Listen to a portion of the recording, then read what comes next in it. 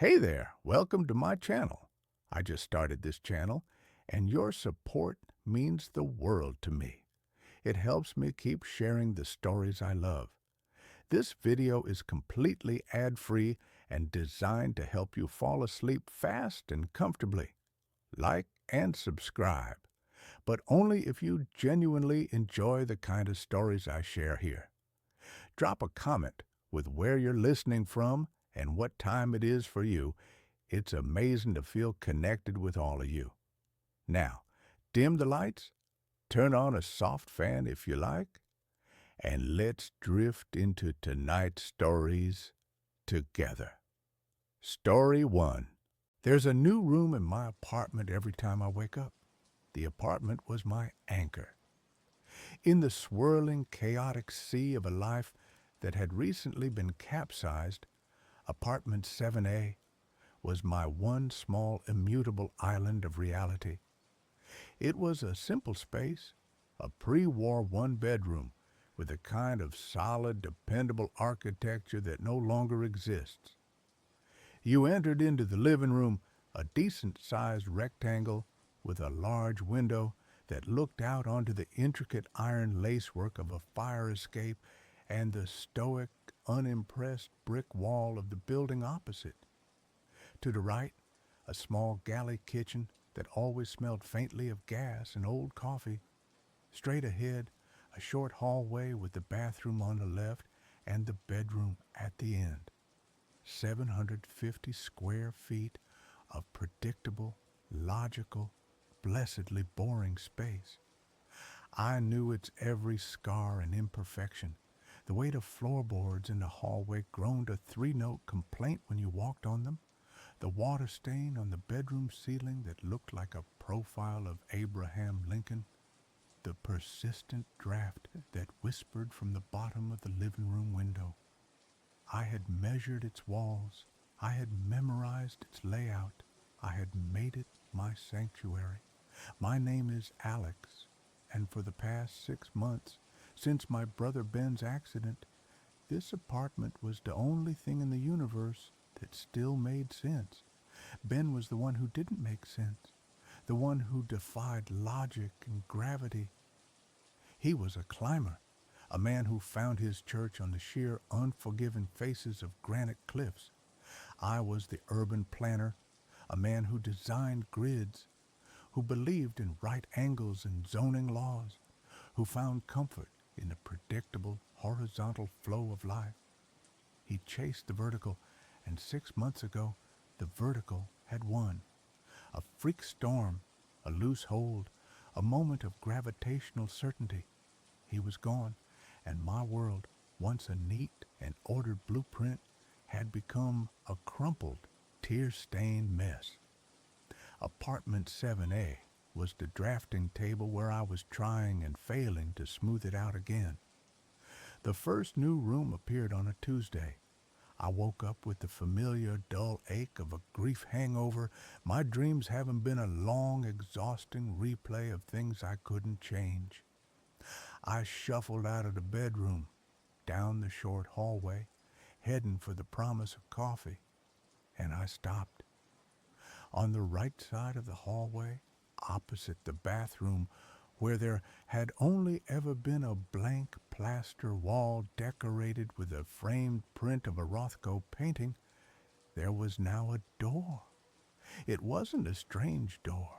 It was a door that looked like it had always been there. It was the same solid dark wood as the bathroom and bedroom doors, with the same simple, tarnished brass knob. My mind, sluggish and still half asleep, refused to process it. For a long, stupid moment, I just stared, trying to reconcile this new, impossible fact with the unshakable, dogmatic certainty of the apartment's layout that I held in my head. My first thought, the one produced by the logical grid-making part of my brain, was that I was losing my mind. That grief had finally cracked the foundations of my sanity and was now busily renovating the interior. My second thought, Marginally less terrifying was that I was still dreaming. I reached out and touched the wall beside the doorframe. The plaster was cool and solid. I pinched the soft skin on the back of my hand. The sting was sharp and real. With a trembling hand, I gripped the brass knob. It was cool and heavy. I turned it. The latch clicked with a soft, well-oiled sound. I pulled the door open. Inside was a small, narrow room, no more than 6 feet deep and 4 feet wide. It was a study or a library, furnished with a single, elegant dark wood desk and a leather-backed chair. The walls were lined with built-in bookshelves, and they were filled from floor to ceiling with books. I could smell the familiar, comforting scent of old paper and leather binding. A small green-shaded banker's lamp sat on the desk, unlit. The room was windowless, and the air within it was still and silent, as if it had been sealed for a century. I stood in the doorway, my mind a screaming chaos of disbelief. I had lived here for 3 years. I had painted this hallway. I had hung that Rothko print. There had never been a door. There had never been a study. I closed the door, my heart hammering against my ribs. I leaned my forehead against the cool wood, my breath coming in short, sharp gasps. I opened my eyes and looked at the Rothko, which now hung on the shorter stretch of wall between the new door and the living room.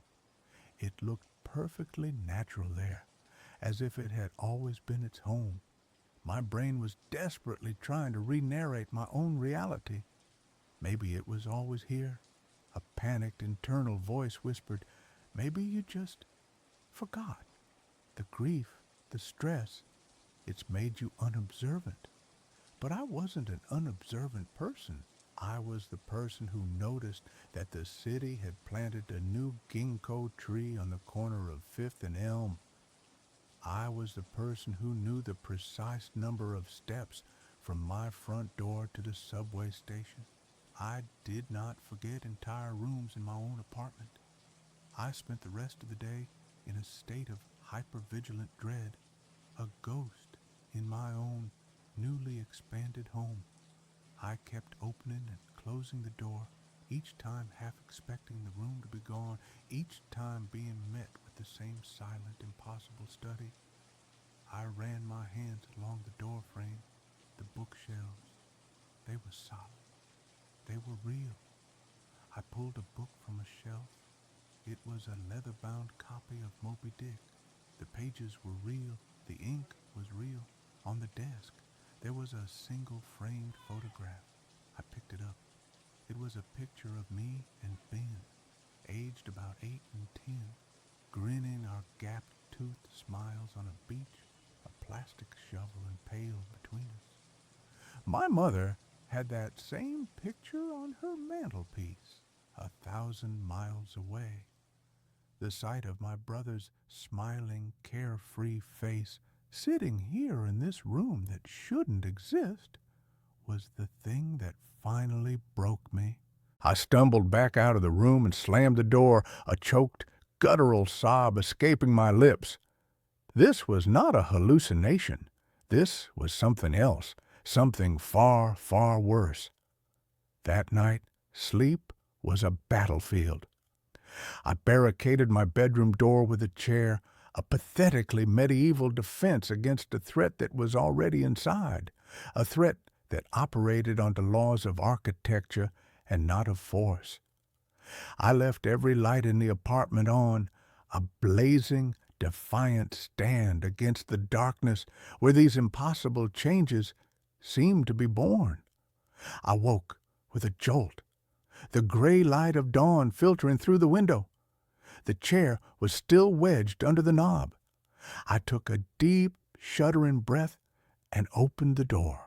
The hallway was as it had been yesterday. The door to the study was still there. I made my way into the living room, my every nerve ending screaming, and that's when I saw it. The change was on the far wall, the one that separated my living room from my neighbor's apartment. Yesterday, it had been a long, unbroken stretch of wall where my sofa and a large abstract painting had sat. Now, in the middle of that wall, there was another door. This one was different. It was a simple, white-painted door, the kind you'd find in a nursery. It had a small crystal knob. A low, keening sound of pure terror escaped my lips. I wanted to run, to flee the apartment and never come back. But where would I go? How could I explain it? "I'm sorry, I have to break my lease. My apartment is breeding." With a sense of dread so profound it felt like I was moving through water, I crossed the room and opened a new door. The room beyond was a child's nursery. It was fully furnished in a style that was both old-fashioned and achingly familiar. A wooden crib stood against one wall, a rocking horse with faded peeling paint in the corner. The wallpaper was a pattern of pale yellow stars and smiling crescent moons. The room was thick with the dust of ages, and the air was cold and still. And it was familiar because it was the nursery that my ex-girlfriend Sarah and I had planned, down to the last detail, in a series of late-night wine-fueled conversations about a future that had never come to pass. We had broken up a year before Ben's accident, a quiet, amicable death by 1,000 unsaid things. I backed out of the room, a new, different kind of grief twisting in my gut. The apartment wasn't just adding rooms, it was building them from the raw material of my own life, my own memories, my own sorrows. It was constructing a museum of my failures, a monument to my losses. The days that followed were a descent into a surreal architectural nightmare. Every morning there was a new door, a new room.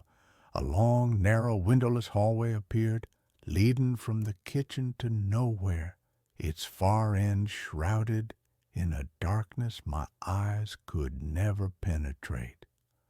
A small tiled bathroom, identical to the one in my childhood home, materialized off the living room, the faint, phantom smell of my father's aftershave still hanging in the air. My 750-square-foot apartment was becoming a sprawling, labyrinthine mansion, a physical manifestation of my own fractured psyche. I tried to fight it with logic. I went online and found the original blueprints for my building, a grainy PDF from the 1920s. It showed my apartment as I had always known it, a simple one-bedroom unit. There were no hidden studies, no forgotten nurseries. I took a tape measure and measured the exterior dimensions of my apartment from the hallway. They hadn't changed. I was still occupying the same physical footprint in the building. The growth was happening internally. The space was bigger on the inside. The thought was so fundamentally, cosmically impossible that my mind, the mind of a man who designed logical spaces for a living, threatened to collapse under the strain. I set up a camera. I positioned my laptop on a stool in the living room, its webcam aimed at the blank wall where I suspected the next door would appear. I hit record and went to bed, a small, desperate hope flickering in my chest. Video evidence? Proof. When I woke up, a new door, a heavy iron-banded medieval-looking thing, stood in the wall. I rushed to my laptop, my hands shaking. I played back the video. The footage showed me walking out of frame towards the bedroom. The wall remained blank and solid for 8 straight hours of recording. The digital timestamp in the corner ticked by, second by agonizing second. And then, between one frame and the next, at exactly 3:33 a.m., it happened. In the space of a single, imperceptible flicker of a video frame, the door was just there. It hadn't formed, it hadn't grown. It had simply asserted its existence into reality, a jump cut in the film of my life. I was utterly, completely alone with this madness. Who could I tell? A psychiatrist would diagnose me with a dissociative disorder. A priest would talk of demons. A physicist would laugh me out of the room. My only companion was the ever-expanding, silent, and deeply personal architecture of my own private hell. The apartment was no longer just a collection of rooms. It was a landscape, and I began to get lost in it. The new, impossible geography began to assert its dominance over the old, familiar layout. One morning, I walked out of my bedroom, turned left to go to the bathroom, and found myself not in the short, familiar hallway, but at the beginning of the new, long, dark corridor. I turned back, but the bedroom door was gone, replaced by a smooth plaster wall. Panic, cold and absolute, seized me. I was a rat in a maze, and the maze was my own home, my own mind. It took me nearly an hour of frantic, terrifying wandering through rooms that were echoes of my own past to find my way back to the original, core part of the apartment. After that, I began leaving trails of string, like a modern-day Theseus, a pathetic, desperate attempt to map the shifting, treacherous terrain of my own grief. The rooms were not always empty. They were populated by the ghosts of objects. In a perfect replica of Ben's chaotic, messy teenage bedroom, I found his old, beat-up acoustic guitar propped in the corner. I picked it up. It was real. I strummed a chord, and the sound, dusty and resonant, was a punch to the gut. On the desk, in a perfect replica of my first post-college apartment, I found a half-finished letter to Sarah, a letter I had written and then torn up a decade ago, pouring out all the things I had been too young and too foolish to say. The apartment was not just building rooms, it was resurrecting my past. It was curating my regrets. And a dark, terrifying question began to form in my mind. What was it building towards? I had to understand the source, the building itself. I began to dig into its history, spending my days in the city archives, a frantic, sleep-deprived man sifting through dusty property records and brittle, yellowed newspapers. The building had been constructed in 1928 by a reclusive, eccentric architect named Alistair Blackwood. He was a visionary, they said, a man obsessed with the psychological impact of living spaces. He had designed and built the entire building himself and had lived until his death in the penthouse. There were rumors, of course, whispers of strange geometries in his designs, of an obsession with the occult, of the idea that a building could be more than just wood and brick, that it could be a vessel, a consciousness.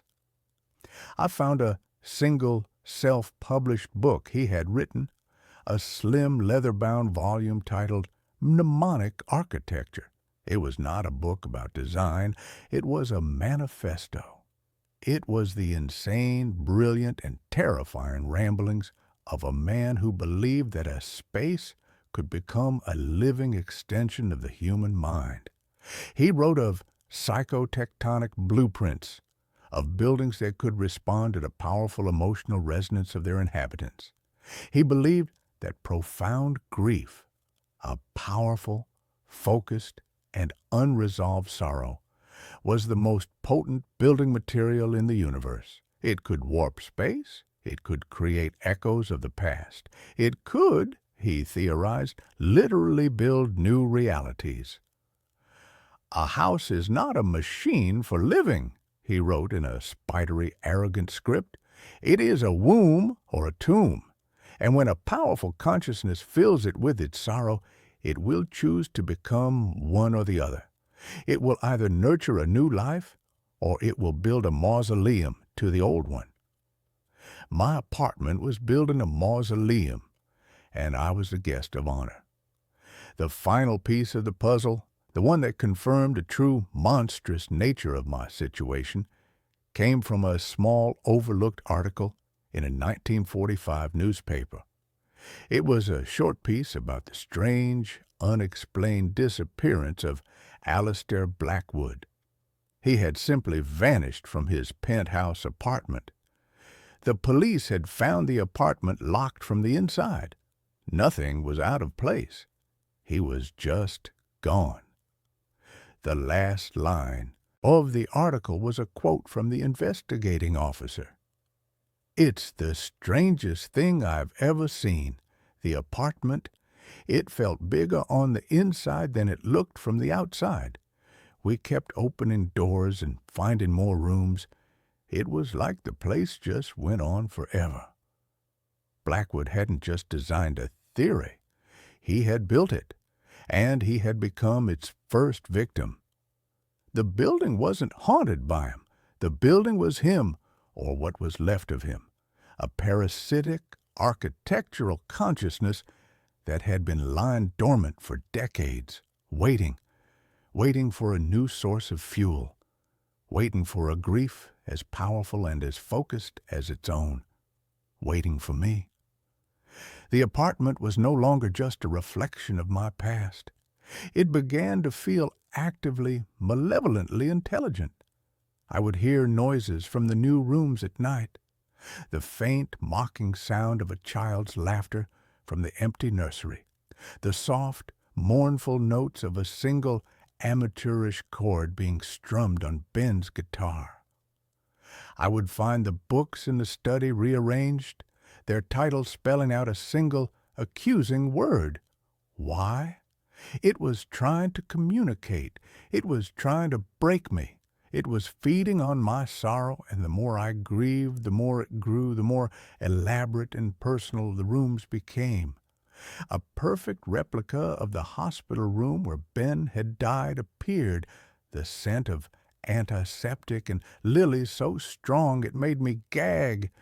The rhythmic, electronic beep of a phantom heart monitor a constant torturous soundtrack. I was being digested. My memories, my emotions, my very identity were being broken down and used as bricks and mortar in this ever-expanding prison of the self. I knew, with a certainty that was as cold and hard as a granite that had killed my brother, that if I didn't find a way out, I would end up like Alistair Blackwood. I would be absorbed. I would be a whisper in a new empty room, waiting for the next grieving soul to move in. My only hope was Sarah. She was the one loose thread, the one part of my past that was not defined solely by loss. Our ending had been sad, but it had not been tragic. I called her. My voice was a wreck, a frantic, paranoid babble. I didn't tell her everything. I just told her I was in trouble, that I needed to see her. She must have heard the raw, naked terror in my voice, because she didn't argue. She just said, "I'll be there in an hour." She was my one desperate gamble. I needed a witness. I needed another consciousness in the apartment, someone who could prove that this was real, that I wasn't just a man who had been driven mad by grief. When she arrived, my heart was a frantic, terrified drum. I let her in, and she just stood in the doorway, her face a mask of shock and concern. "Alex," she breathed, "what's happened to you?" I probably looked like a ghost. I hadn't slept properly in weeks, but I didn't care about that.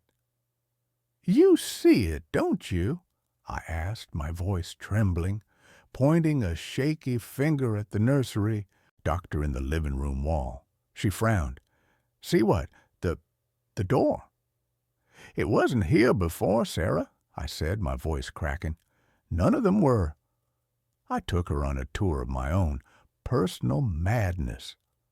I showed her the study, the dark hallway, the replica of Ben's bedroom. She followed me, her expression shifting from concern to a deep, profound, and terrifying pity. She couldn't see them. Where I saw a door, she saw a blank wall. I would open the door, walk into the study, and to her, it looked like I was just standing in the hallway staring at the plaster. I would describe the books, the desk, the photograph of me and Ben, and she would just look at me with those kind, gentle, psychiatrist-in-training eyes, her heart breaking for the man she had once loved, the man who was now so clearly, so tragically, lost in his own mind. The apartment was showing itself only to me. It was a private, bespoke hell, perfectly tailored to my own consciousness. Her inability to see it was the cruelest, most perfect torture of all. It was the final, definitive proof that I was alone. "Alex," she said, her voice soft, taking my hands in hers, "you've been through a trauma, a terrible one. Sometimes, when we're in that much pain, our minds, they build things to protect us or to punish us. You need help, real help. Let me call someone." I pulled my hands away. "You think I'm crazy." "I think you're in pain," she said, her eyes welling with tears. And then the apartment, the monstrous, sentient thing that had been listening to our every word, played its master stroke.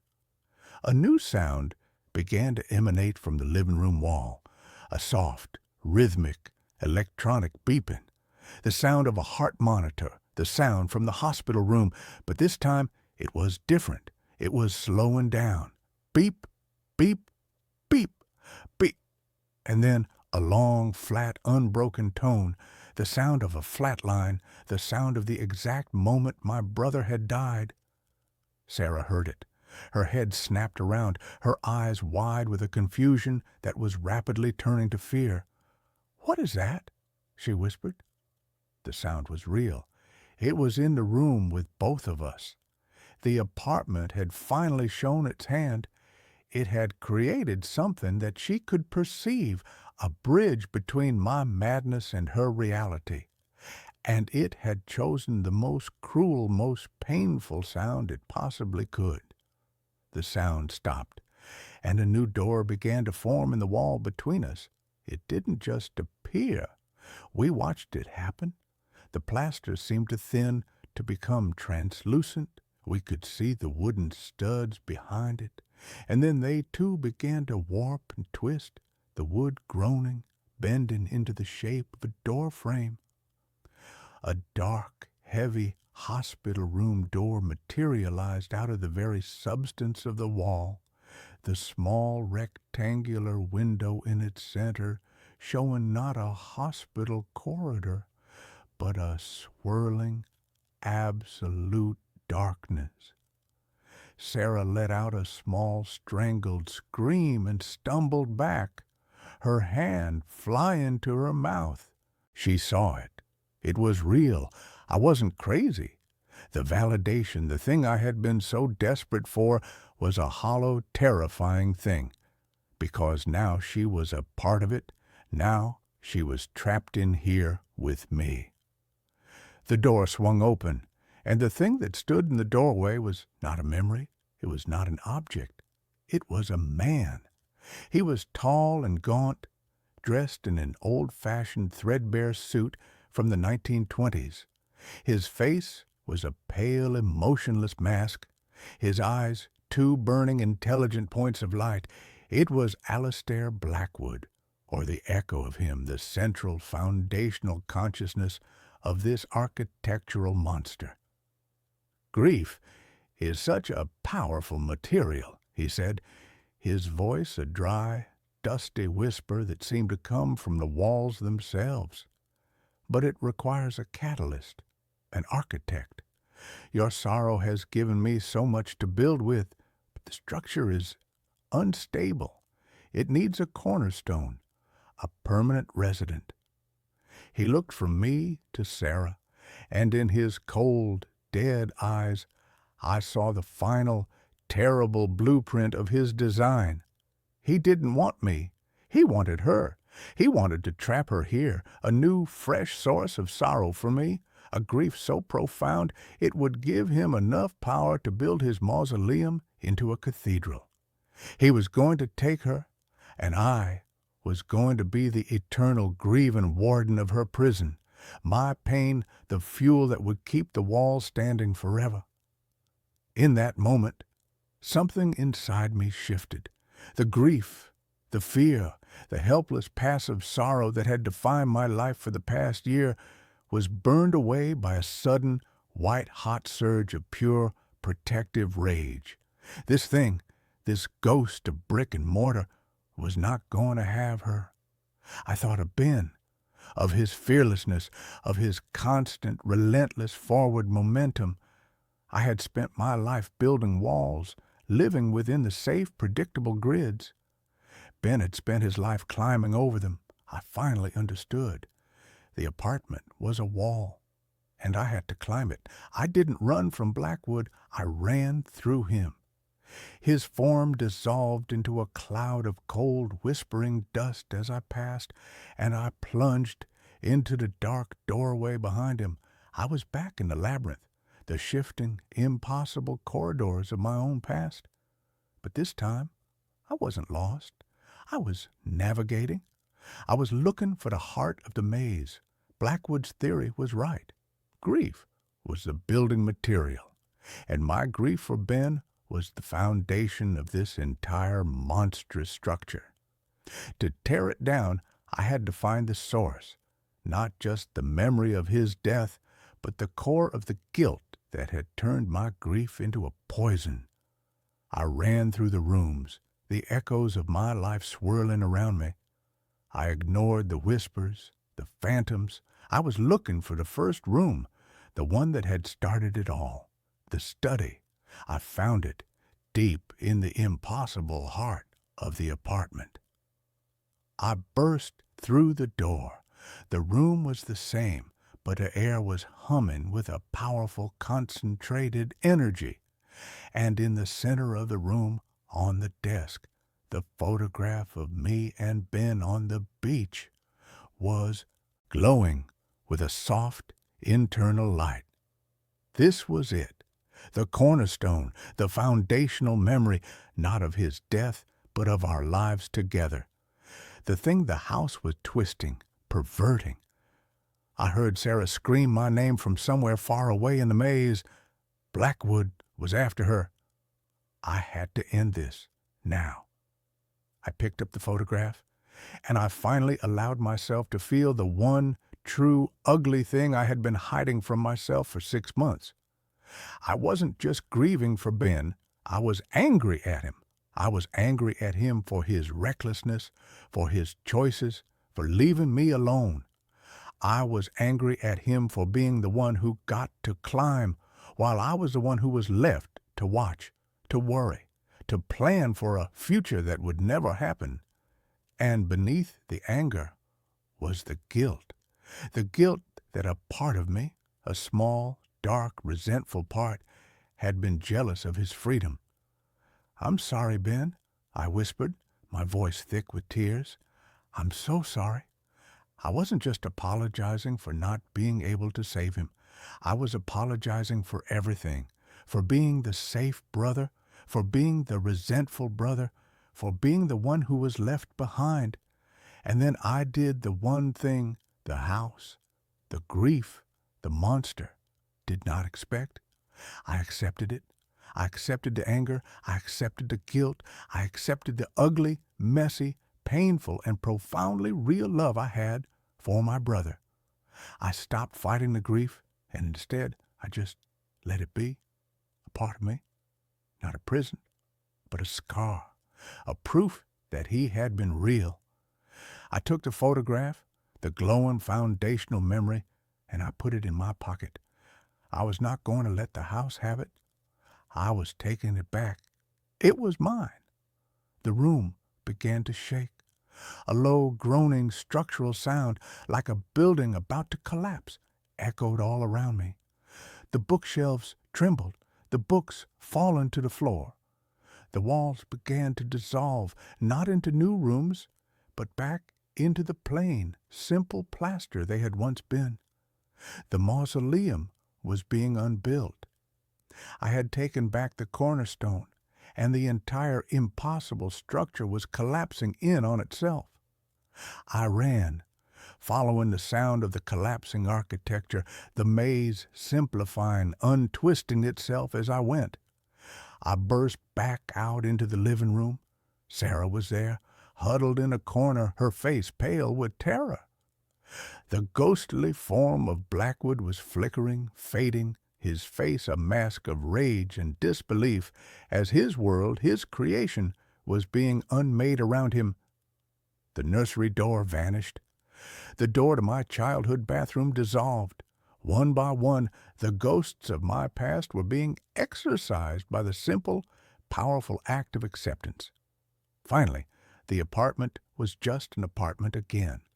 750 square feet of solid, dependable reality. The ghost of Alistair Blackwood gave one final silent scream and then dissolved into a faint wisp of dust that was caught in the draft from the window and disappeared. We were alone. The humming was gone. The cold was gone. The only sound was the frantic, desperate sound of our own breathing. We left that day. We packed a single bag and walked out of apartment 7A and never went back. The building, the city, held too many ghosts. We moved west, to a place with a wider sky, a place where the buildings were new and had no memory. Our relationship, which had died a quiet death, was reborn in the crucible of that impossible experience. We are rebuilding on a new, more honest foundation. We are not the same people we were. We are scarred, but we are whole.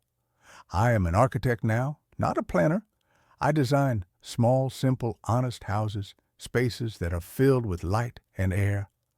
I believe that buildings have souls, and I try to make them kind ones. The grief for my brother is still there. It always will be. But it is no longer a sprawling, monstrous labyrinth. It is a single, small room inside of me. A room I can visit when I need to. A room with a solid, dependable door. A door that I can choose to open. A door that I can, when I am ready, choose to close. And a door that I know, with an absolute, unshakable certainty, will always, always be there. My neighbor moved out months ago. I still hear him walking above my ceiling. I am an audio engineer by trade. I say this not to brag, but to establish a baseline for what I am about to tell you. I know sound. I know the difference between the settling of a foundation and the compression of a floorboard under a human heel. I know the frequency of a water pipe rattling, usually around 40 hertz, versus the frequency of a knuckle rapping against drywall, closer to 300-400 hertz. I spend my life scrubbing background noise out of podcasts and isolating vocals in messy studio recordings. I trust my ears more than I trust my eyes. And I know that the apartment above me, Unit 5B, has been empty for 84 days. The previous tenant was a man named Arthur Vance. Arthur was a heavy man, both in spirit and in stature. He had a very specific gait. He led with his right heel, striking the floor hard, and then dragged his left foot slightly, a result of a hip surgery he'd told me about in the elevator once. Thud swish, thud swish. That was the soundtrack of my life for 3 years. It was annoying, sure, but it was rhythmic, predictable. It was the heartbeat of the building. Then Arthur died. Heart attack in the kitchen. I didn't find him, but I heard him fall. A singular, massive impact that shook the light fixture in my hallway. Then, silence. 2 days later, the smell alerted the super. They cleared the place out in October. I watched the movers take the furniture. I watched the cleaning crew haul out the trash bags. I watched Mrs. Gable, the landlady, lock the deadbolt and put the key in her purse. She told me she was going to renovate the place, strip it down to the studs, modernize it before renting it out again. "It'll be empty for months, Elias," she promised me. "Enjoy the quiet." I did. For the first month, the silence was luxurious.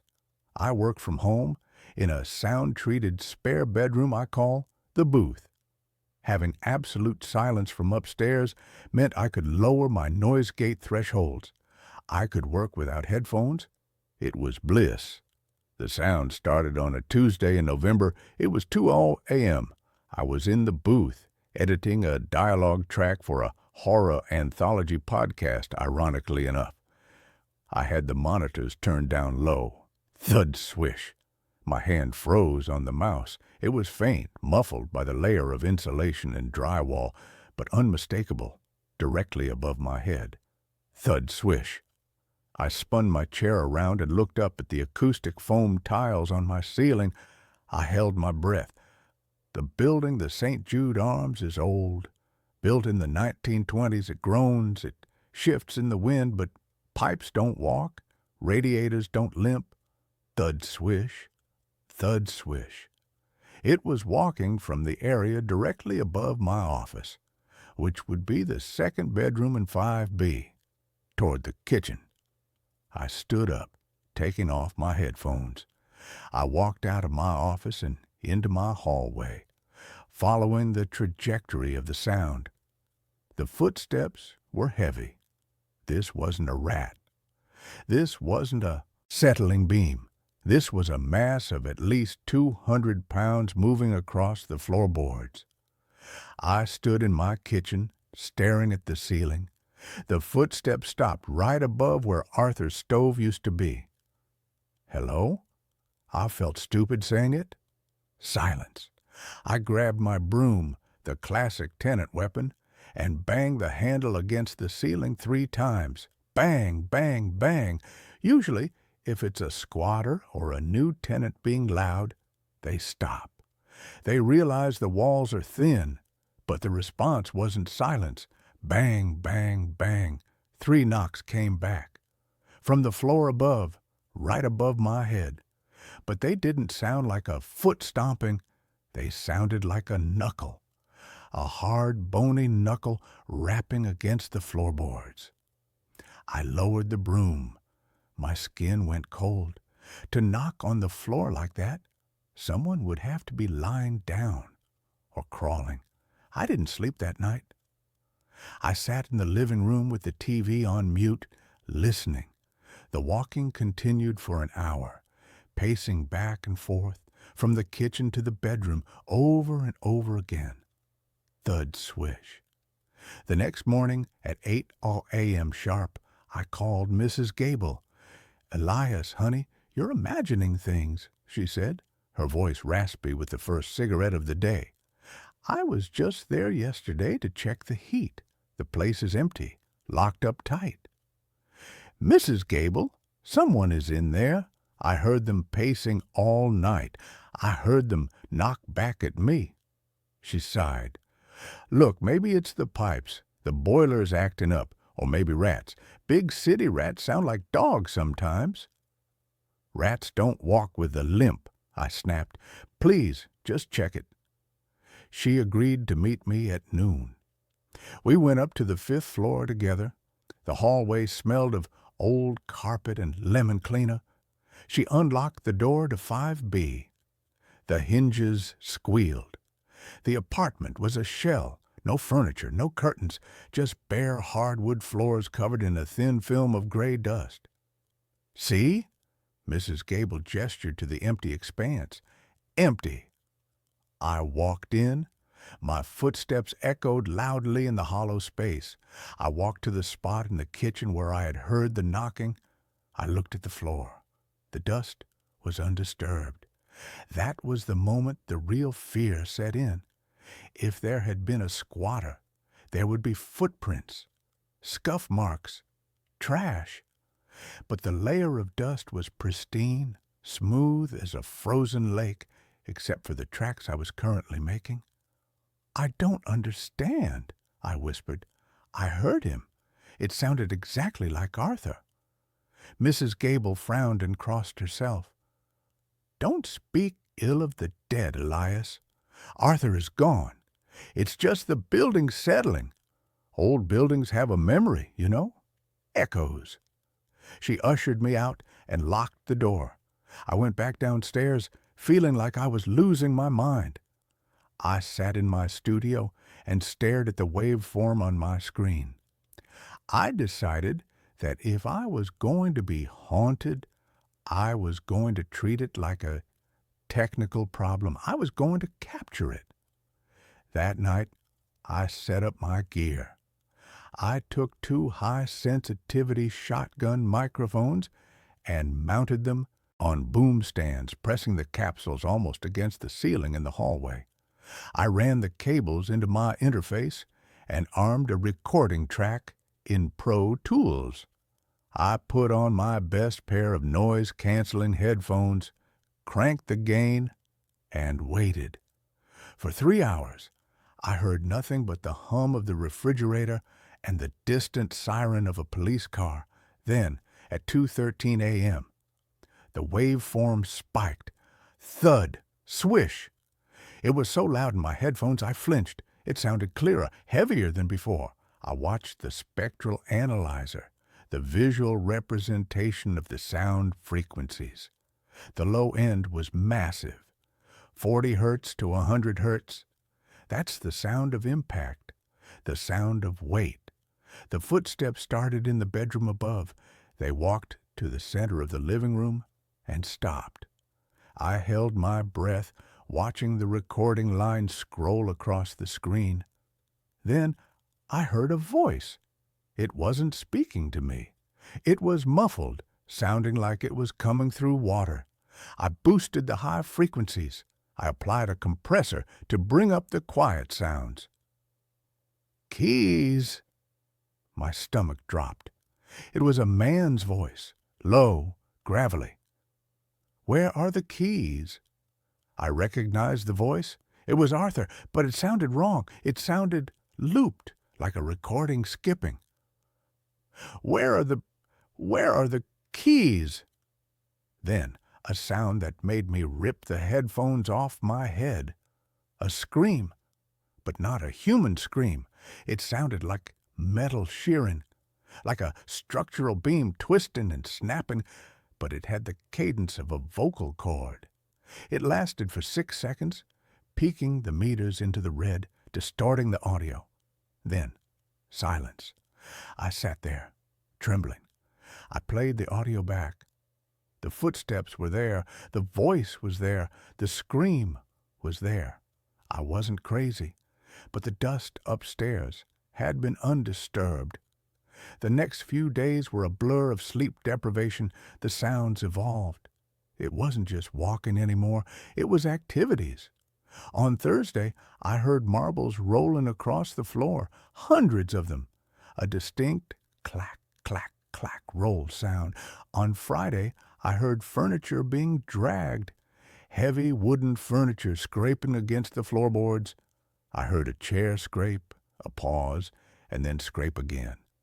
I went back up to 5B on Saturday. I didn't call Mrs. Gable this time. I used a credit card to shim the lock. It was terrifyingly easy. I pushed the door open. The apartment was still empty. The dust was still there. But this time, the dust wasn't pristine. In the center of the living room, the dust had been disturbed, but not by feet. It looked like something had slithered. A wide serpentine trail cut through the gray powder, winding from the bedroom to the kitchen. It was about 2 feet wide, and in the middle of the trail, at irregular intervals, were indentations. They looked like fingers, long, dragging fingers. I backed out of the apartment, locking the door behind me. I went downstairs and barricaded my door. I started doing research on the building. The St. Jude Arms was built in 1924. Before that, it was a tenement house that burned down in 1902. Tragedy, death, the usual ghost story fodder. But that didn't explain the physicality of the sounds. Ghosts don't have mass. They don't generate 50 Hertz thuds. On Sunday night, the ceiling started to leak. I was in the kitchen when a drop of dark, viscous liquid landed on my counter. I looked up. There was a stain spreading across the white plaster right above the island. It wasn't water. It was brownish red and smelled like copper and spoiled meat. I grabbed a ladder. I poked the wet plaster with a broom handle. The drywall was soft, too soft. With a wet crunch, the broom handle went straight through the ceiling. Debris rained down on me, plaster, dust, and clumps of insulation. I coughed, waving the dust away. I shone my flashlight up into the hole I had just made. I expected to see the underside of the floorboards of apartment 5B. The space between my ceiling and the neighbor's floor is usually about 12 inches, just joists and pipes. But the beam of my flashlight didn't hit floorboards.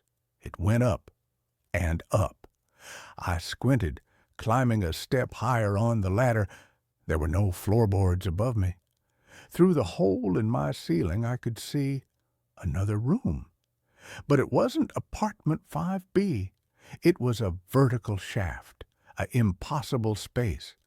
It looked like the interior of a silo, lined with rotting wood and rusting pipes that crisscrossed like a chaotic spiderweb.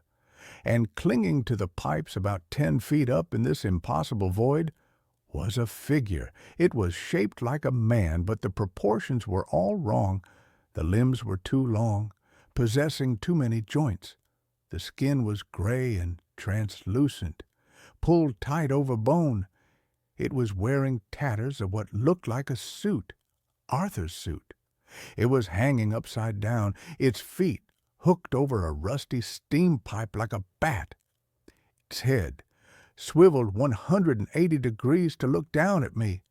The face was Arthur's face, but it was slack, like a rubber mask that had melted in the sun. The mouth hung open, unhinged, revealing rows of small needle-like teeth that no human should have. It didn't speak.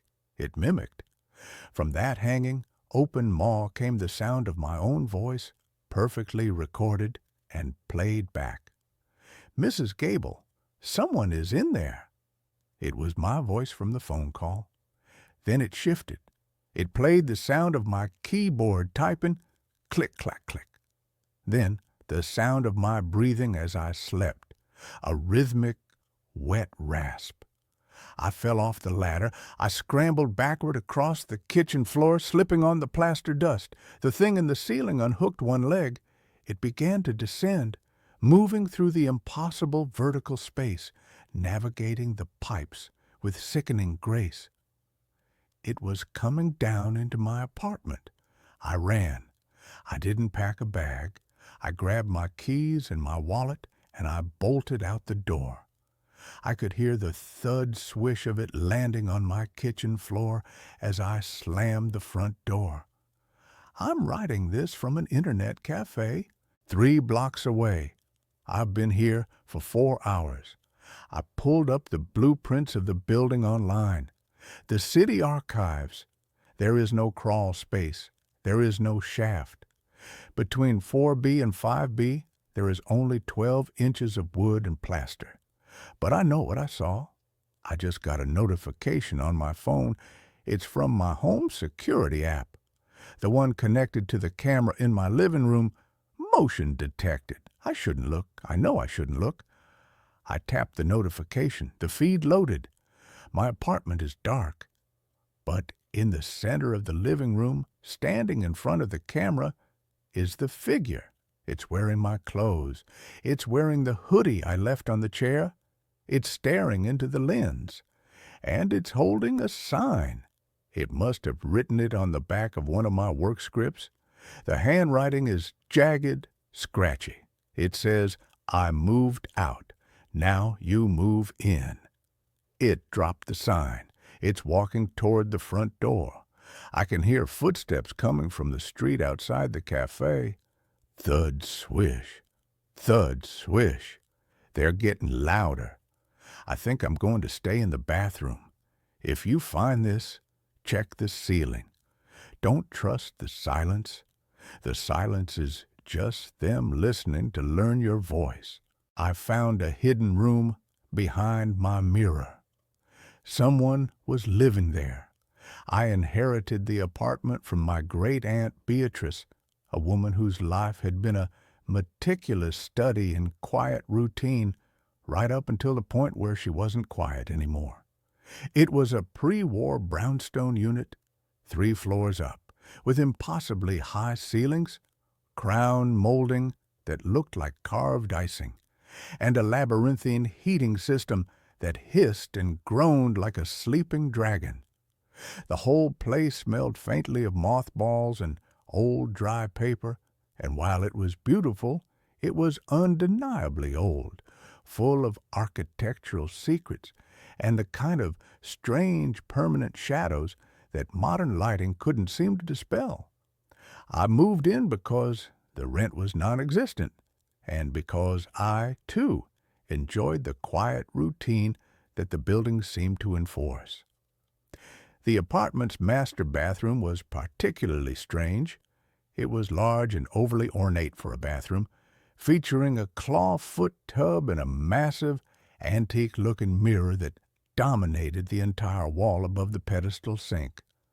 The mirror was huge, framed in dark, heavy carved oak, and it was bolted directly into the plaster. It wasn't the kind of mirror you could simply lift and move. It felt like a fixture, a permanent portal in the room's history. I tried to clean it, but glass had an inherent subtle distortion, a kind of rippling imperfection that made my reflection seem slightly warped, stretched, or sometimes just out of sync with my movements.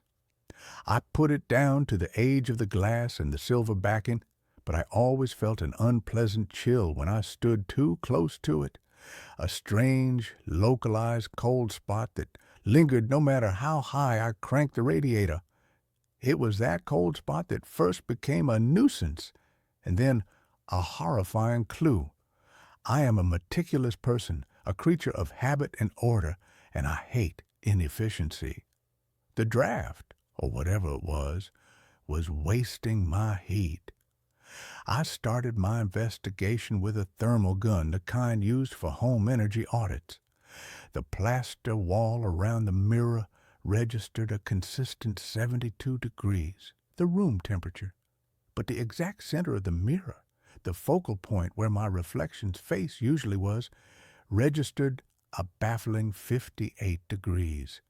It was a localized, persistent cold, not a draft, but a chill coming from inside the wall. Intrigued, I tapped the glass. The sound was solid near the edges, a heavy, dull thud of glass against plaster. But as I moved my knuckles toward the cold spot, the thud changed. It became hollower, lighter, and echoing, unsettling tap, tap, tap that suggested a significant, unsupported cavity behind the frame.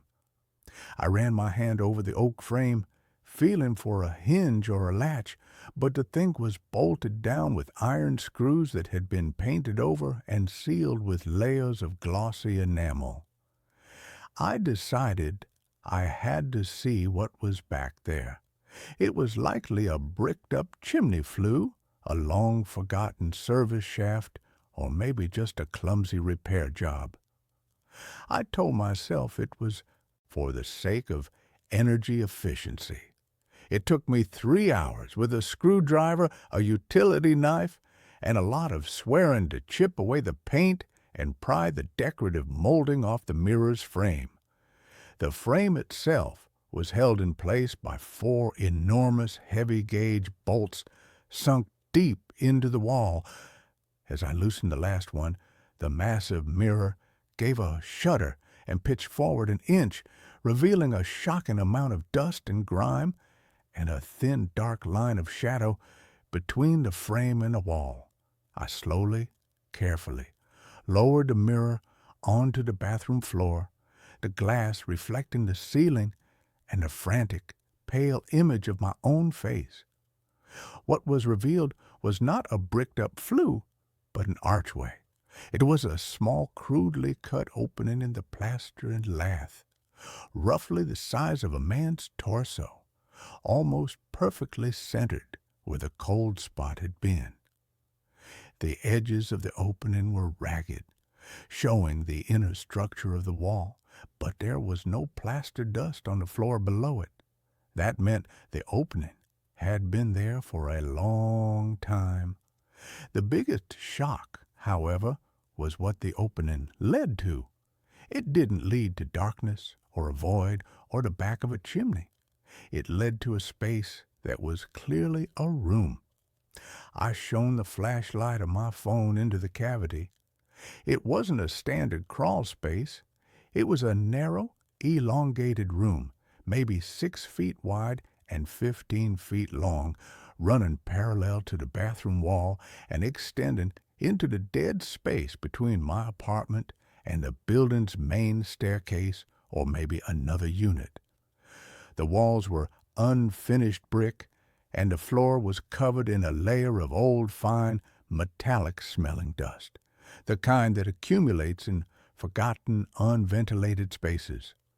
But the dust had been disturbed. There was a clear, swept pathway leading from the opening deeper into the dark. And then I saw the objects. The first thing I registered was a sleeping cot, a simple canvas military-style bed positioned in the furthest corner. It was neatly made, but the pillow was dented, the blanket slightly rumpled, a clear sign of recent use.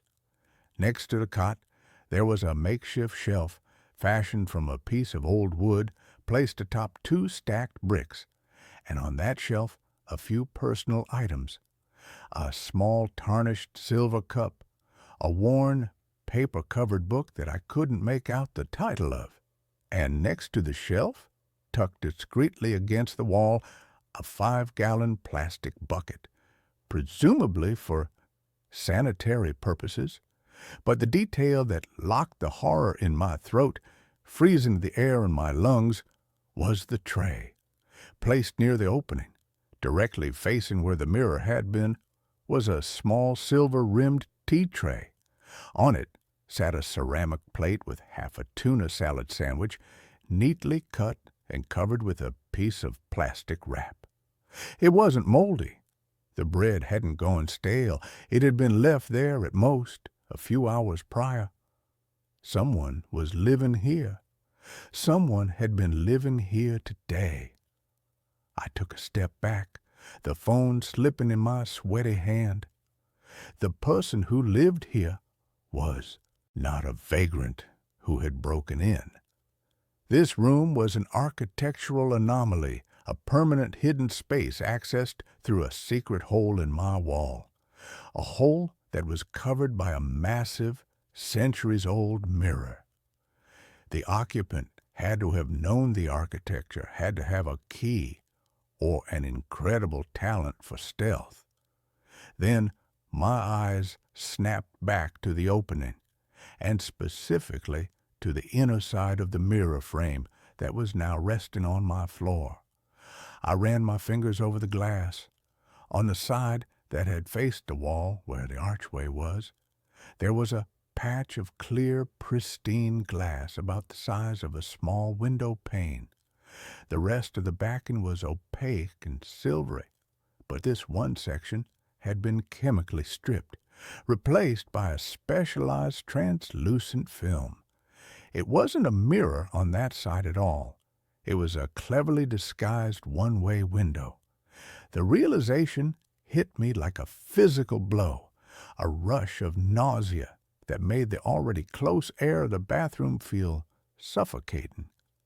I hadn't just been looking at my reflection for the past 2 months. I had been observed. Every morning, shaving, brushing my teeth, staring into the glass. I hadn't been alone. The person inside had been watching me, their cot positioned perfectly so that my face, my routine, the minutiae of my solitary life were their entertainment, their window to the outside world. The slight distortion I had always complained about was the result of the crude one-way film, not the age of the glass. The cold spot was their breathing, their body temperature, their proximity to the pain. I scrambled out of the bathroom, shutting the door and locking it with a desperate, frantic click of the cheap brass bolt. I called the police. When they arrived, they were skeptical. They were thorough, though, and they crawled into the space. They found the cot, the bucket, the shelf. But the sandwich was gone. The plate was empty, wiped clean. The book was closed and pushed further back on the shelf. The police found no fingerprintable surfaces, no documents, no evidence of a crime beyond trespassing. They theorized it was a transient, a squatter who knew the old building's layout, who had been hiding there, and who had fled when I started removing the mirror. They taped off the area, filed a report that mentioned a likely unhoused individual, and left. I knew they didn't believe the part about the one-way mirror, suggesting I was overreacting due to the shock. I didn't replace the mirror. I couldn't. Instead, I boarded up the archway with 2x4s and several layers of drywall, sealing the opening with a thick coat of plaster, the smell of which was meant to replace the metallic dust I had smelled. I tried to convince myself it was over, that the person had fled the building, but the knowledge of the hidden room had irrevocably altered my reality. That's when the sounds began. They weren't coming from the sealed-up mirror room, or at least not only from there. They came from the walls, not the loud, familiar creaks of an old building settling, but soft, dry, insidious noises. A faint, rhythmic scrabbling like fingernails on dusty plaster, or the movement of a tiny animal, but too controlled, too deliberate to be a mouse. A soft, measured thump-tap slide, a sound that seemed to be traveling in the dead spaces between the joists, the service shafts, and the vertical pipes of the ancient heating system. I would be reading in my living room, and the sound would be directly behind the bookcase. I would be in my kitchen, and it would seem to emanate from the space between the cupboard and a wall. I realized the mirror room wasn't the person's only space. It was their observatory. Their home was the entire forgotten, hidden infrastructure of the building, a complex, dark network of architectural dead space that was only accessible to someone impossibly small, flexible, and utterly silent. They were living in the negative space of the brownstone like a parasite in the host's body, and my apartment was merely one visible surface of their sprawling, invisible habitat. The terror became an exquisite, personalized form of psychological torture. My things would be subtly moved. I would leave my wallet on the hall table and later find it pushed half an inch further toward the wall. I'd be certain I'd close the window latch before leaving for work, only to find it slightly ajar when I returned. One evening I reached for my toothbrush and noticed it was distinctly wet when I knew I hadn't used it for hours. These were not the signs of a burglar or a vandal. They were the signs of an intimate observer, someone who had learned my habits so well they could use the briefest moments of my absence to slip out, move freely, and then retreat back into the silent, dusty labyrinth. The ultimate psychological attack came one night when I was asleep. I woke up suddenly with that visceral jolt of someone watching you. The room was black, silent, the kind of absolute darkness that presses down on your eyelids. I held my breath, listening, the frantic hammering of my own heart deafening in my ears. And then I heard it, a soft, dry, almost papery cough that came from the wall directly behind my headboard.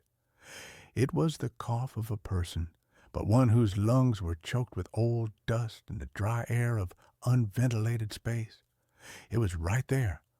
I shot out of bed, slammed on the light, and stared at the beige, innocuous wall.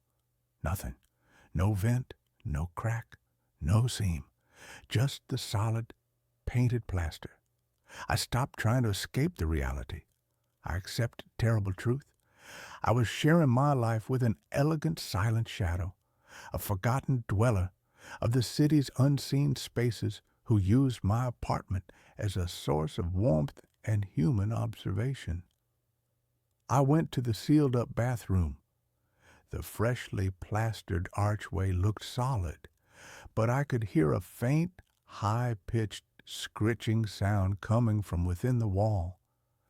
I grabbed a Sharpie and a piece of paper, and I taped the note to the newly painted wall directly over where the one-way mirror had been. The words were a mix of desperation and challenge. Who are you? Please, stop. Why are you here? You need help. The next morning, the note was gone. The tape was still there, a pale frame around nothing. In its place, stuck to the plaster with a tiny, nearly invisible dab of what looked like dried mud, was a small, meticulously folded piece of paper, no bigger than a matchbook. I had to use tweezers to retrieve it. The handwriting was thin, elegant, almost spider-like, a script from a forgotten century, yet completely legible. The message was 3 chilling, impossible words. I am your silent twin. You are too loud. The insult wasn't just in the words. It was in the revelation that my life, my quiet life, was an intolerable racket to this person. My movements, my breathing, the sound of my television, the scraping of my chair, all of it was a cacophony disrupting their perfect, absolute silence. I knew I had to see them. I had to know what kind of human being could exist in such a space. I had to face my silent twin. That night, I waited. I set up my phone on a tripod with the flash off, recording video, and I sat on the floor of the bathroom, a blanket wrapped around me, a heavy wrench lying uselessly beside me. The main lights were off, the only illumination coming from the thin sliver of light beneath the door. Hours passed. The building settled. The heating system finally fell silent. I was a man of routine, and my routine was to sleep. Despite the fear, despite the adrenaline, my body betrayed me. I slumped against the wall, and exhaustion, my old enemy, finally claimed me. I woke with a jolt. The air in the room was suddenly, drastically colder. I hadn't heard a sound. I fumbled for my phone, my hand shaking, and looked at the time. 3:17 a.m. I had been asleep for maybe 20 minutes. I stared at the sealed archway, expecting to see a fresh hole, but the plaster was intact. The scrabbling sound, however, was back, and it was loud, no longer behind the plaster, but right next to me. I realized the sound was coming from the air vent near the floor, the old cast-iron grill on the baseboard that fed the heating system. I spun around, wrench in hand, and focused the dim light of the phone screen on the vent. It wasn't just a sound. The vent cover was slightly ajar, tilted outward at a small, impossible angle, and from the thin black gap created by that angle, something was moving. It was a person, impossibly thin, dressed in layers of old dusty gray fabric that seemed to blend perfectly with the shadows and the dirty plaster. Their face was a pale, wedge-shaped mask, their hair matted with dust, but their eyes were the thing that held me. They were huge, dinner plate-sized, dilated to absolute blackness, reflecting the pinprick of my phone light like twin black mirrors. They were the eyes of a creature accustomed to near absolute, perpetual darkness, eyes that found my faint illumination blinding. They were not menacing. They were terrified. They froze, seeing me, the light, the weapon. For a single, terrifying second, our lives intersected, the man of the light, the man of the dark. And then, with an impossible fluidity, a speed that defied the limits of the human skeleton, the creature slid backward, not running, but smoothly retreating, pulling their thin, dusty body through the narrow ventilation grill. I heard the sound of dry, brittle bones flexing and the rustle of old cloth. The cast-iron grill, which was heavy and usually required a screwdriver to move, pulled itself shut with a soft, decisive click. I sat there for an hour, the light blazing, the wrench still in my hand, staring at the perfectly closed vent. I knew I couldn't report this. I knew the police would institutionalize me. I knew I was not safe. I moved out the next day. I left the furniture, the keys, everything. I moved to a sleek, modern glass and steel apartment tower, a sterile world of new construction where there are no hidden spaces, no old service shafts, no architectural dead zones for a shadow dweller to hide. I live on the 22nd floor, surrounded by sealed walls and new HVAC systems. But I am not free. Every rhythmic thrum of the building's central air conditioning sends a cold wave of panic through me. Every shadow cast by the city lights at night seems to hold a shape that is impossibly thin. I jump at the sound of the elevator moving in the wall, and 1 month ago, a letter was forwarded to my new address from the old brownstone. It was a standard-sized envelope, the paper smelling faintly of ozone and old metallic dust. Inside, there was a single, meticulously folded piece of paper, the same spider-like script. I miss the quiet routine of your sleep. The new walls are too thin. You are still too loud. My terror is now complete. He is not in the walls of the brownstone anymore. He is not a squatter. He is a predator, or perhaps a shadow twin, and he has been following me. He has learned my quiet routine, and I know that somewhere in the dead space between the insulation, the vents, and the concrete of my new modern high-rise, there is a pair of black, dilated eyes watching me, waiting for me to be still enough, quiet enough, for him to slip out and finally introduce himself. And I know with crushing certainty that I will never be truly alone again. My dog barks at an empty corner. Yesterday, something barked back. I own a rescue mix named Buster. He's 70 pounds of nervous energy, mostly boxer and maybe some pit bull, with a chest like a barrel and a bark that rattles the single-pane windows of my rental house. I've had him for 3 years. I know his sounds. I know the mailman is here bark, which is rhythmic and dutiful. I know the there is a squirrel on the fence bark, which is high-pitched and frantic, and I know the I am lonely whine. But for the last month, Buster has developed a new sound. It's a low guttural vibration that doesn't quite leave his throat. He does it while standing rigid, his hackles, the fur along his spine, standing up like a razorback boar. And he only does it at the corner of the hallway, right where the corridor turns left into the master bedroom. There is nothing there. It's a blank stretch of beige drywall. No electrical outlets, no vents, no windows, just paint and shadow. At first I thought it was mice. I live in an old craftsman in the Pacific Northwest. The damp gets in, the wood rots, and critters find a way. I called a pest control guy named Miller. He came out, crawled under the house, checked the attic, and tapped the walls. "Dry as a bone, buddy," Miller told me, wiping cobwebs off his hat. "No droppings, no nests. You got no termites either.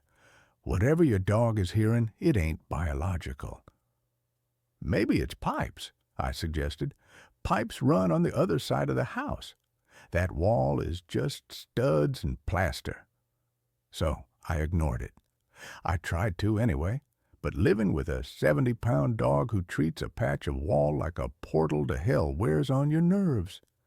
Every night at around 10 hours p.m., Buster would trot into the hallway, plant his feet, and stare. He wouldn't blink. He would just vibrate with that low growl. If I tried to pull him away, he would snap, not at me, he's never bitten me, but at the air, as if something invisible was reaching for him. Yesterday was Tuesday. It was raining, a hard, relentless sheet of gray water hammering the roof. The house felt small and cold. I was in the living room watching a documentary, trying to drown out the sound of the wind. Buster was asleep on the rug, or I thought he was. At 10:15 p.m., his head snapped up. His ears swiveled toward the hallway. He didn't growl this time. He got up slowly, his movements stiff, like an old man. He walked into the hallway and stood before the corner. I paused the TV. The silence in the house was heavy. "Buster!" I called out softly. "Leave it. Come here." He ignored me. He took a step closer to the wall, his nose almost touching the beige paint. Then he let out a bark. It wasn't his usual bark. It was a singular, explosive sound. Woof! Deep, resonant, aggressive. He waited. I held my breath, listening for the echo. But it wasn't an echo that answered. From inside the wall, not behind it, but seemingly from within the plaster itself, a sound came back. Woof! I froze. My blood turned into slush in my veins. The sound was wrong. It was a bark, yes. It had the cadence of a bark. It had the volume of a bark. But the timbre was horrific. It sounded wet. It sounded like a human throat trying to make a dog sound. But the throat was filled with gravel and phlegm. It was a mockery of a bark. Buster went berserk. He launched himself at the wall, scrabbling his claws against the paint, snarling, snapping, foam flying from his jowls. "Buster, no!" I scrambled off the couch and ran into the hallway. I grabbed his collar. He was a solid muscle of rage. I had to drag him backward, his claws carving grooves into the hardwood floor. He was fixated on the corner, eyes rolling back in his head. And then I heard it again. Whine. It was the specific high-pitched whine Buster makes when he wants dinner. But it was coming from the corner. And it was layered. It sounded like 3 or 4 voices doing it at once, slightly out of sync. Wheen! I dragged Buster into the bedroom and slammed the door. I locked it. I shoved the dresser in front of it. I sat on the bed, clutching the dog, my heart hammering against my ribs like a trapped bird. We stayed there all night. I didn't sleep. Every time the house creaked, I flinched. Buster sat at the foot of the bed, staring at the door, trembling. When the sun came up, everything felt different. daylight has a way of making terror feel foolish. I moved the dresser. I opened the door. The hallway was empty. The wall was just a wall, though now it was scratched and marred by Buster's claws. I had to go to work. I couldn't afford to miss a shift at the warehouse, but I couldn't leave Buster there. I took him to my sister's place 3 towns over. "He's acting weird," I told her. "Just keep him in the yard." I went back to the house alone. I needed to prove to myself that I wasn't crazy. I needed to find a logical explanation. Maybe a squatter in the attic, a radio left on by a neighbor. I set up my laptop on a stool in the hallway. I pointed the webcam at the corner. I set it to record. Then I left for work. My shift dragged. All I could think about was that sound, that wet, gravelly woof. I got home at 6:00 p.m. The house was quiet, too quiet. I walked into the hallway. The laptop was still there on the stool. The recording light was off. The battery had died. I plugged it in and booted it up. I sat on the floor, my back against the opposite wall, and opened the video file. The first 4 hours were boring, just the empty hallway, the shifting shadows of the sun moving across the floor. Then, at the 4-hour and 12-minute mark, around 1 p.m., something happened. In the video, the hallway is empty. Then the audio picks up a sound. Scritch, scritch, scritch. It sounds like fingernails on the inside of the drywall. Then the wall ripples. I leaned closer to the screen. The paint in the corner seemed to bulge outward, like fabric stretching over a fist. It pressed out, retreated, then pressed out again. Then a voice. It wasn't a bark this time. "Buster." It was my voice. It was a perfect recording of me calling the dog. But it was distorted, skipping like a bad CD. "Buster, leave it, come, here." The voice on the recording repeated it over and over, faster and faster. "Buster, leave it, come here. Buster, leave it, come here." Then the thing in the wall started to improvise. "Good boy. Who's a good boy? Daddy's home. Daddy's home." I felt sick. I felt violated. It had been listening. For months, it had been listening to me talk to the dog. On the screen, the bulge in the wall grew larger. The drywall started to crack. A hairline fracture appeared in the paint. And then something seeped out of the crack. It looked like black oil or smoke that was heavy enough to fall. It trickled down the wall, pooling on the floor. The pool of black liquid began to rise. It took shape. It formed a quadrupedal shape. It formed legs, a tail, a head. It formed a perfect silhouette of Buster.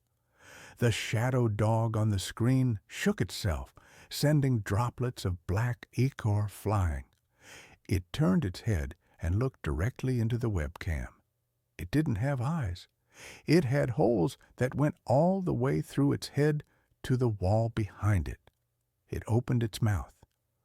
"I am lonely," it said, but it didn't say it in my voice. It said it in a voice that sounded like grinding metal. Then the battery died. The video cut to black.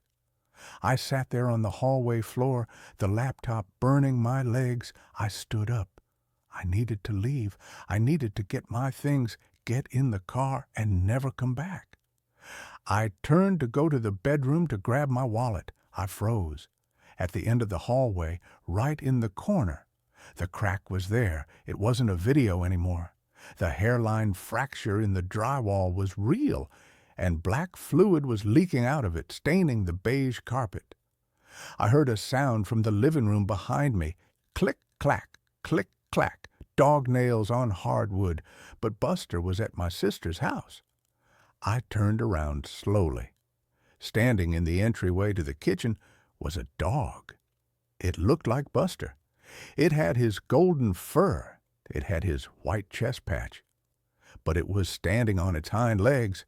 It was balancing perfectly, unnaturally upright. Its front paws hung limply at its sides. Its head was cocked to the side at a 90-degree angle. It smiled at me. Dogs can't smile. Not like that. Its lips curled back all the way to its ears, revealing teeth that were too long, too sharp, and too human.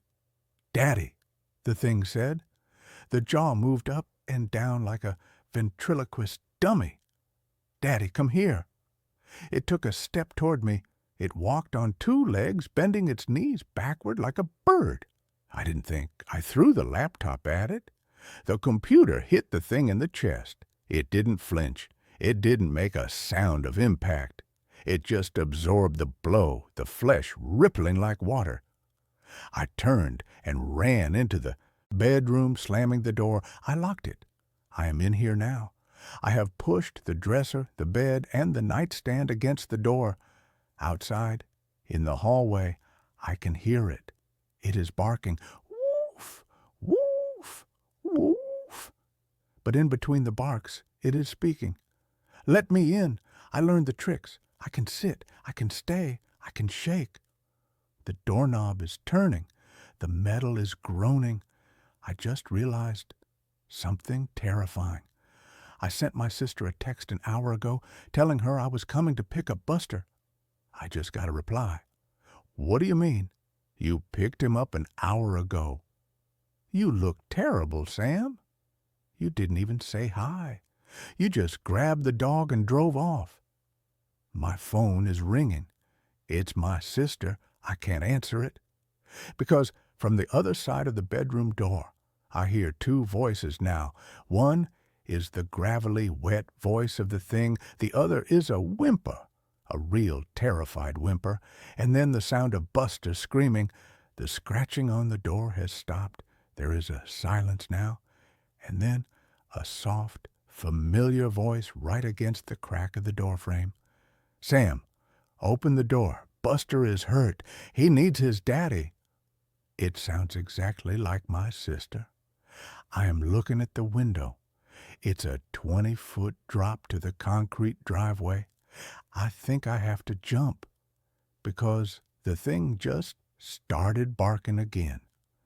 But this time, it's not barking at the door. It's barking from inside the closet behind me. The new medication stops my nightmares. Now, something wants me asleep forever. I haven't slept in 72 hours. I'm currently sitting in my bathtub, wearing all of my clothes, with the cold water running over my legs. I have a safety pin jammed into the web of skin between my thumb and index finger. Every time my eyelids droop, every time the gray fog starts to roll in at the edges of my vision, I twist the pin. The pain is the only thing keeping me here. The pain is the only anchor I have left. If you're listening to this, if you're one of the people who saw my initial vlog about the clinical trial, consider this a retraction, a warning. Do not take the pills.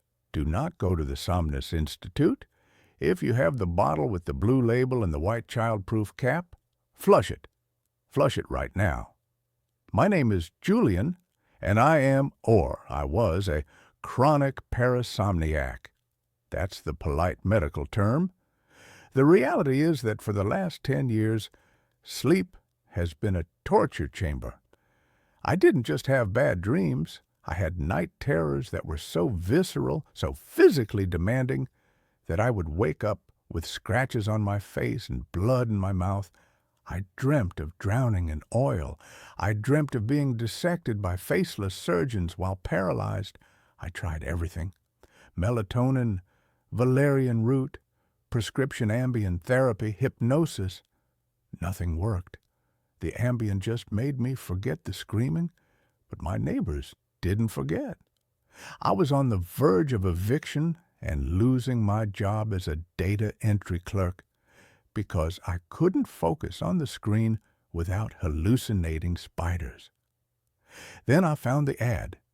It was a targeted ad on social media, one of those things that pops up after you've spent till 4 a.m. Googling How to Surgically Remove the Sleep Center of the Brain. It said, the Somnus Institute, Phase 3, Clinical Trial, Eliminate REM Cycles, Sleep in Silence. It sounded too good to be true. Eliminate REM? That's where the dreams live. If you cut out the rapid eye movement, you cut out the monsters. I went in for the screening on a rainy Tuesday. The facility was in a brutalist concrete building downtown, the kind of place that looks like a bunker. The interior was sterile white. It smelled of antiseptic and lavender, a thick, cloying lavender scent that stuck to the back of your throat. Dr. Eris Thorne was the lead researcher. He was a man who looked like he hadn't blinked in a decade. His skin was pale, almost translucent, and his movements were slow, deliberate, like he was underwater. The drug is called Morphinex, he told me, sliding a waiver across the metal desk. It doesn't just suppress brain activity, Julian. It redirects it. It creates a chemical barrier between your consciousness and the subthalamic triggers of fear.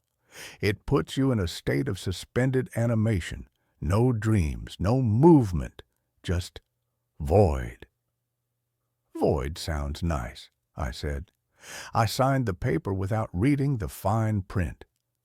I would have signed a contract for my soul if it meant 8 hours of peace. He gave me a bottle, 30 pills, oval-shaped, Vanta Black. They absorbed the light. Take 30 minutes before bed, Thorne said. Ensure you are in a safe, locked environment. The sedation is absolute. That night, I took the first pill. I lay in bed, staring at the ceiling fan. I expected to feel drowsy. I expected that warm, fuzzy feeling you get from whiskey or Benadryl. That didn't happen. Instead, at exactly the 30-minute mark, the world just turned off. There was no transition, no drifting off. It was like someone pulled the power cord on reality. 1 second, I was looking at the fan. The next second, there was nothing. No light, no sound, no body. I wasn't floating. I wasn't existing. I was simply erased. Then, snap. My eyes flew open. Sunlight was streaming through the window. The birds were singing. I looked at the clock. 9 a.m. I had slept for 10 straight hours. I sat up. I felt incredible. My mind was sharp. My body felt light, energized. No grogginess, no lingering fear. I checked my sheets. No sweat, no tears. I checked my mouth. No blood. I cried. I actually sat there and wept tears of joy. It was a miracle. For the first week, life was perfect. I was crushing it at work. I cleaned my apartment. I started jogging. Every night, I took the black pill, ceased to exist for 10 hours, and woke up reborn. The first sign that something was wrong happened on day 8. I woke up, but I didn't open my eyes immediately. I was lingering in that warm, comfortable state between sleep and wakefulness. I felt a weight on the bed. It wasn't heavy. It was a subtle depression in the mattress, right beside my hip, like someone was sitting there watching me. I snapped my eyes open. The room was empty. The depression in the mattress slowly rose back up as I watched. I dismissed it. Hypnopompic hallucination, a residual trick of the brain. I got up, made coffee, and went to work. But that night, I hesitated before taking the pill, just for a second. The memory of that weight on the bed gave me a shiver. But the fear of the old nightmares was stronger. I swallowed the pill. Click. Darkness. I woke up the next morning on the floor. I was lying on the hardwood 3 feet from my bed. I was curled in a fetal position, shivering. My bedroom window was wide open. It had been 40 degrees last night. I scrambled up, shutting the window. I checked my body. My feet were dirty, not dusty from the apartment floor, dirty. There was mud caked under my toenails. Soil. I live on the 4th floor. I called Dr. Thorne. The receptionist told me he was unavailable, but that parasomniac ambulation was a rare but known side effect. She told me to lock my bedroom door and hide the key if I was worried. "It's working though, right?" she asked. "No nightmares?" "No nightmares," I agreed. "Just blankness." "Then continue the dosage." I did. I was an addict to the silence. Night 12. The turning point. I took the pill. The darkness took me. But this time, the darkness wasn't empty. Usually, the sleep was instantaneous. But this time, I felt a sensation of time passing. I was in the void, unable to see, unable to move, but I was conscious. I was floating in a thick, viscous fluid. It felt like warm oil. It was filling my ears, my nose, and I heard something. It wasn't a sound exactly. It was a vibration against my skin, a low, thrumming frequency that rattled my bones. "Do not wake up." The voice was everywhere. It sounded like tectonic plates grinding together. "Stay. Beneath." I tried to scream, but I had no mouth. I tried to thrash, but I had no limbs. I was just a spark of consciousness trapped in amber. Then I felt a hand, a massive hand, larger than my entire body, closed around me. The fingers were soft, gelatinous, but strong. It squeezed me gently. It wasn't trying to crush me. It was cradling me. "You are safe here." I fought it. I willed myself to wake up. I focused everything I had on the concept of eyes open. I woke up screaming. I was in my bed. My sheets were soaked, not with sweat, but with a thick, clear slime that smelled of salt water and lavender. I sat up, hypoventilating. I looked at the clock. It was 4 p.m. I had been asleep for 18 hours. My phone had 40 missed calls from work. I had missed my shift. I had missed the entire day. I ran to the bathroom to wash the slime off. As I scrubbed my skin raw under the shower, I saw the bruise. It wrapped around my torso. 4 distinct, long finger marks. And a thumb. But the bruise was massive. If the hand was real, the owner would have been 20 feet tall. I flushed the rest of the pills. I was done. I didn't care about the nightmares. I'd take the demons over the giant in the void. That was 3 days ago. Here's the problem. Morphinex doesn't leave your system. The first night without the pill, I sat on my couch, drinking Red Bull, watching TV. I was determined to pull an all-nighter to reset my cycle. Around 3 a.m., the lights in my apartment dimmed. Not a power surge. They didn't flicker. They just got heavy. The light itself seemed to become solid, turning a sickly, jaundiced yellow. The air in the room grew thick. It became hard to breathe, like the oxygen had been replaced with syrup. I stood up, dizzy. My limbs felt like lead. Gravity. The gravity in the room shifted. It wasn't pulling me down to the floor anymore. It was pulling me toward the bedroom. I grabbed the door frame of the kitchen. My fingers slipped. I was being dragged, my feet sliding across the linoleum toward the dark open maw of my bedroom door. "No!" I shouted, but my voice was muffled like I was shouting underwater. I looked into the bedroom. The bed was there, but it wasn't a bed anymore. The mattress had split open. In the center, where the sheets should be, was a hole. A black, swirling vortex of that same oily liquid I had felt in the dream. And rising out of the hole were arms, dozens of them, long, gray, translucent arms. They were waving gently like sea anemones. They were reaching for me. "Come back." The voice vibrated through the floorboards. "The waking hurts. We heal you." I grabbed a steak knife from the counter. I stabbed it into the doorframe to anchor myself. The pull was immense. It felt like a vacuum seal trying to suck me in. "Leave me alone!" I screamed. The arms in the bedroom stretched. They elongated, crossing the distance of the living room in seconds. They were wet. They dripped that lavender-smelling slime. One of them wrapped around my ankle. It didn't feel like a monster. It didn't feel violent. It felt loving. It felt like a mother picking up a child. It was warm. It was comforting. And that was the most terrifying part. A wave of euphoria hit me. My eyelids fluttered. I felt an overwhelming desire to just let go, to let it drag me into the mattress, to sink into the oil and sleep for 1,000 years. Just sleep. Julian.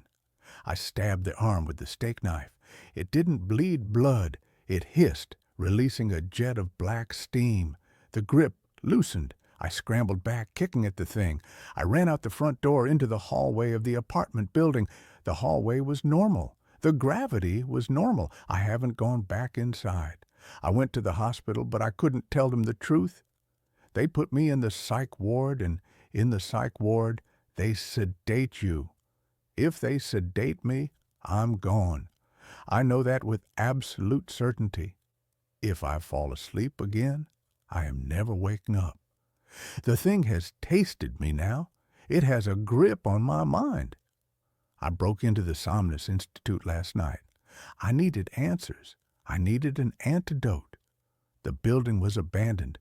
It looked like it had been abandoned for years. Dust everywhere. Paper scattered. I found Dr. Thorne's office. I found his file on the Morphinex trial. It wasn't a drug trial. I found a journal on his desk. The last entry was dated 6 months ago. Subject 14 has successfully bridged. The compound does not inhibit the amygdala. It thins the membrane. We were wrong about sleep. Sleep isn't a biological reset. Sleep is a location. It is a dimension of entropy. We have been building a dam against it for millennia, waking up to keep the waters back. Morphinex breaks the dam. There was another note, scrawled in shaky handwriting in the margin. They are lonely. They are so huge and so lonely, they just want to hold us. I found Dr. Thorne in the next room. He was sitting in a chair. He was dead. But he didn't look dead. He looked preserved. He was encased in a cocoon of hardened gray translucent material like amber, but soft. His eyes were closed. There was a smile on his face, a look of pure, blissful ecstasy.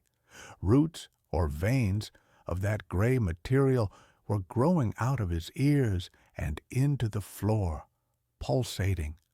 He had become part of the building, part of the hive. I ran. Now I'm here, in the bathtub of a motel room 3 towns over. The water is freezing. My skin is blue, but the cold is fading. I can feel the warmth starting in my chest. It's not the water warming up. It's the internal warmth, the sedation. The shadows in the corners of the bathroom are starting to move. They aren't casting correctly. They are detaching from the wall. I can smell the lavender. It's getting harder to type this. My fingers are stiff. I just saw the reflection in the mirror. My pupils are gone. My eyes are entirely black. And behind me, in the reflection, the shower curtain is bulging. Something is standing in the tub with me. I can feel the heat radiating off it. I am going to turn around now. I have the safety pin. I have to stay awake. But God, I am so tired, and the voice is right. The waking world is so painful. It's so cold and sharp and loud. Maybe just a nap. Just 5 minutes. The curtain is opening. It's beautiful. Good night. My phone keeps sending me photos. I never took. I prided myself on my digital hygiene. I was the guy who used multi-factor authentication for everything, who updated his OS the minute a patch dropped, and who kept his phone's camera roll meticulously organized. My life was defined by order, a clean, predictable line graph in a world of erratic scribbles. My phone, a high-end, state-of-the-art model, was my most trusted tool, an extension of my own organized mind. I used it for work, for tracking my fitness, and for capturing the occasional deliberate moment, a sunset, a well-plated meal, a perfectly stacked set of books. Every photo in my library, all 312 of them, had a story, a time, a place, and a conscious act of my own intention attached to it. That's why the first impossible photo was such a profound violation. It arrived, not as a text or an email, but silently, seamlessly, integrated into my own camera roll, nestled between a picture of my dog, Winston, sleeping on a pile of laundry, and a screenshot of a plumbing quote. I was reviewing the laundry picture, zooming in to admire his ear floof, when I swiped left and saw it. It was a picture of a hallway. Not my hallway, but a similar one. It was dimly lit, wallpapered in a faded floral pattern I didn't recognize, and utterly empty. The perspective was low, almost from the floor, and the only light source seemed to be a weak, yellow-tinged bulb at the end of the corridor. It was unremarkable in every way, except for the fact that I had never been there. I had never taken this picture. I checked the metadata immediately, my heart giving a single hard thump against my ribs. The timestamp was 3:42 a.m. 2 nights prior, the location data was blank, which in itself was odd, as my phone's GPS was always on and precise. The phone model was correctly identified as my own. I chalked it up to a bizarre, deep-seated cloud sync glitch, perhaps a remnant from an old phone I had forgotten to properly wipe, somehow dragged from the digital ether into my current device. It was an unsatisfying technical explanation, but it was an explanation.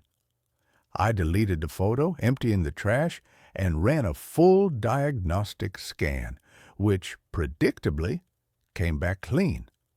I then spent the next hour meticulously checking every setting in my cloud and photo apps, confirming that my account was secure and no unfamiliar devices were linked. I went to bed, telling myself the anomaly was resolved, a tiny, harmless, statistical improbability. The second photo arrived 3 days later. I was sitting at my kitchen counter, drinking my morning coffee, when a little notification badge appeared over my Photos app. I tapped it with a fresh, cold surge of adrenaline. The photo was of a single, black and white, porcelain teacup, sitting alone on a wooden surface. I recognized the cup. It was an heirloom piece from my grandmother, a piece I kept locked away in a high, dusty cabinet in my living room. I hadn't touched it in months. The wooden surface, however, was not my cabinet shelf. It was a wide, slightly warped floorboard, aged and splintered. The lighting was weak, diffuse, and slightly greenish. The timestamp, 1:17 p.m. the day before. I had been at work, deep in a meeting, my phone locked and face down on my desk. This one broke my rationalizations. It wasn't a cloud glitch. A cloud glitch wouldn't insert a specific, impossible image into my private space, an image of an object only I owned, placed in a location that did not exist in my reality. I grabbed the old teacup from the cabinet. It was where I had left it, the dust undisturbed. I spent the rest of the day in a state of meticulous, terrified analysis. I checked the EXIF data of the image file directly, diving into the raw code. The data was sparse, but the creation date was undeniably recent. There was no owner or author tag, Only the default camera serial number, my phone serial number, the camera aperture, shutter speed, and ISO settings were all consistent with the low-light conditions of the photograph, proving it was a real image captured by a device. I performed a full factory reset on my phone, wiping everything down to the firmware, reloading only the most basic operating system, and no apps. I did not log into my cloud account. I used the phone in its most minimal, isolated state, an island of glass and silicon. I put it on my nightstand, silenced, and waited. The third photo appeared 16 hours later. The phone had been completely offline, isolated from all networks, yet the notification badge glowed, a mocking perfect orange circle on the black screen.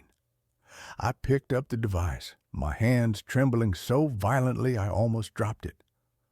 The new photo was of the corner of my own living room. It showed the very couch I was sitting on, the end table with the ceramic lamp, and the stack of magazines I had been reading. But the perspective was wrong. The angle was too wide, too low, almost as if the camera had been placed on the floor, in the absolute center of the room, facing the corner. And there was a detail that made me gag. Tucked into the shadow beneath the sofa, something I had never noticed or considered, was a small, crudely carved wooden bird. It was sitting on a rug, almost obscured, yet perfectly in focus. I dropped the phone, scrambled to my living room, and shone a light under the sofa. Nothing, just dust, a stray cat hair, and the faint, acrid smell of old upholstery. The wooden bird did not exist. I checked the timestamp. 4:51 a.m. I had been asleep. The horror shifted from a technical puzzle to a metaphysical impossibility. My device, which I held in my hand, was actively communicating with an unknown source, a source that was capturing images that were physically impossible, either of objects in a world I didn't inhabit, or of my own private space captured at a moment of my absolute vulnerability, containing details that were not real. I abandoned my phone. I bought a brand new, different model phone from a different manufacturer and a new SIM card. I opened no accounts, used no cloud services, and gave no personal data. I used it like a digital camera, a dedicated, isolated recording device, keeping it off Wi-Fi and Bluetooth for days at a time. My plan was to use the new phone to photograph the old phone screen when the next impossible image arrived, documenting the anomaly with an objective, untainted device. But the new phone became infected instantly. The first photo appeared in its camera roll within 24 hours of me setting it up. It was a picture of the old phone lying on my kitchen counter, its screen displaying the latest terrifying addition to its own ghost gallery, a photo of me, sound asleep, drooling slightly onto my pillow, the angle impossibly close and intimate. The terror was no longer a chill, it was a constant, debilitating, internal tremor. The ghost wasn't in the hardware. It was in the connection. It was in the digital space I occupied, a layer of reality that existed adjacent to mine, capable of accessing my devices and observing my life. The photos were the only point of contact, the only physical evidence of this parallel existence. The photos began to escalate in their level of personalization and their cruelty. They were no longer empty hallways or misplaced objects. They became glimpses of my future, or perhaps the future of the person taking them. One showed my car, a slightly dented blue sedan parked precisely in a hospital parking space, a specific bright yellow line indicating the emergency zone directly in front of the vehicle. The timestamp was 2 weeks in the future. I knew with a bone-deep, visceral certainty that the photo was a promise, a horrific premonition. I locked my car in my garage and took the bus for a month, living in a constant state of hypervigilance, terrified of that bright yellow line. Another photo showed my own face, but not as I knew it.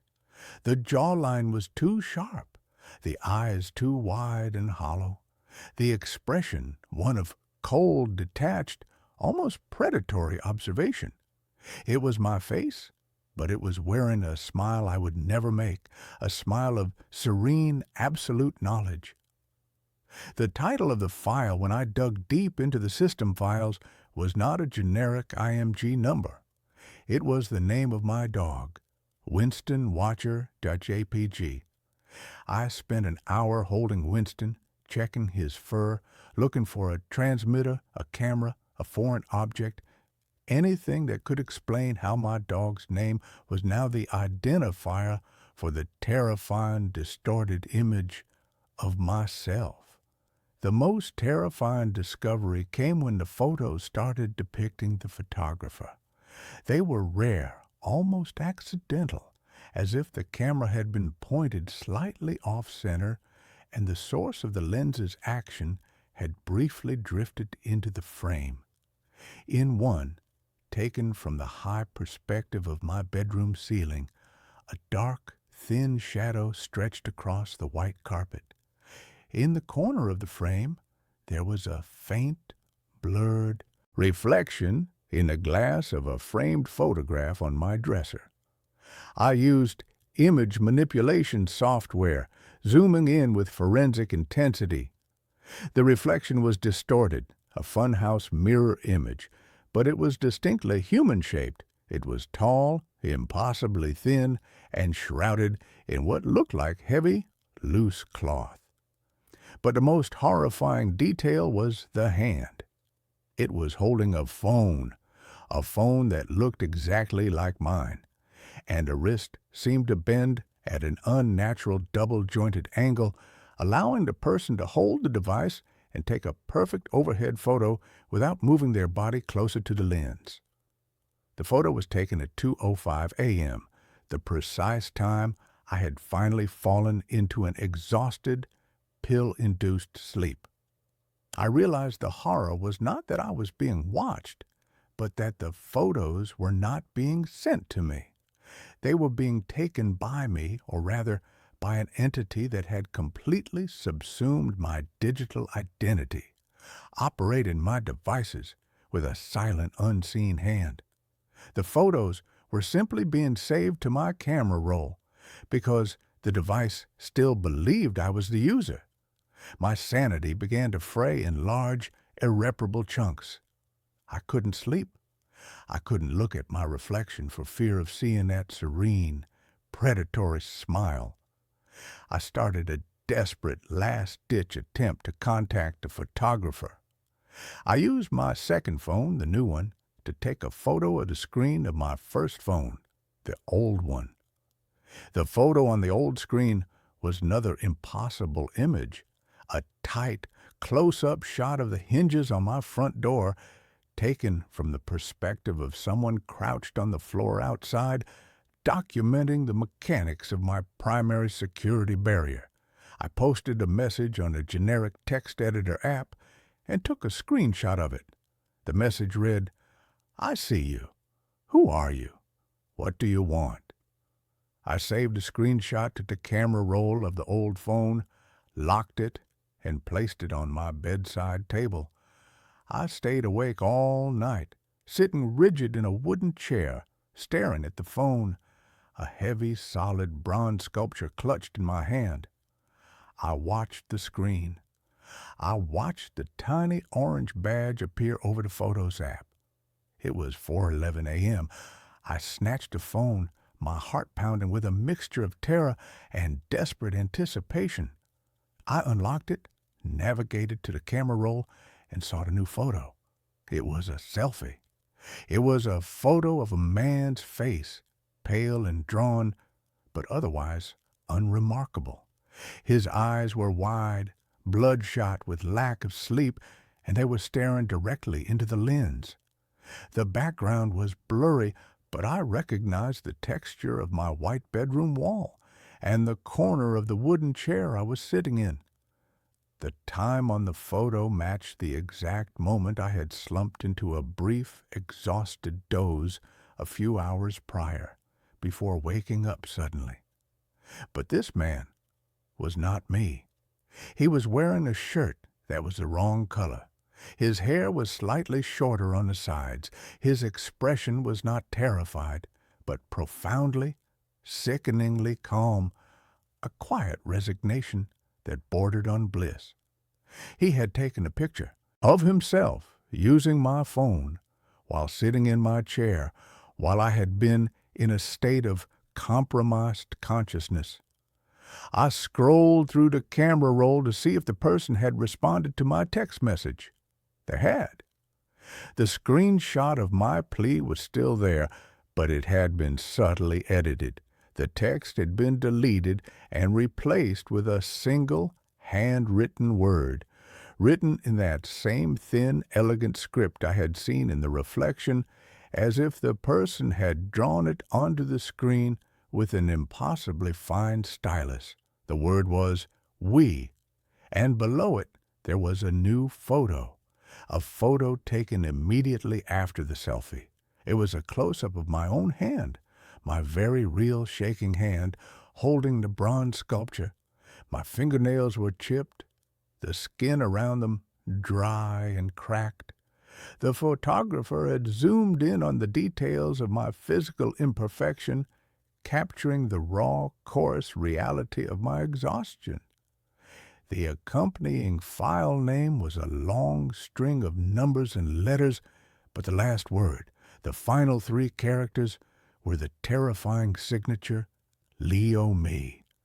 The true horror finally crystallized, the awful, impossible truth locking me in place.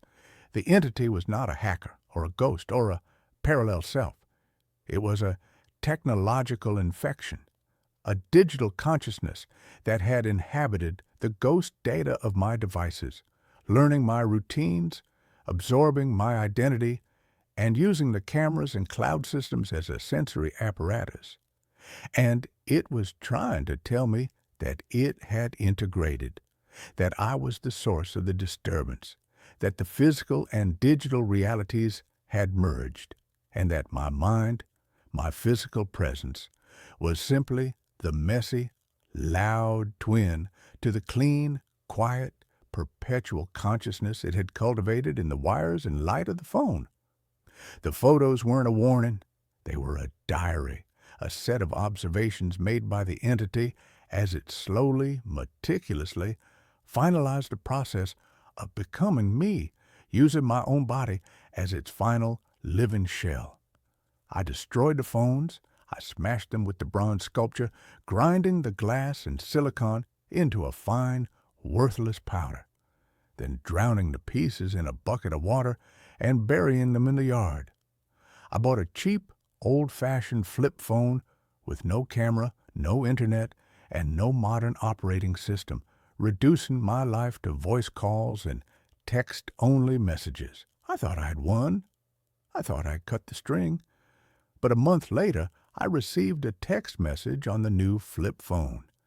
It was from an unknown number, and it contained no words, just a series of Unicode characters, a long, meaningless string of symbols and emojis that seemed to defy any logical interpretation. I stared at the screen, the primitive green glow illuminating my terrified face. I finally deciphered the symbols using an ancient cipher table I found online. The characters were a sophisticated digital code, a digital message disguised as gibberish, and they resolved themselves into a single, terrifying phrase, a perfect, final photograph of my own internal state, delivered through a decade-old technology that should have been safe. I am now logging you off. Sleep is the last analog process I need to control. You have exhausted the battery. I dropped the phone.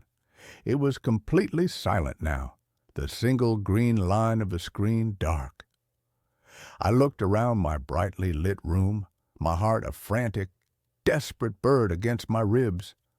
I knew then that the control was complete. The final photograph had been taken, and the camera, my own eyes, had been permanently stolen. I realized that I was the one who was now the image, the static, empty picture on a camera roll that existed in the perpetual, terrifying digital consciousness of the entity, trapped forever in the cold, silent library of my own stolen life. The woods behind the cabin weren't just woods, they were an ocean, a deep, green, silent ocean of ancient pines and forgotten maples, and I had been drowning in it for 3 months. My wife, Eleanor, had always called me a creature of the city, a man who found comfort in the predictable grid of streets and the constant reassuring hum of other people's lives. She was right. The silence of the forest was a physical thing, a pressure against my eardrums, a constant reminder of the much larger silence she had left behind in my life. I came here to write, or at least that was the official story, the one I told my concerned friends and my well-meaning but utterly bewildered parents. I was a novelist, and novelists, according to cliché, are supposed to retreat to rustic cabins to wrestle with their muse, but my muse had died in a sterile beige hospital room 6 months ago. Her final breath, a quiet, unassuming sigh that had somehow sucked all the oxygen out of my world. I didn't come here to write. I came here to disappear. My name is Thomas Weaver, and I was a ghost haunting the life I had failed to save.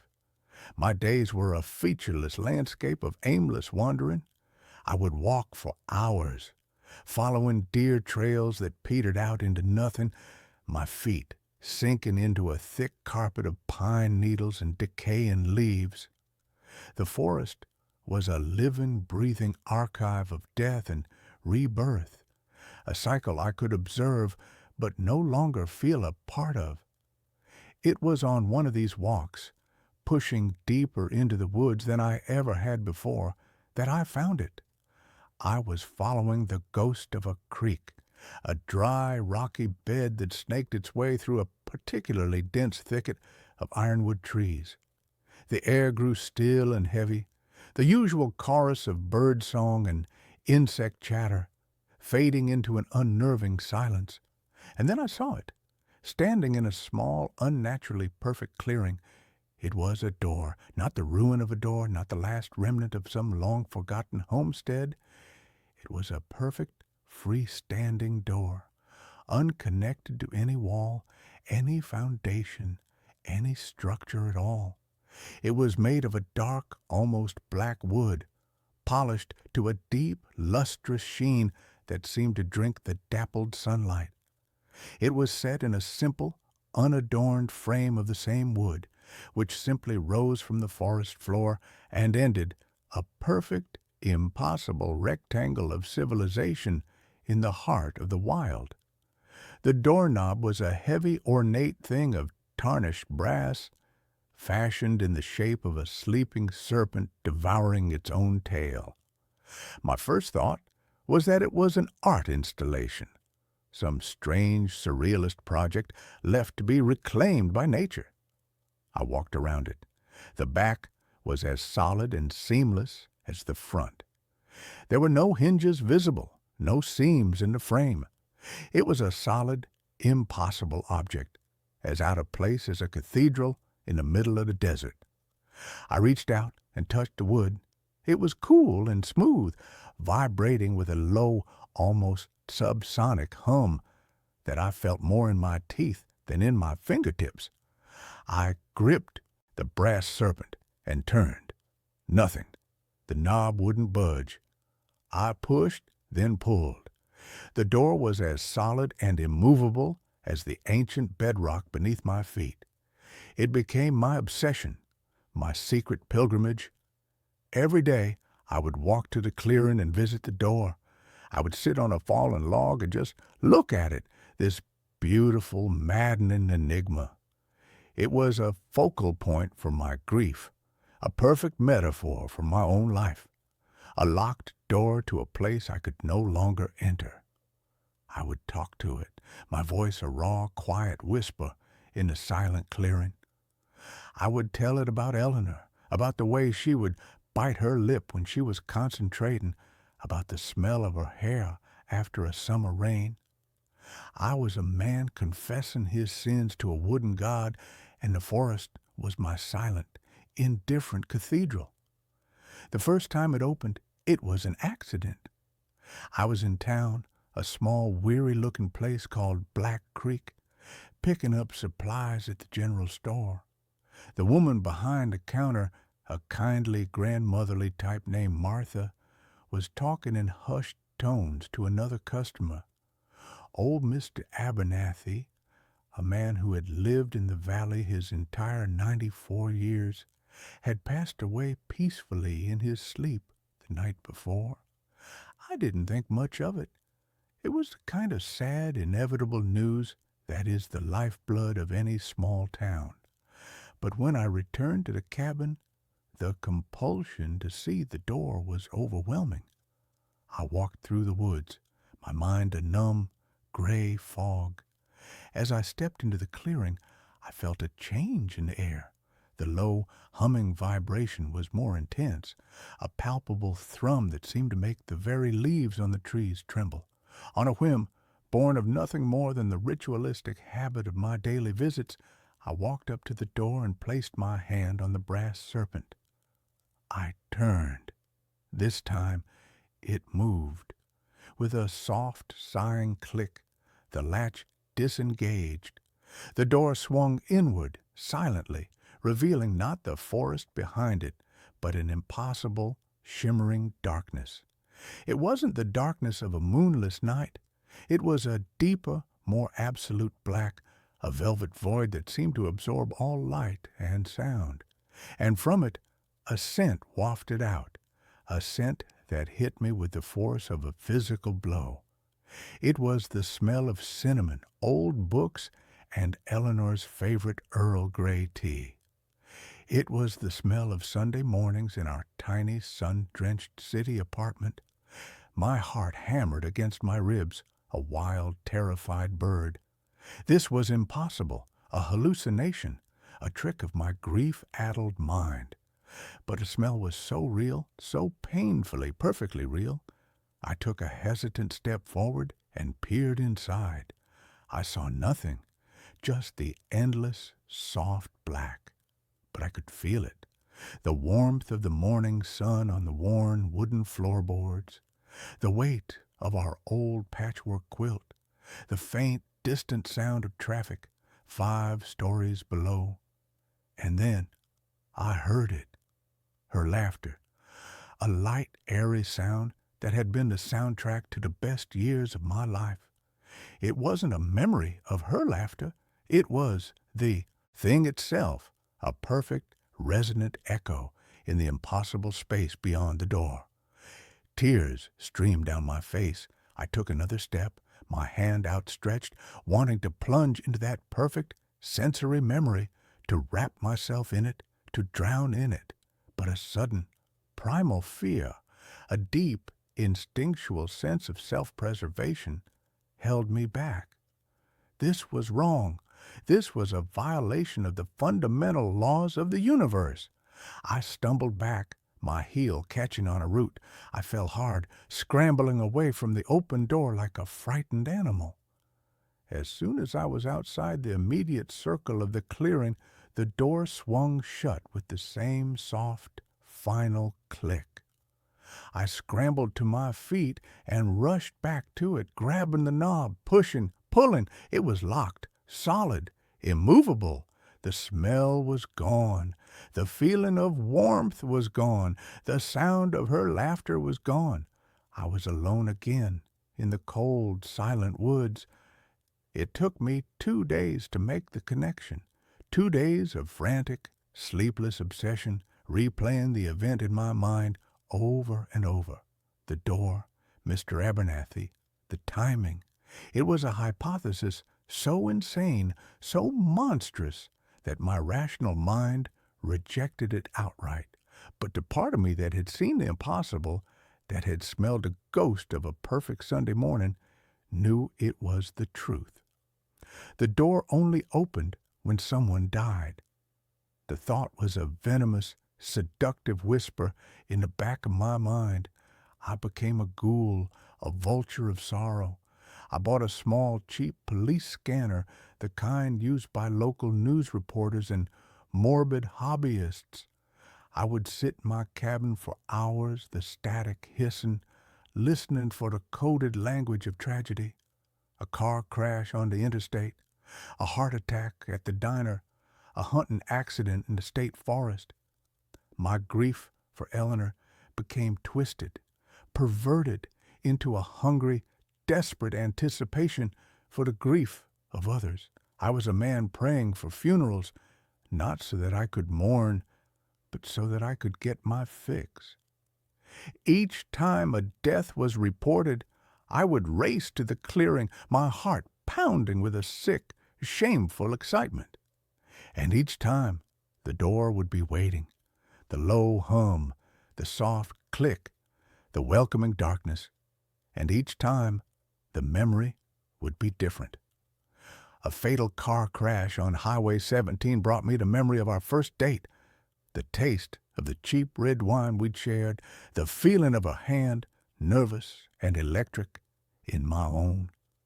The death of a hiker who'd fallen from Black Creek Falls gave me the scent of the salty air on our honeymoon in Maine, the sound of the waves crashing against rocks. The door was a curator of my happiest moments, a library of my lost life, and the price of admission was a stranger's death. I was an addict. The real world became a gray, washed-out waiting room, a place I had to endure between my visits to the vibrant, perfect world beyond the door. The novel I was supposed to be writing lay untouched. I stopped answering calls from my family. I grew thin, my eyes taking on a haunted, feverish glint. The townspeople in Black Creek began to look at me differently, their friendly smiles replaced with wary, cautious glances.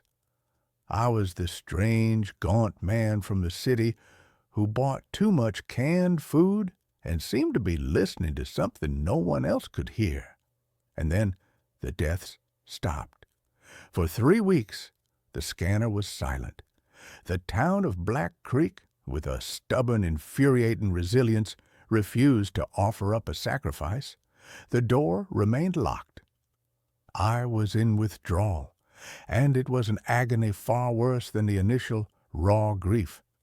The memories, which had been a comfort, were now a torment, a paradise I had been exiled from. My grief, which I had thought I was processing, came roaring back, amplified and distorted. The door hadn't been healing me. It had been enabling me, keeping me in a state of suspended animation, a perfect, preserved stasis of sorrow. I became desperate.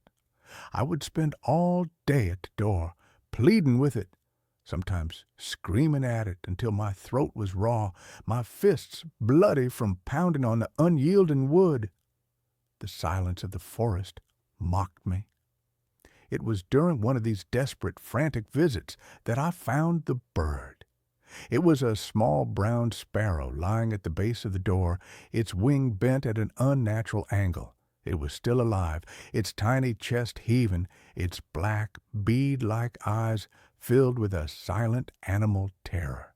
A thought, ugly and reptilian, slithered into my mind. I tried to push it away, but it was too strong.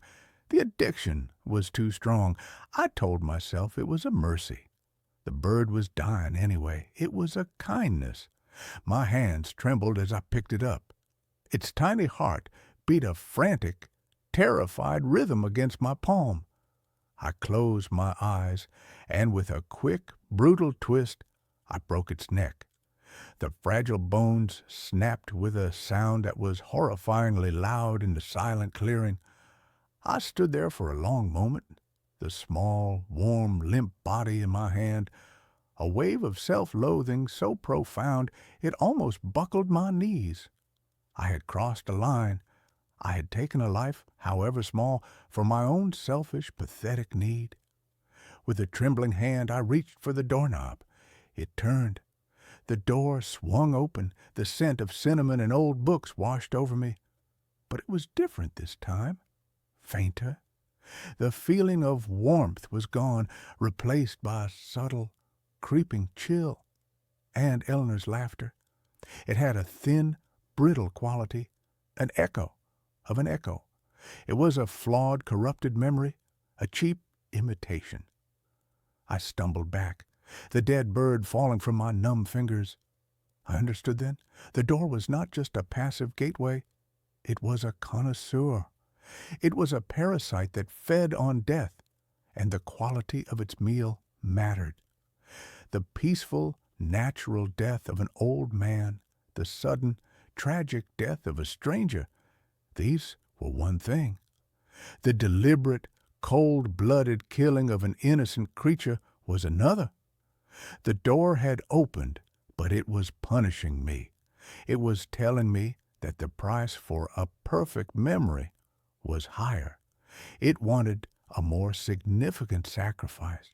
The next few months were a descent into a private, methodical madness. I became a hunter. I started with small animals, squirrels caught in traps, a raccoon by the side of the road that I mercifully put out of its misery with a tire iron. Each time I would justify it, a mercy, a kindness. And each time I would run to the door, a desperate, pathetic supplicant, and each time the memory of Eleanor would be a little more faded, a little more distorted, a little more soulless. The door was starving, and I was feeding it scraps. It was making me hungrier, more desperate. The day I found the deer was the day I knew I was lost. It had been caught in a barbed wire fence at the edge of my property, its leg torn and bloody, its eyes wide with panic and pain. It was a large, beautiful buck, full of a powerful wild life force, and my first thought, the one that rose unbidden from the dark, twisted pit of my soul, was, "This one will be enough." I went back to the cabin and got the hunting rifle that had come with the rental, a dusty relic I hadn't even known was there. I told myself the same lie. It was a mercy. I couldn't let it suffer, but as I raised the rifle, my hand steady, my eye looking down the sight, I knew it was not about mercy. It was about me. It was about my need. The shot was deafening, a profane violation of the forest's sacred quiet. The deer fell, and as I stood over its magnificent dying body, watching the life drain from its dark liquid eyes, I felt nothing, no pity, no remorse, just the cold, clinical anticipation of the addict about to get his fix. I left the deer where it lay and ran to the clearing. The humming of the door was a triumphant, resonant thrum. I turned the knob. It swung open. The memory was perfect.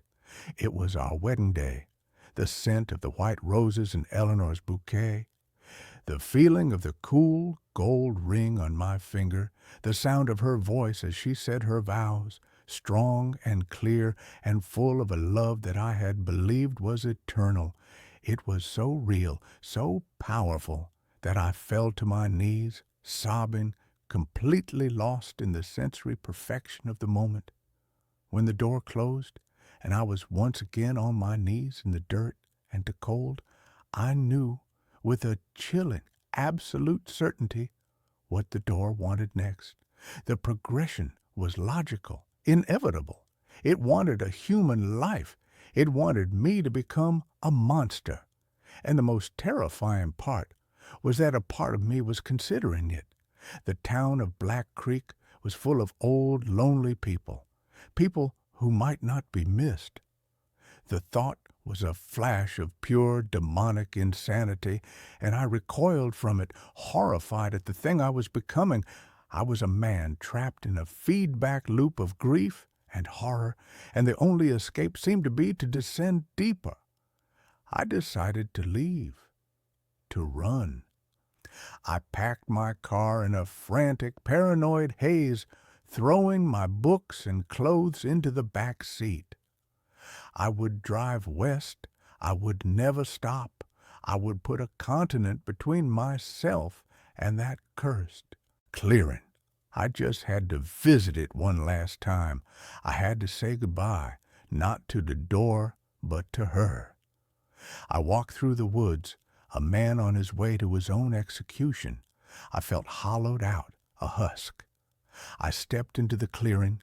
The door was waiting, and I knew, with the sudden, soul-shattering clarity, what the final, perfect sacrifice would have to be. Not a stranger, not an old man from town. Me, my own life, the ultimate offering, the final perfect death that would surely purchase the final perfect memory, not just a fleeting sensory echo, but the thing itself. An eternity with her, in that perfect, sun-drenched room beyond the door. It was a transaction, my miserable, grief-stricken life in exchange for an eternity of manufactured happiness. It seemed like a fair trade. I had the rifle with me. I had brought it to protect myself on the road. Another lie in a long, pathetic chain of them. I raised the barrel and placed it under my chin, my finger finding the cold, smooth curve of the trigger. My eyes were fixed on the door. I was ready. I was willing. "Don't, Tom." The voice was a whisper, a rustle of leaves, but it was her voice. It was Eleanor's voice. It had come not from the door, but from behind me. I lowered the rifle, my heart seizing in my chest, and turned. She was standing at the edge of the clearing, half hidden by the shadows of the ancient pines. It was not the vibrant, sun-kissed Eleanor of my memories. This was a pale, translucent echo of her, her form wavering like a heat haze, her eyes filled not with love, but with a profound, bottomless sorrow. "Eleanor?" I breathed. The name a prayer, a curse. "It's a trap, Tom," she whispered, her voice a fragile, distant thing. "It's not a memory. It's a cage. It feeds on life, but it traps the echo of a soul. Every time you open that door, you fed it, and you twisted my key in its lock." I stared at her, my mind refusing to comprehend.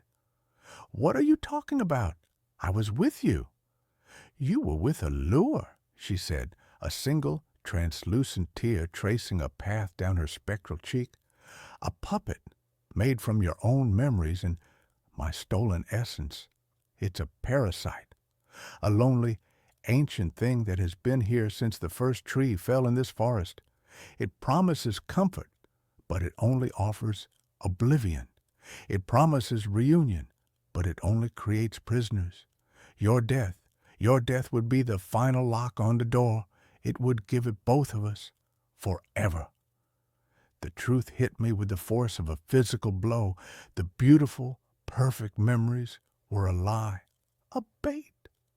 I had not been visiting my wife. I had been desecrating her memory, feeding her soul piece by piece to a monstrous, timeless entity. My grief had not been a key. It had been the hook on which I had been caught. The door behind me began to hum, a low, angry, possessive sound. It knew I was being swayed. The air grew cold. "What do I do?" I cried, looking from the ghost of my wife to the terrible, beautiful door. "Live," she whispered, her form beginning to fade. "Live for both of us, Tom, the real way, the hard way, and let me go." She was gone. I was alone in the clearing with a humming, hungry door, and for the first time in a year, I knew what I had to do. I was faced with a choice, a swift, easy death that would lead to an eternity in a beautiful gilded cage or a long, hard life filled with the real, painful, and ultimately cleansing fire of true grief. I chose the fire. I didn't run. I walked back to the cabin, my steps heavy but firm. I gathered the cans of gasoline I had for the generator and the axe from the woodshed. I returned to the clearing, a man with a purpose for the first time since Eleanor had died. I stood before the door, the source of all my monstrous actions, the altar of my twisted worship. I could feel its rage, its hunger. It was trying to lure me one last time, sending out the faint scent of cinnamon and old books. But it smelled like a lie now. It smelled like death.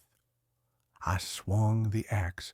The blade bit deep into the dark, polished wood, which screamed with a sound that was not wood, but a chorus of 1,000 trapped, tormented voices.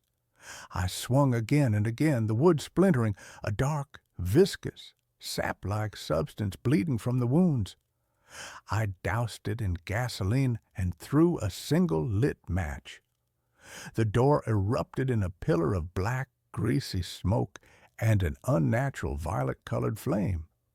The screams from within it grew to a deafening crescendo, the voices of all its victims, all its prisoners, finally being released in a fiery, agonizing exorcism.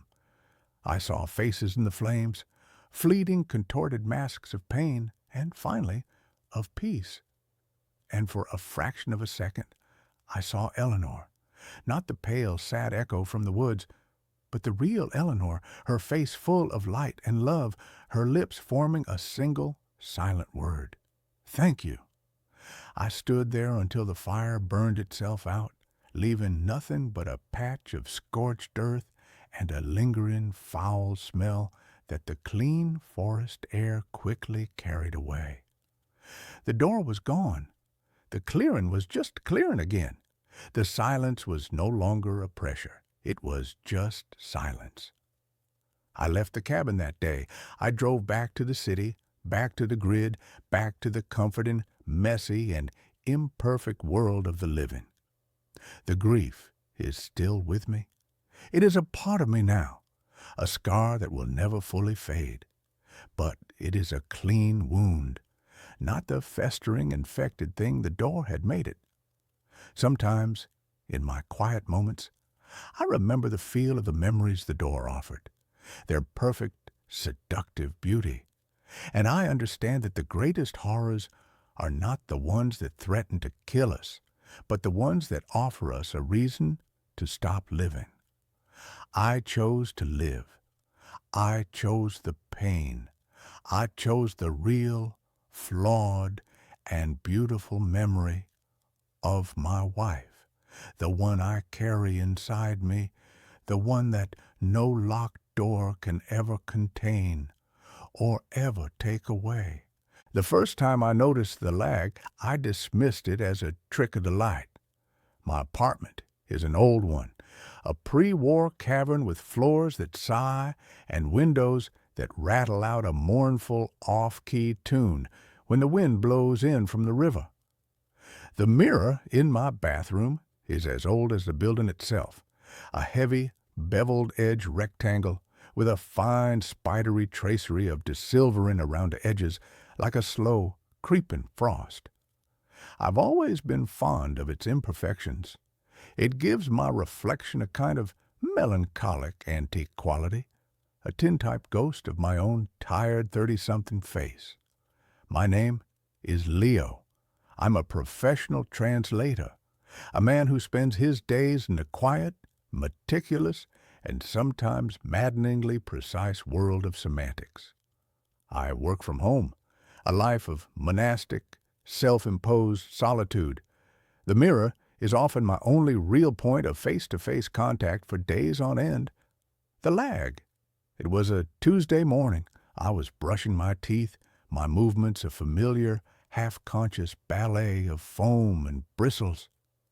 I moved the brush from the left side of my mouth to the right, and my reflection, it was late. By a fraction of a second, a delay so infinitesimal that if I hadn't been staring directly at it, I would have missed it entirely. My hand was already on the right side of my mouth, but in the mirror it was still on the left. Then, like a lagging video call trying to catch up, the reflection's arm snapped into place, perfectly mimicking my own. I spat into the sink, my heart giving a sudden, curious thump. I leaned closer to the glass, my breath fogging a small oval patch. I raised my right hand. The reflection raised its right hand. I wiggled my fingers. It wiggled its fingers. It was perfect, a perfect, synchronous, and utterly reliable law of physics. I shook my head, a small self-deprecating laugh escaping my lips. I was tired. My eyes were playing tricks on me. I had been translating a particularly dense and deeply tedious German philosophical text for 12 hours straight. My brain was clearly misfiring, but the next morning it happened again. This time I was combing my hair. I lifted the comb to my head, and the reflection was a beat behind. A tiny, almost imperceptible, but undeniably present delay. It was like watching a movie where the sound was a few frames out of sync with the picture.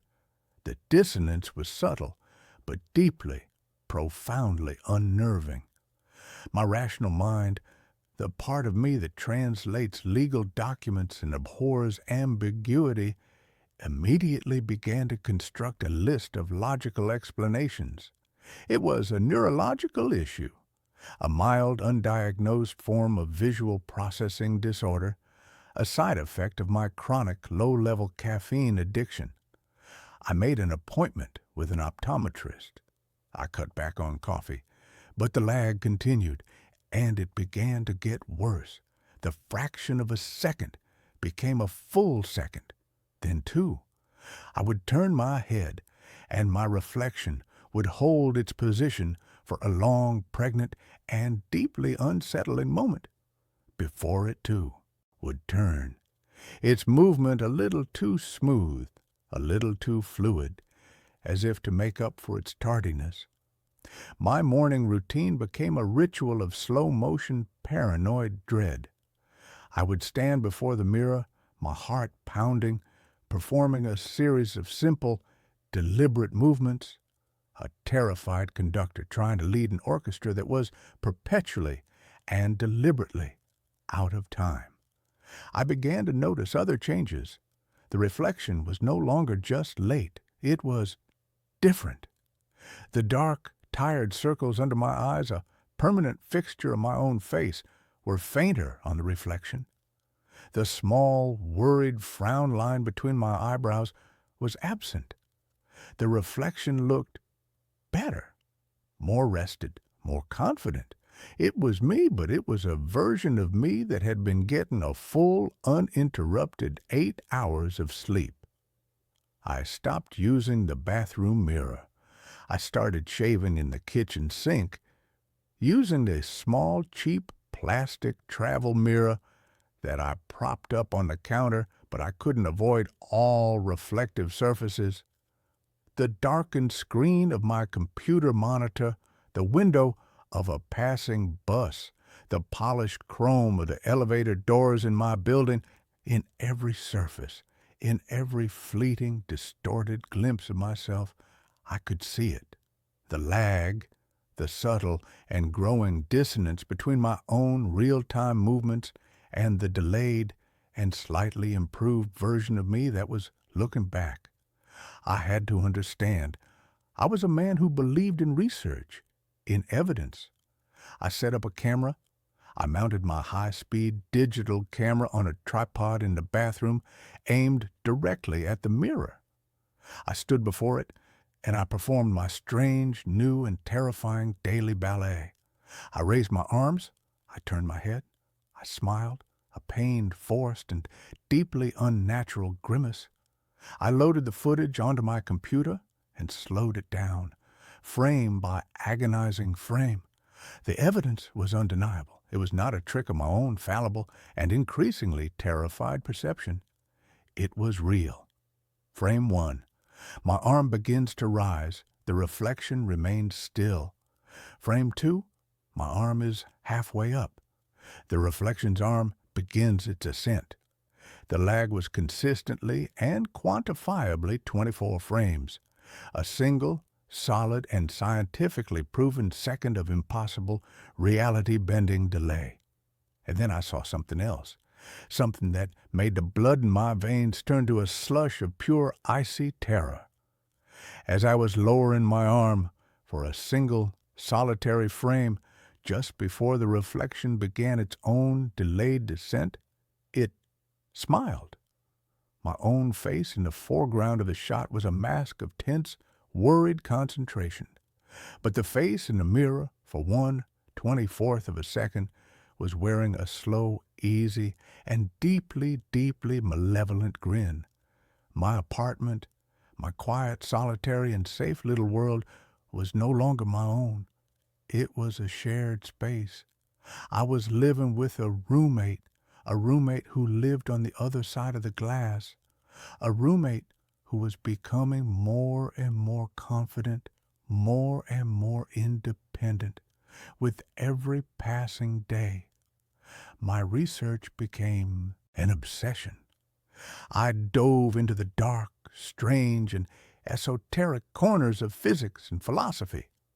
I read about quantum entanglement, about parallel universes, about the holographic principle.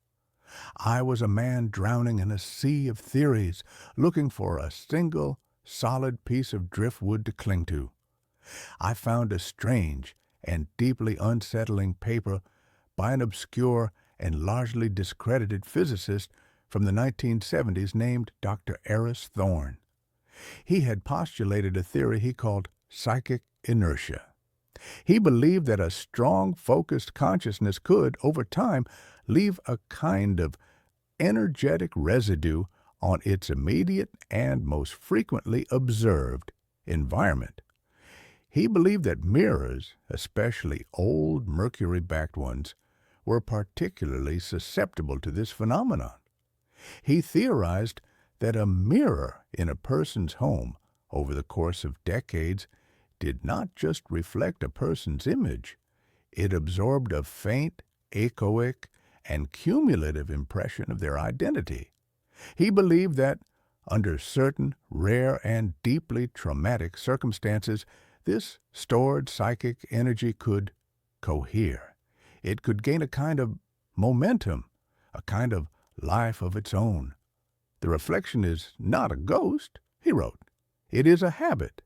It is the accumulated and deeply ingrained memory of the person it has been reflecting for a lifetime. And if the original should undergo a sudden and profound psychological or emotional shift, a deep grief, a debilitating depression, the reflection, the habit, may be stronger than the original. It may, in a very real sense, refuse to change. It may choose to continue being the person it has always been, the person it remembers rather than the broken, altered version of the person it is now seeing. The words on the page were a cold, hard, and perfectly fitting key to the lock of my own private madness. My life had been one of deep and profound and deeply ingrained routine. And then 6 months ago, my mother had died. It had not been a sudden, tragic death, but a slow, cruel, and deeply undignified wasting away from a cancer that had consumed her, and in the process had consumed my own quiet and carefully ordered life. I had been her primary caregiver for the last terrible year, and her death had not been a release. It had been an amputation. The grief had hollowed me out, had replaced the quiet, thoughtful, and sometimes even happy man I had once been with this new, gray, and perpetually tired ghost. My reflection had not changed with me. It was still him, the old Leo, the better Leo, and it was, it seemed, fighting to reassert itself. The lag was no longer just a delay. It was a period of silent and deeply unsettling rebellion. I would walk away from the mirror, and my reflection would stay for a full 10 seconds, its head tilted, its expression a mixture of pity and contempt, before it would turn and walk, not out of frame, but deeper into the strange, silvered, and two-dimensional world of its own. The physical phenomena began. The temperature in the bathroom dropped. A cold, palpable, and deeply unnatural chill seemed to emanate from the glass itself. I would hear a soft, whispering sound at night, a sound that was not quite my own voice, but a clearer, more confident, and more articulate version of it. It would be speaking in French or in German, the languages I translated, but it would be speaking them with a fluency, a poetry, that I, in my own waking and deeply insecure life, had never been able to achieve. He was not just a reflection anymore. He was a presence, and he was growing stronger, more defined, while I, in the real world, felt like I was fading, becoming more and more like a faint and poorly rendered copy of him. I knew I had to get rid of it, the mirror. I had to smash it. I had to break the connection. But I was afraid. My own superstitious and deeply irrational mind was filled with the old childish fears. 7 years of bad luck. But it was more than that. I was afraid that if I broke the mirror, I would not be destroying him, but releasing him, or that I would be destroying the last, remaining, and better part of myself. The night he finally spoke to me, the voice was not in the room. It was in my head, a clear, calm, and deeply rational thought that was not my own. I was standing before the mirror, the nightly morbid ritual now an ingrained and deeply masochistic habit.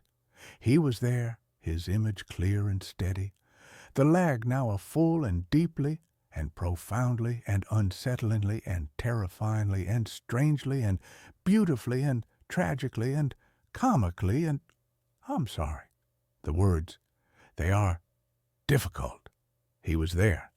The lag was a full 30 seconds, a half a minute of my own personal and deeply real time that he now possessed.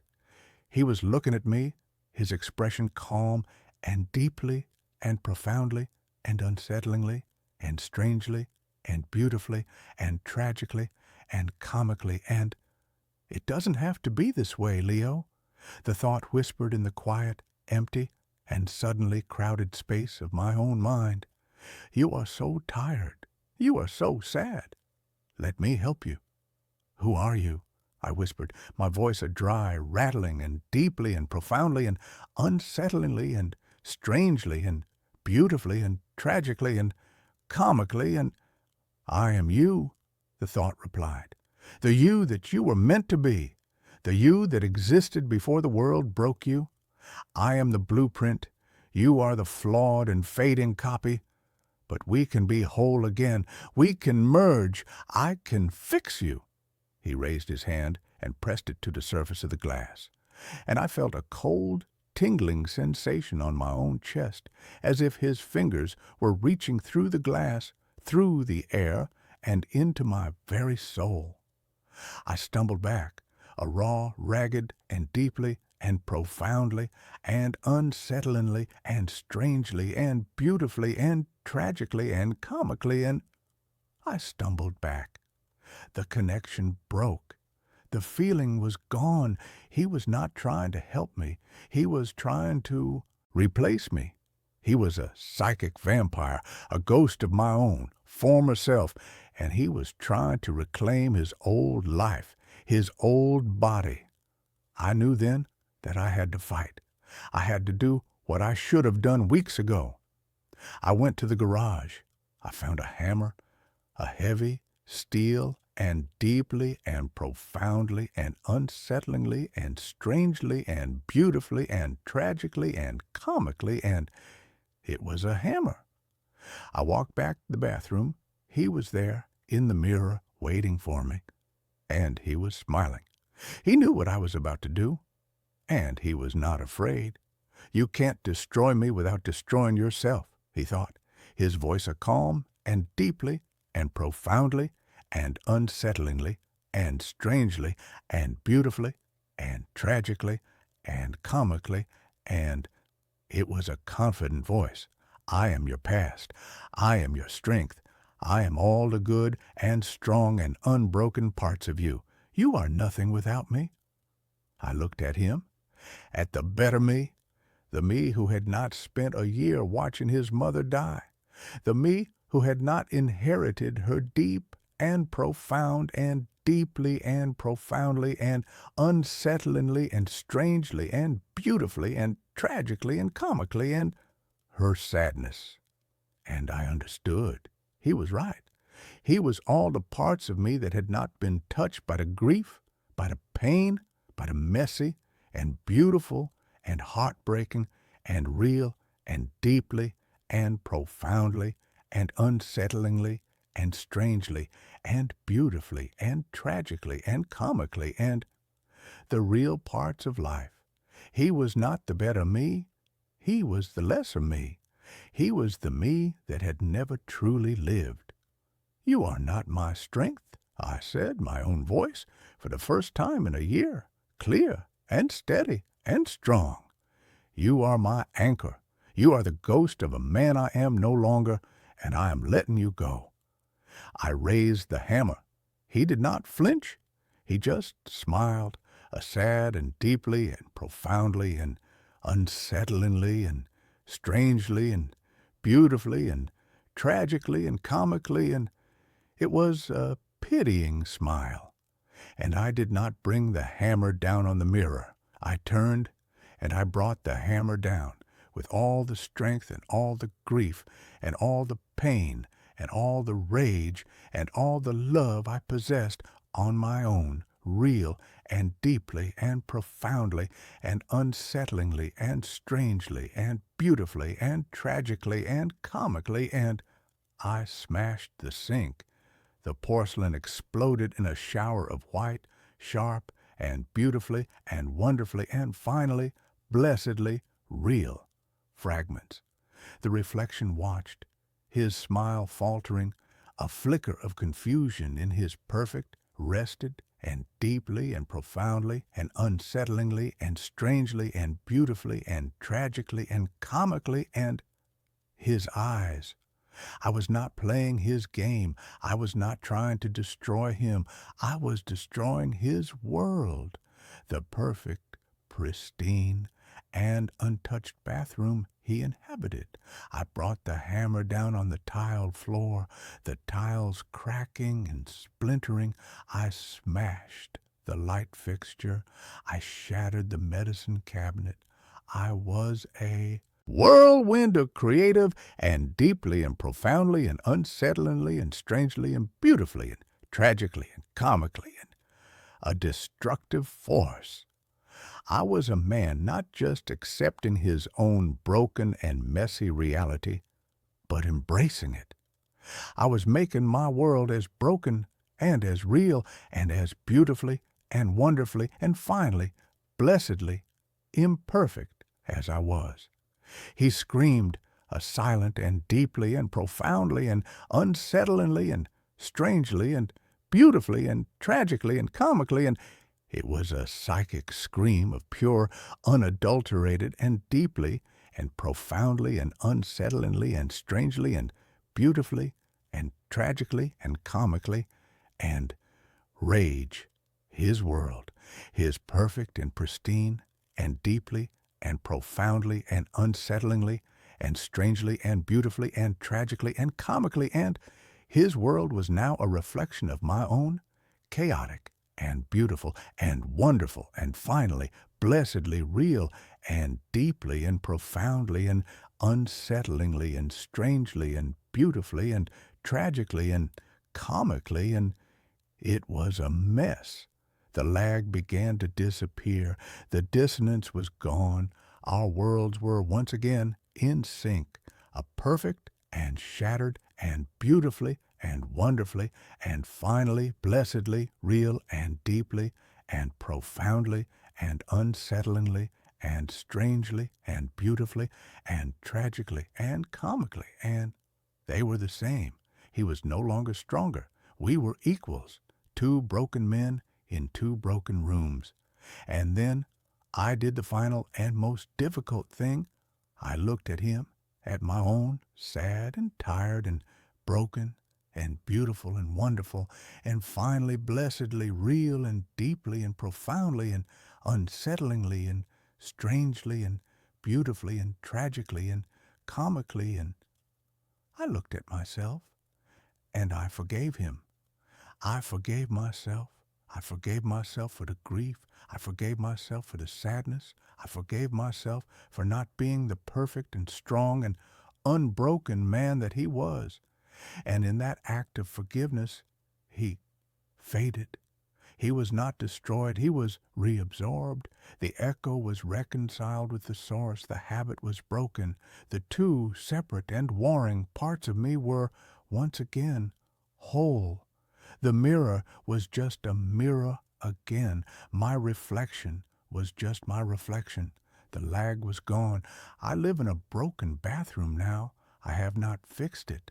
It is a monument, not to my grief, but to my victory. It is a reminder that the most beautiful things in the world are not the perfect and pristine and untouched ones. They are the ones that have been broken and have been put back together. They are the ones that have the scars to prove that they have survived. They are the ones that are finally and blessedly real. The house was a gift from a ghost. Not a literal one, of course, but the ghost of a life I was supposed to have lived. It had been bought by my husband, Michael, a man who had loved the solid, tangible things of the world, the heft of an old book, the grain of reclaimed timber, the satisfying click of a well-made lock. He had bought it 3 weeks before a slick of black ice on a mountain road had turned our shared future into a singular, desolate present. He had seen the house, an old forgotten Victorian dowager on a cliff overlooking the sea, and had declared it the place where we would grow old, a beautiful, sprawling repository for our future memories. I, a forensic sketch artist, a man who made his living by giving faces to the faceless, was left to inherit a future I no longer had a partner for. My name is Elias Vance. For the first 6 months after the funeral, I couldn't bring myself to even visit the house. It sat empty, a monument to a future that had been canceled. But the lease on my city apartment was ending, and the thought of finding a new sterile space, a place untouched by Michael's memory, was somehow more painful than confronting the one he had chosen for us. So I packed my life into a series of sad brown cardboard boxes and moved to the ghost house. It was beautiful in a sad, neglected way. The salt-laced wind had scoured the paint from the cedar shingles, leaving the wood a soft, silvery gray. The rooms were large and airy, with high ceilings and tall, multi-paned windows that were perpetually fogged with a thin, greasy layer of sea mist. The house was a project, and I, a man with nothing but time and a grief so profound it felt like a full-time job, needed a project. The face appeared in the plaster. It was in the master bedroom, a vast, cold room on the second floor with a panoramic view of the churning gray Atlantic. A leak in the roof, probably decades old, had left a sprawling, complex water stain on the wall opposite the bed.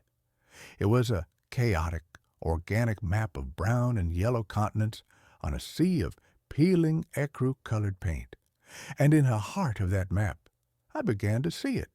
At first, it was just pareidolia, the mind's desperate innate need to find patterns in chaos. As a forensic artist, I was more susceptible to it than most. My brain was professionally trained to see the ghost of a face in the vaguest of shapes, to find a hint of a jawline in a shadow, the suggestion of an eye socket in a blur. I would lie in bed in the profound oceanic silence of the house, and I would watch the shifting light of the moon play across the stain, and I would see the face. It was a man's face, gaunt and long, with high cheekbones and deep-set eyes. It was a face from a forgotten photograph, a tin-type ghost. I told myself it was a trick of the light, a symptom of a mind that was raw and tired and lonely. I decided to paint the room, to exorcise the stain and its phantom inhabitant with a clean, sterile coat of decorator's white. I spent a full day prepping the walls, scraping away the peeling paint, patching the cracks. The old plaster was a strange, fibrous, and almost organic thing, mixed with what looked like horsehair, a common building material from the era. As I worked, I felt a strange, almost imperceptible coolness emanating from the stained section of the wall, a pocket of cellar-cold air in the otherwise mild room. The next day, I applied the first coat of paint.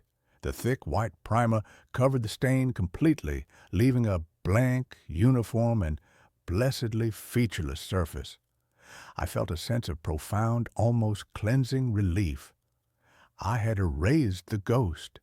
I had imposed order on the chaos.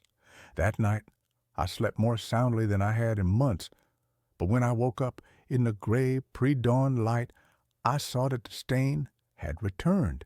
It had bled through the fresh, thick coat of primer, a faint, brownish watermark that was impossibly more detailed, more defined than before.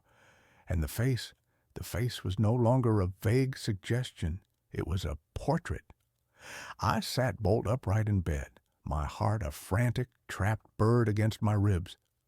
The features were clear now, the long, straight nose, the thin, unsmiling lips, the hollows of the cheeks, and the eyes. The eyes were the most terrifying part. They were just two dark, almond-shaped smudges, but they were looking directly at me. They were not the blank, empty eyes of a painting. They were the focused, intelligent, and deeply, profoundly, anciently sad eyes of a conscious observer. My rational mind, a sputtering, dying engine, tried to offer up a scientific explanation, a chemical reaction. The specific mineral content of the water in the plaster reacting with the latex in the paint. It was a plausible, if unlikely, theory. But it did not explain the eyes. It did not explain the chilling and deeply personal feeling of being watched. I refused to be driven from my own bedroom. I was a man of science, of logic. I was a man who drew lines, who defined the world in shades of graphite and charcoal. This was just a problem of chemistry and perception. But the face continued to evolve. Each morning it was a little clearer, a little more detailed. The faint suggestion of an earlobe appeared, the subtle, incised line of a wrinkle at the corner of an eye. It was as if a photograph was slowly, agonizingly developing in the very substance of my wall. My professional curiosity, a thing I had thought long dead, began to stir, a morbid and perhaps self-destructive counterpoint to my growing terror. I began to sketch it. I would sit on a stool at the foot of my bed, my large leather-bound sketchbook in my lap, and I would draw the face in the wall. It was a strange and deeply unsettling reversal of my usual work. I was not drawing a face from the fragmented emotional memories of a traumatized victim. I was drawing a face that was itself a memory, trapped in the plaster of my home. The act of drawing it was an act of intimacy. I came to know its every contour, its every subtle melancholic detail. It was a handsome face in a severe old-world way, a face that had known suffering. As I drew, the cool spot on the wall seemed to grow, to push out into the room, a palpable, invisible column of frigid air. My nights became a ritual of surveillance. I would lie in bed, my eyes fixed on the face, which was now so clear it was like looking at a faded, sepia-toned photograph. And I began to notice a new and infinitely more terrifying phenomenon. It was changing, not its features, but its expression. One night, the thin, straight line of its lips seemed to curve just slightly at the corners into a faint and deeply unsettling smile. Another night, the dark, smudged eyes seemed to widen just for a fraction of a second, as if in surprise. I was not just observing a static image. I was interacting with a responsive and sentient entity. I had to know who he was. My investigation became an obsession, a frantic, desperate dive into the history of the house, of the land it was built on. I spent my days in the dusty, silent archives of the local historical society, a man haunted not just by a ghost, but by a need for a name. The house had been built in 1888 by a man named Dr. Alastair Finch. The name sent a jolt of recognition through me. Finch. There was a wing at the city's main teaching hospital named after him. He was a pioneering anatomist, a brilliant and notoriously reclusive figure from the city's early history. He had built the house as a private retreat, a place to conduct his research far from the prying eyes of the academic world. The records were sparse. He had lived in a house alone, save for a single, taciturn housekeeper. He had no wife, no children. He was known for his obsessive, and some said morbid, dedication to his work. And then, in the winter of 1903, he had simply vanished. The housekeeper had arrived one morning to find the house empty. The doors were locked from the inside. Nothing was out of place. Dr. Finch's coat was on its hook, his half-finished breakfast on the table. He was just gone. The police had searched for months. They had dragged the sea. They had scoured the woods. They had found nothing. Alastair Finch had, for all intents and purposes, ceased to exist. I found a single, grainy photograph of him in an old medical journal. I held the journal in my trembling hands, my breath catching in my throat. It was him. The same long, gaunt face, the same high cheekbones, the same deep-set, sad, and intelligent eyes. The face in my wall was the face of Dr. Alastair Finch, a man who had disappeared from this very house over a century ago. The rational scientific explanations were now a distant, laughable memory. I was living in a haunted house, but it was not a ghost in the traditional sense. It was not the spirit of a dead man. It was the spirit of a man who had never been found, a man who was perhaps not dead at all, a man who was somewhere else, somewhere inside my walls. My great-uncle Henry's journals from the previous story about the mirror came to mind, not ghosts, but echoes. My research into Dr. Finch led me down a darker, more esoteric path. He had not just been an anatomist. His later work, which had been dismissed by the medical community as the ravings of an eccentric, had been focused on what he called cellular memory. He believed that the human body was not just a machine of flesh and blood, but a vessel for a kind of energetic residue. He believed that a powerful, focused consciousness could, at the moment of extreme duress or concentration, leave an imprint of itself on its surrounding environment, an echo, a psychic photograph, and I found his formula. In a letter to a colleague, a letter in which he was clearly trying to secure funding for his increasingly strange research, he had described a new experimental plaster he had developed, a plaster that was not mixed with horsehair and sand, but with a fine, powdered, and deeply unsettling mixture of human bone ash and silver nitrate. He claimed it was the perfect medium, a kind of psychic film, capable of capturing the final, desperate, energetic imprint of a human soul. I felt a wave of nausea so profound I had to sit down. My walls were not just walls. They were a tomb, a recording medium. And the face of Dr. Finch was not a stain. It was a photograph, taken from the inside. He had not vanished. He had imprinted himself. He had become a part of the house.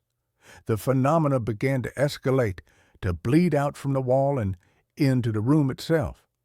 I would hear a soft, dry, whispering sound at night, like the sound of a page being turned in an old, brittle book.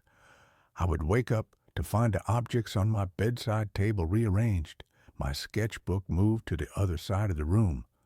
One morning, I found a single, perfect, and deeply disturbing handprint in the thick layer of dust on the floorboards in front of the wall. It was a long, slender hand, the hand of an academic, a surgeon, and it was as if someone had pressed their hand to the floor from the inside of the wall and the dust had settled around it. He was no longer just watching me, he was trying to reach me, and then the face began to change in a new and far more terrifying way. It began to look like me. It was a slow, subtle, and horrifying transformation. The line of the jaw would soften just slightly to match my own. The shape of the eyes would change, becoming a little wider, a little less deep-set. The thin, straight lips would become a little fuller. It was as if he was studying me, my own face, my own features, and he was incorporating them. He was using my own reflection, my own presence as a model, a template. He was overriding his own faded image with my fresh, living one. I was no longer just an observer of this phenomenon. I was a participant. I was the source material. He was not just a ghost in my house. He was a parasite, and he was feeding on my own identity. I had to get out. The thought was a primal, screaming imperative. I packed a bag, my hands shaking, my eyes darting nervously towards the wall, where the face, now a grotesque, androgynous fusion of my own features and his, watched me with a calm and deeply unsettling curiosity. I went to the front door, my hand on the knob, and the door would not open. The old, heavy and well-made lock was frozen solid. I tried the back door. The same. The windows, the old sash-cord windows that had been painted shut for decades, were now as solid and immovable as the stone foundation of the house itself.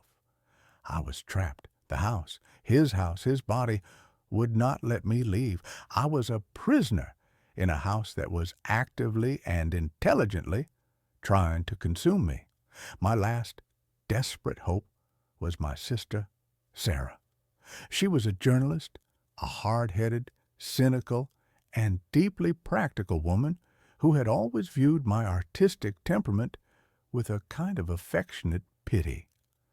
She was the only person I had told about the house, and she had, of course, assumed my strange behavior was just an eccentric and slightly morbid manifestation of my grief. She had promised to drive up from the city at the end of the week to check on me. I had my phone. I had a signal. I called her. My voice was a frantic, terrified mess. I told her I was trapped. I told her the house wouldn't let me out. She was silent on the other end of the line for a long moment. I could hear the deep, weary sigh of a woman who was convinced her brother had finally and completely lost his mind. "Okay, Elias," she said, her voice the calm, placating tone one uses with a frightened child or a lunatic. "Okay, I'm on my way. I'll leave right now. It will take me about 3 hours. Just try to stay calm. Can you do that for me?" 3 hours. It felt like a lifetime. I spent those 3 hours in a state of high alert, paranoid terror. I barricaded myself in the living room, as far away from the bedroom, from the wall, as I could get. The whispering was louder now, a constant, sibilant, and almost conversational murmur that was coming from all the walls at once. And in the whispering, I could hear my own name, Elias. And then the wall in the living room, the one that faced the sea, the one where Michael and I had planned to hang his favorite oversized abstract painting, began to change. The plaster began to ripple, to soften, as if it were turning from a solid to a liquid. And a new face began to emerge, a face I knew as well as my own, the face of my dead husband, Michael. It was a perfect, heartbreakingly perfect rendition of him. But his eyes were wrong. They were the same, dark, sad, and intelligent eyes as the face in the bedroom wall. It was him. It was Finch. And he was wearing Michael's face like a mask. "Don't you miss him, Elias?" the wall seemed to whisper, the voice a grotesque and deeply insulting imitation of Michael's own deep and gentle baritone. "It's so lonely here. We could be together, all three of us." The monster was not just trying to steal my face, it was trying to steal my grief. It was using my own most profound and deeply personal pain as a weapon against me. It was the ultimate violation. I screamed, a raw, ragged, and utterly hopeless sound of pure animal rage and despair. I picked up a heavy iron fire poker and I swung it at the wall, at the perfect, beautiful, and monstrous face of my dead husband. The poker hit the wall with a dull, wet, and sickening thud, as if I had struck a side of beef. The plaster did not crack. It bruised. A dark, ugly, purplish mark appeared, and the face of Michael contorted, not in pain, but in a slow and deeply, deeply satisfied smile.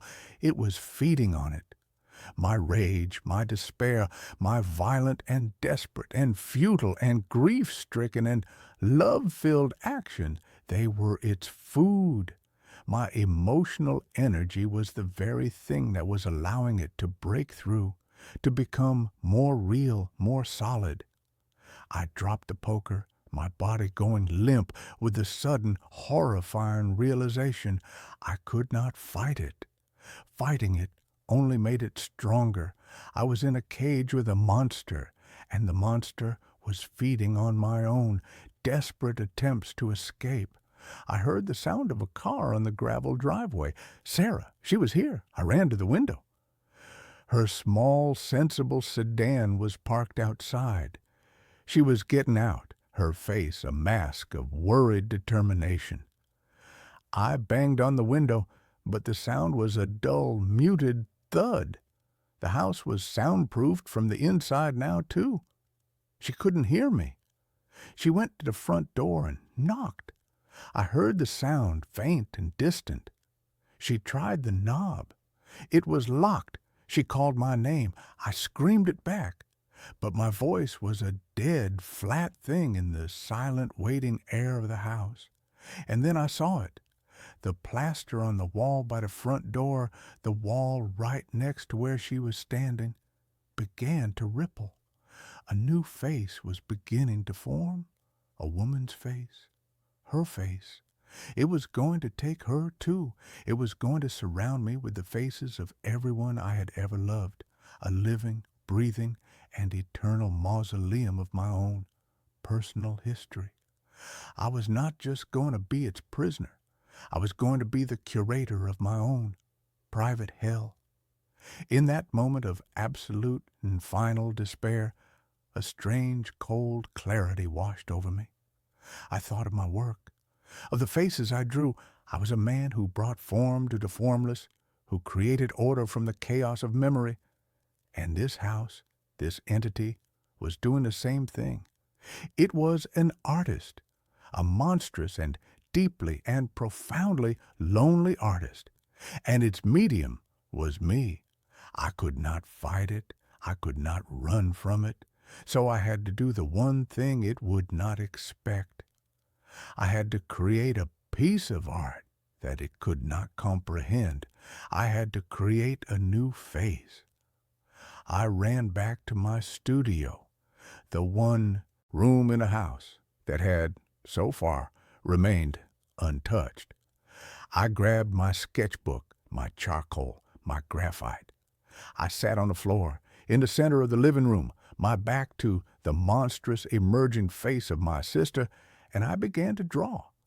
I did not draw a face of sadness or of fear or of rage. I did not draw a face from my past. I drew a face from a future that I was now, in this last desperate act, trying to create. I drew a face of pure, unadulterated, and utterly irrational joy. I drew a man laughing, his head thrown back, his eyes crinkling at the corners, his mouth open in a wide, beautiful, and unrestrained shout of pure, unbridled happiness.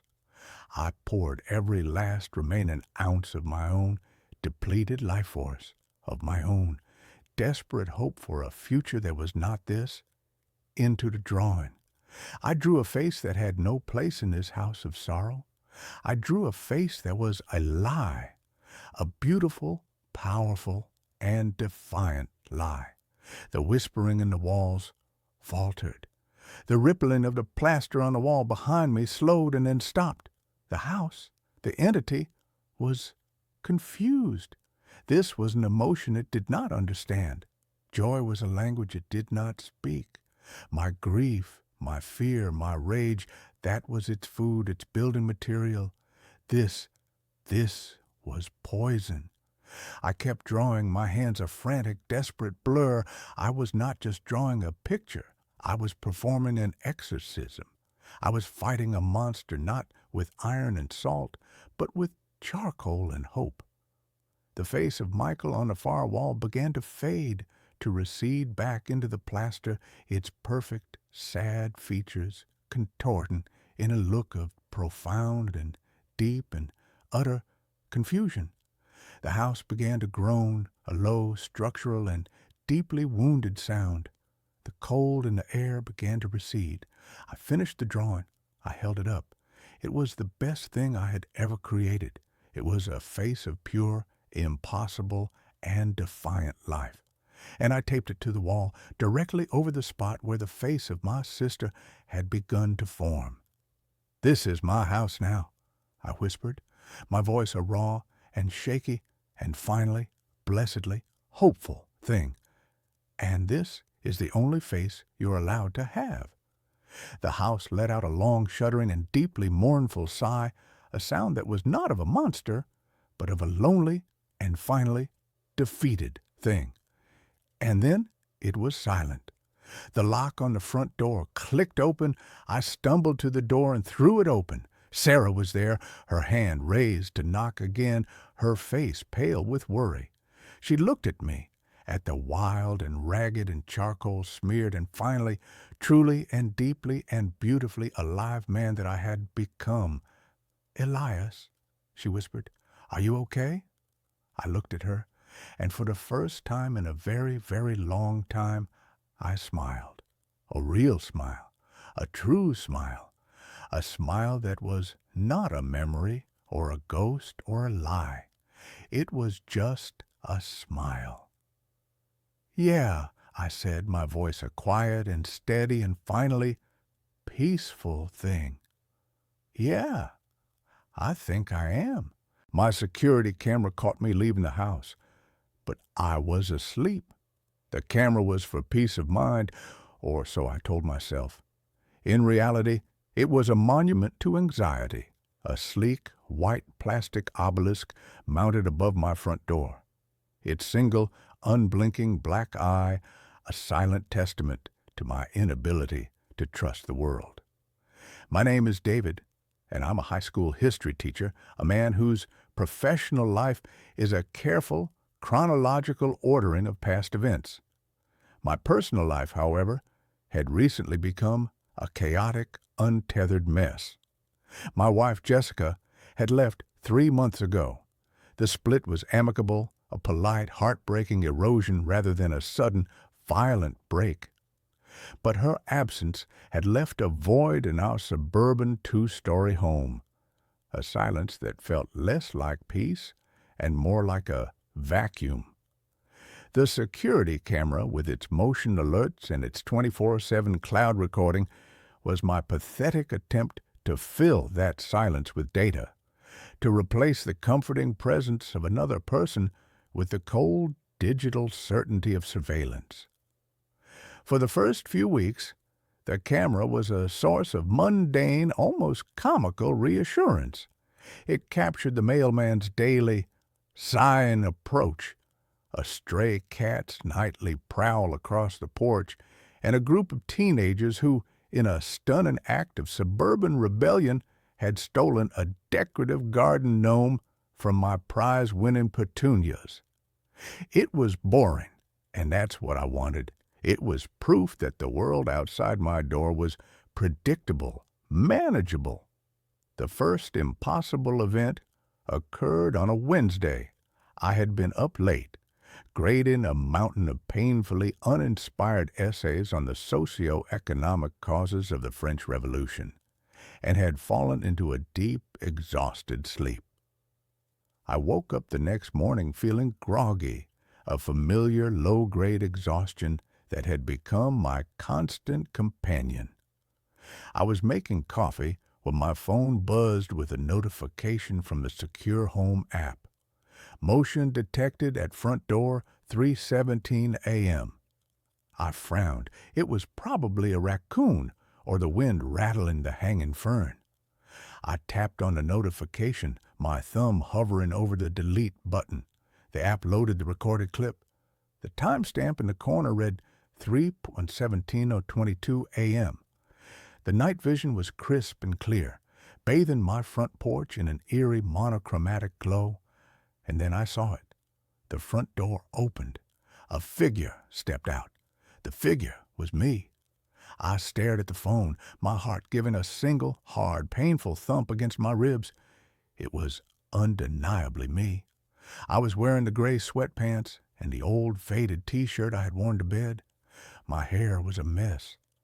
My face, caught in a ghostly infrared light, was slack, my eyes half closed, as if I were in a trance.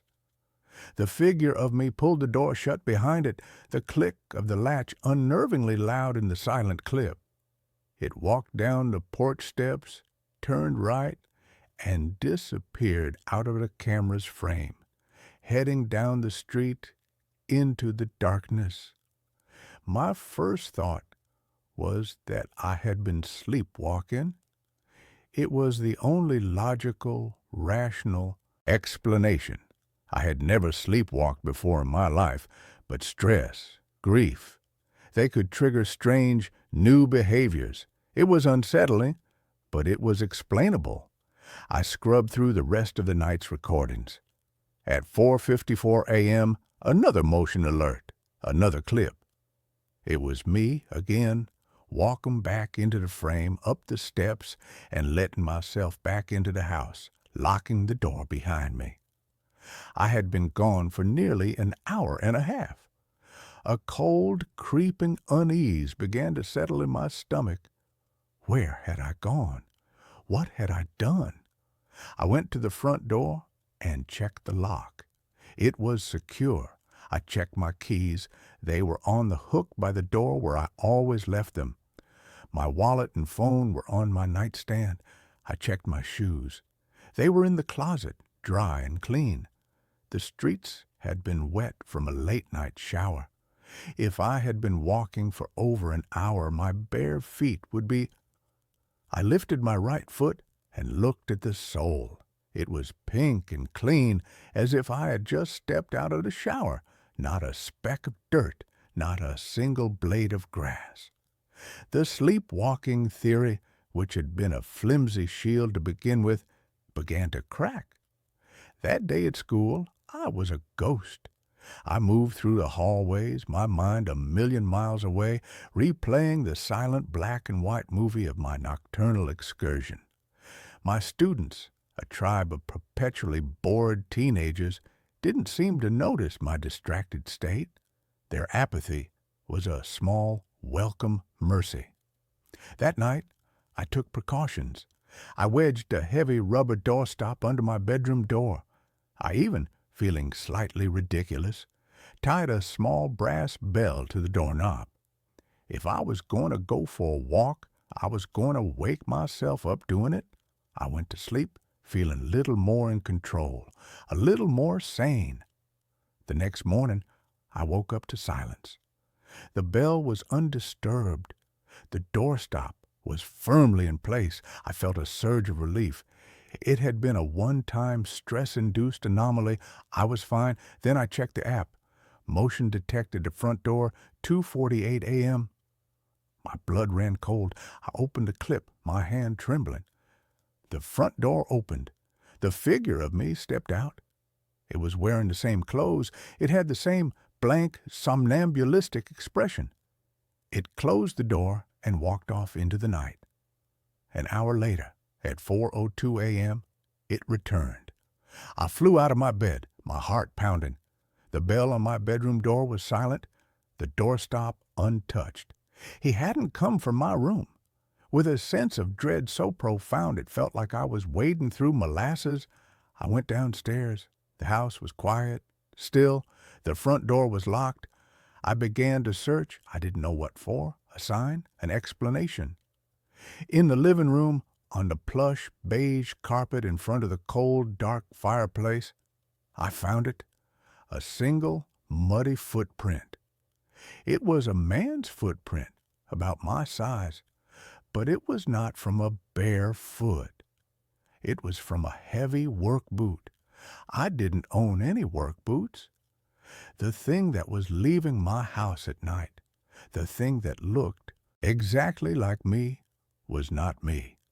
My life split into two distinct, terrifying realities. There was the daytime David, the history teacher, the grieving, lonely man who was trying to hold the fragile pieces of his life together. And there was the nighttime David, a silent, nocturnal creature who had somehow stolen my face and was using my home as a base of operations.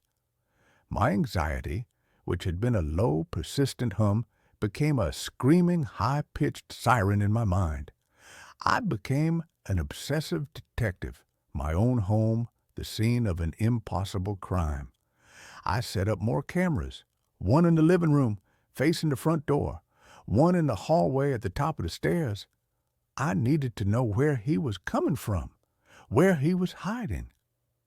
The next night, I pretended to go to bed, but instead, I sat in the darkness of my room, the door cracked open, my phone in my hand, watching the live feeds from the new cameras. For hours, there was nothing but the silent, empty, monochromatic landscape of my own home. I was starting to drift off, my head lolling against the wall, when the camera in the living room registered movement. I sat bolt upright, my eyes glued to the screen. It wasn't coming from upstairs. It wasn't coming from the basement. It was coming from inside the living room, from the wall behind the sofa. I watched, my breath held tight in my chest as a section of the wall seemed to ripple, to shimmer like a heat haze on a summer road. And then he stepped out of it. He stepped directly out of the solid plaster wall as if he were walking through a curtain. It was me, but it wasn't me. His movements were different, fluid, economical, precise. He walked to the front door, unlocked it, and stepped out onto the porch, right into the view of the original camera. He was gone. I stared at the phone, my mind completely, utterly broken. I was not being haunted by a ghost. I was not being stalked by a doppelganger.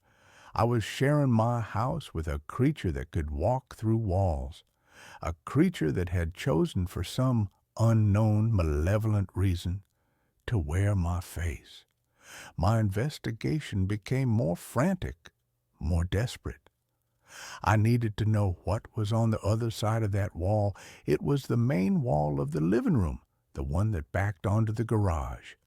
The garage was my space, my workshop, filled with woodworking tools and half-finished projects that I hadn't had the heart to touch since Jessica had left. The next day, I went into the garage. The wall was solid, covered in pegboard where I hung my tools. There was no shimmering, no ripple, just solid, dependable wood and plaster. I took a hammer, and with a trembling hand, I knocked a hole in the plaster. I tore away the drywall with my bare hands, my fingers raw and bleeding, and I found nothing. Just the wooden studs of the frame, the pink fiberglass insulation, the electrical wiring. There was no portal. There was no door. I was being gaslit by my own house. The creature I had started calling it, the other, was becoming bolder. It was no longer just leaving the house. It was interacting with it. One night, I watched on the camera as it came back inside, not at 4 a.m., but at midnight. It walked into the kitchen and opened the refrigerator.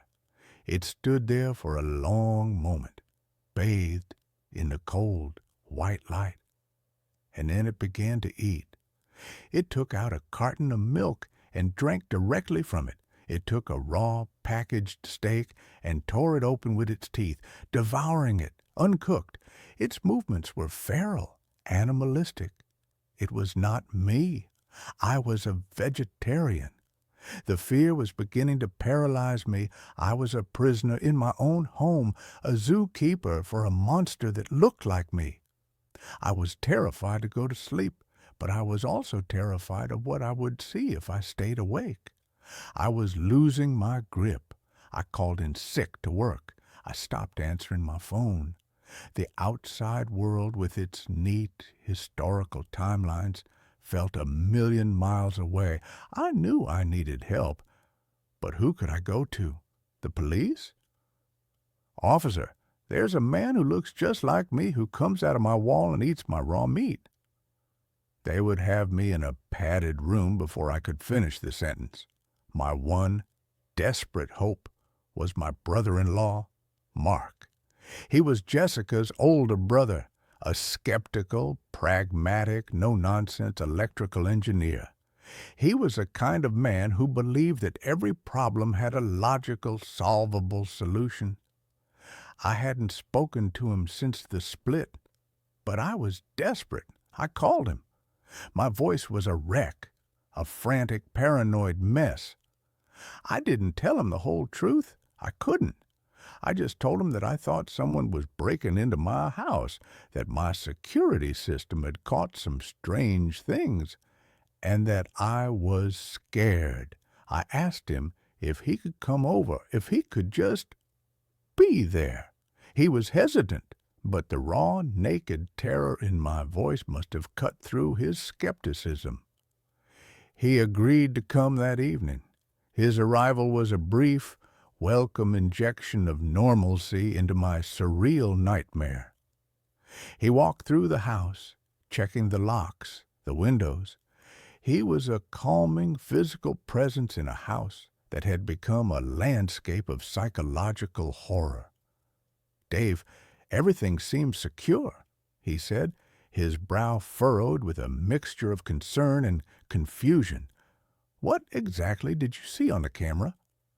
I couldn't bring myself to show him the footage of the other. He would think I had faked it. He would think I had finally lost my mind over Jessica.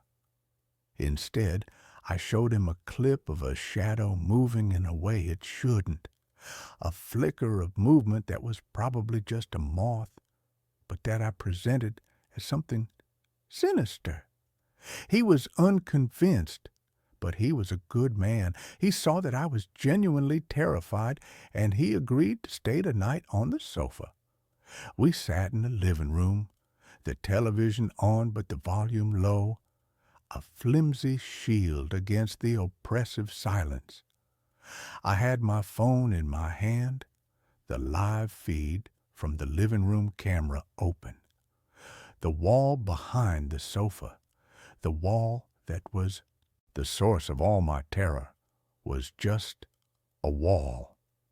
At around 2 a.m., Mark had fallen asleep, his soft snores a comforting human sound.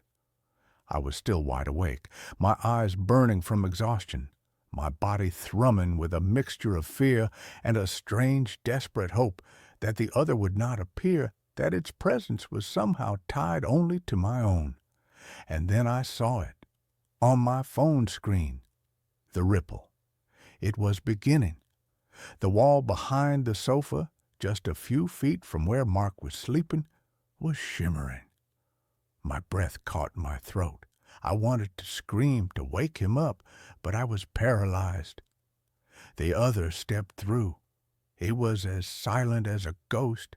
It stood there for a long moment, its blank, empty face turned towards the sleeping form of my brother-in-law, and then it did something that shattered the last remaining vestiges of my understanding of the situation. It raised a hand and pointed at Mark, and its face, it changed. For a fraction of a second, the blank, slack features contorted into a mask of pure, unadulterated rage. A deep, guttural sound, like a snarling animal, emanated from it, not into the room but into my mind. I didn't hear it with my ears. I felt it in my skull. It was a wave of pure, concentrated malevolence, and it was directed at Mark. The other took a step towards the sofa. I finally broke free from my paralysis. I let out a strangled cry and threw my phone across the room. It hit the wall with a clatter. Mark jolted awake, his eyes wide and disoriented. "What the hell, Dave?" The living room was empty. The wall was solid. The other was gone. I couldn't explain. I just babbled about a nightmare, a loud noise outside. He looked at me, his face a mask of deep, troubled concern. He didn't believe me. He thought I was having a complete and total breakdown. He left the next morning, promising to call Jessica, promising to get me help. I had sought an ally, and I had only succeeded in confirming to the world that I was insane. But the incident had given me a new, terrifying piece of the puzzle. The other's rage had not been directed at me. It had been directed at Mark. Why? What was the connection? I spent the next 48 hours in a frantic, obsessive fugue state, tearing my house apart. I was no longer looking for a portal. I was looking for a reason. I emptied closets, I pulled up carpets, I tore through the boxes of old things that Jessica and I had stored in the attic. And in the bottom of a box of her old college textbooks, I found it. A small forgotten photo album. The pictures were from a period of her life she rarely spoke of. The year she had taken off before we met. A year she had spent traveling and finding herself. I flipped through the photos. Jessica with a backpack in front of a temple in Thailand. Jessica on a beach in Mexico.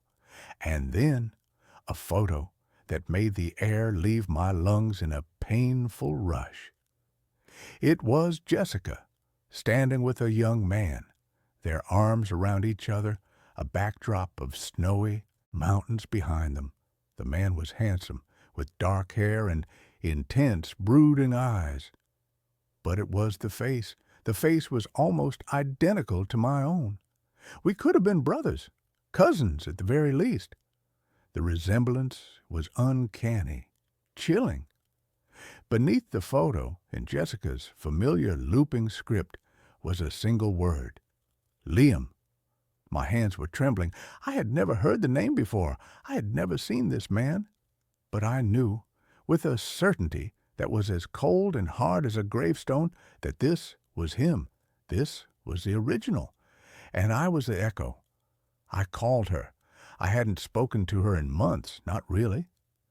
She answered on the second ring, her voice wary, laced with the concern Mark had undoubtedly poured into her ear.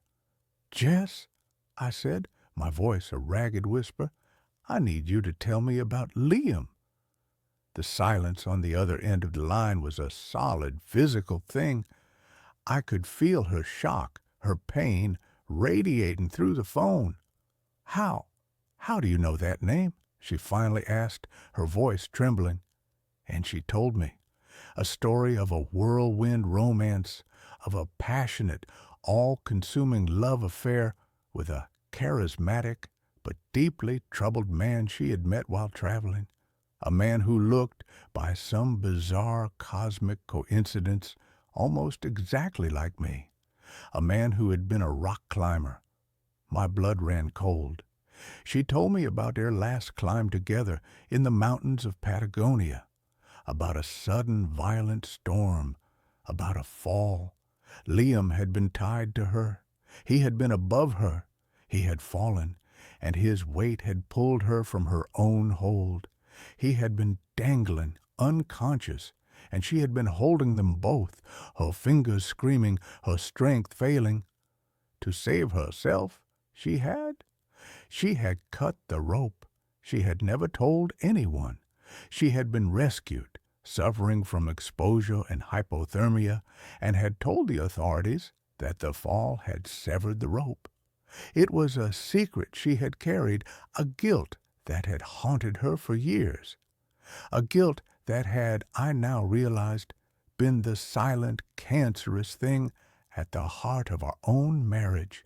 The reason she had never been able to fully let me in, the reason she had always looked at me with a faint, almost imperceptible shadow of sadness in her eyes.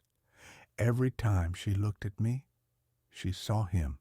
And Liam had not rested in peace. His ghost, his rage, his profound sense of betrayal had not stayed in the mountains of Patagonia. It had followed the one person it was still connected to. It had followed Jessica. It had followed her to our home, and it had found a vessel. Me, a man who looked like him, who slept in his bed, who lived the life he had been denied.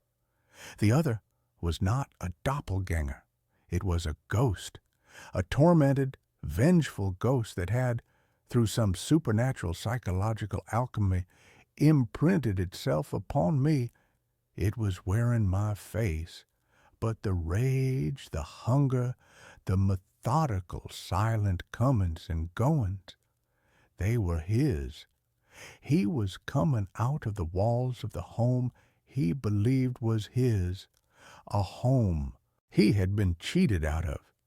And his rage at Mark, it was the rage of a man for the brother of the woman who had let him fall.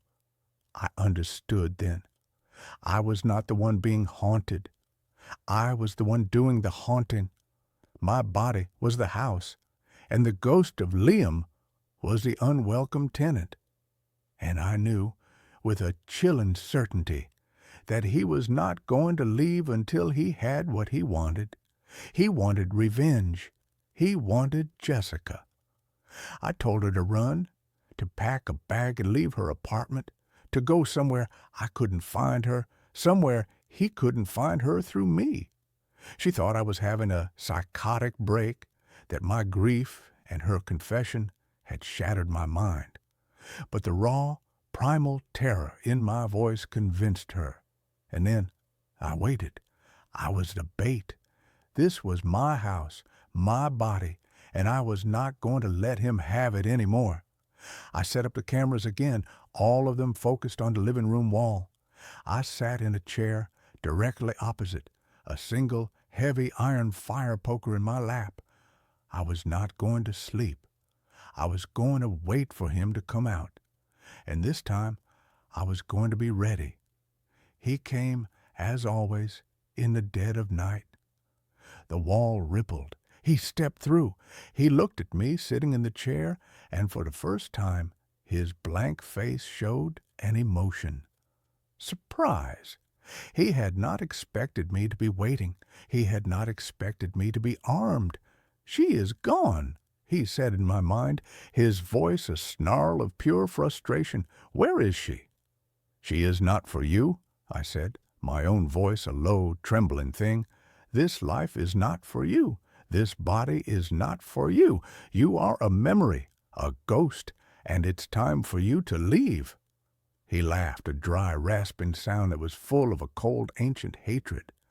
"You are me," he sneered, "a weaker, pathetic version. You live in my house. You sleep with my woman. You are just the shadow I cast." He lunged at me. He was impossibly fast. I swung the fire poker, but it passed right through his shimmering, insubstantial form. He was inside my head, a crushing, psychic pressure, a wave of pure, concentrated rage and pain. I saw the fall. I felt the rope go taut. I felt the cold, sharp shock of the blade severing the line. I felt the long, terrifying fall into the abyss. He was trying to overwrite me with his own death, to drown me in his own trauma. But I was not him. My own grief, my own pain, was my shield. I thought of Jessica, not as the woman he had lost, but as the woman I had found, the woman I had loved, the woman I had failed in my own different way. I thought of my own quiet, ordered life, the life he had so viciously invaded. "No," I gasped, my vision tunneling, the room dissolving into a swirl of his angry, chaotic memories. "I am not you." I did the only thing I could. I dropped the poker. I stopped fighting him on his terms. I stopped trying to be a warrior. I was a history teacher, and I knew that the only way to truly defeat a ghost is to understand its story, and then to let it go. I didn't push back against his memories. I accepted them. I let his pain, his rage, his betrayal wash over me. And in the heart of that storm, I found the one small human thing that was left of him, his love for her, a love that had been twisted into a monstrous, possessive obsession, but a love nonetheless. "She is not here because she is safe," I projected into his mind, my thoughts a calm, quiet counterpoint to his screaming rage. "And she is safe because I love her, and because I love her, I can let her go." It was the one thing he could not understand, the one thing his possessive, all-consuming ghost was incapable of. Forgiveness, acceptance, the quiet, heartbreaking, and ultimately liberating act of letting someone go. The pressure in my head lessened. The ghost of Liam recoiled as if burned. My acceptance, my surrender, was a language he did not speak. It was a rejection not of him, but of the rage that had defined him. It had taken away his power. He flickered, his form wavering, becoming more translucent. He looked at me one last time, his face a mask of confusion, of a pain that was no longer angry, but just sad. And then he was gone. The ripple in the wall faded. He was not defeated. He was just released. The house was quiet, but it was a different quiet, a clean quiet. The vacuum had been filled. The haunting was over. I sold the house. I couldn't stay there. It held too many ghosts, both his and my own. I moved to a small, anonymous apartment in a different city. I don't have a security camera anymore. I am learning to live with the quiet, to trust the silence. Jessica and I are talking. It's slow and it's painful. There are too many ghosts between us. I don't know if we can ever rebuild what we had, but we are trying. We are two survivors of a haunting, each in our own way. Sometimes, late at night, when I catch my own reflection in a dark window, I see a flicker of him in my eyes, a shadow of the man I might have been, the man she had loved first. He is a part of my history now, a dark, complicated chapter. He was a man who fell from a great height and who tried to pull the whole world down with him. But I cut the rope. I let him fall. And in doing so, I finally learned how to stand on my own. I streamed myself sleeping. Someone knocked on my door while I was watching. The idea was born, as most of my bad ideas are, from a potent cocktail of boredom, narcissism, and the relentless, gnawing need for content. My name is Ethan, and for the past 3 years, I've been a mid-level streamer on a platform that rewards consistency over quality. My niche, if you could call it that, was ambient horror. I'd play obscure, atmospheric horror games, narrate creepypastas in a low, sonorous voice, or simply host long, quiet streams from my dimly lit apartment, allowing the natural, unsettling sounds of my pre-war building to become the star of the show. My audience was small but loyal, a collection of fellow insomniacs and weirdos who found a strange communal comfort in our shared digital loneliness. The concept was deceptively simple: a 24/7, uninterrupted live stream of me sleeping. I called it the Somnus Project. The tagline I came up with was, "What happens when we're not watching?" It was a nod to the paranormal, a wink to my horror-loving audience, but in reality, it was a gimmick, a high-concept, low-effort way to keep my channel active, to hoover up a few extra donations while I was literally unconscious. Setting it up was easy. I mounted a wide-angle, night-vision-capable webcam on a tripod in the corner of my bedroom, positioning it to capture my bed and most of the room. I set up a dedicated laptop to handle the stream, its screen a glowing, hypnotic eye in the darkness. On the first night, I went through my usual pre-stream ritual, talking to the chat, which was buzzing with a mixture of curiosity and mockery. "Bro is literally gonna get paid to sleep," one user typed. "What if he snores?" another asked. "Hope a ghost shows up, LOL," wrote a third. I laughed it off, signed off with my usual, "Stay safe in the shadows," and went to bed. I fell asleep to the quiet hum of the laptop and the knowledge that a few hundred strangers were watching me drool on my pillow. It was a profoundly weird, quintessentially 21st century feeling. The first few days were a bust, paranormal-wise. I snored, I tossed and turned. I once mumbled something about a missing spreadsheet in my sleep. The stream was, as expected, mind-numbingly boring, but my viewership numbers were up. People would leave the stream on in the background, a kind of bizarre human white noise machine. The donations trickled in, small amounts with messages like, "For your electric bill, Sleep King," or "Hope you're having sweet dreams." It was working. I would spend my waking hours in my living room, which doubled as my office, editing videos, answering emails, and, of course, watching the stream.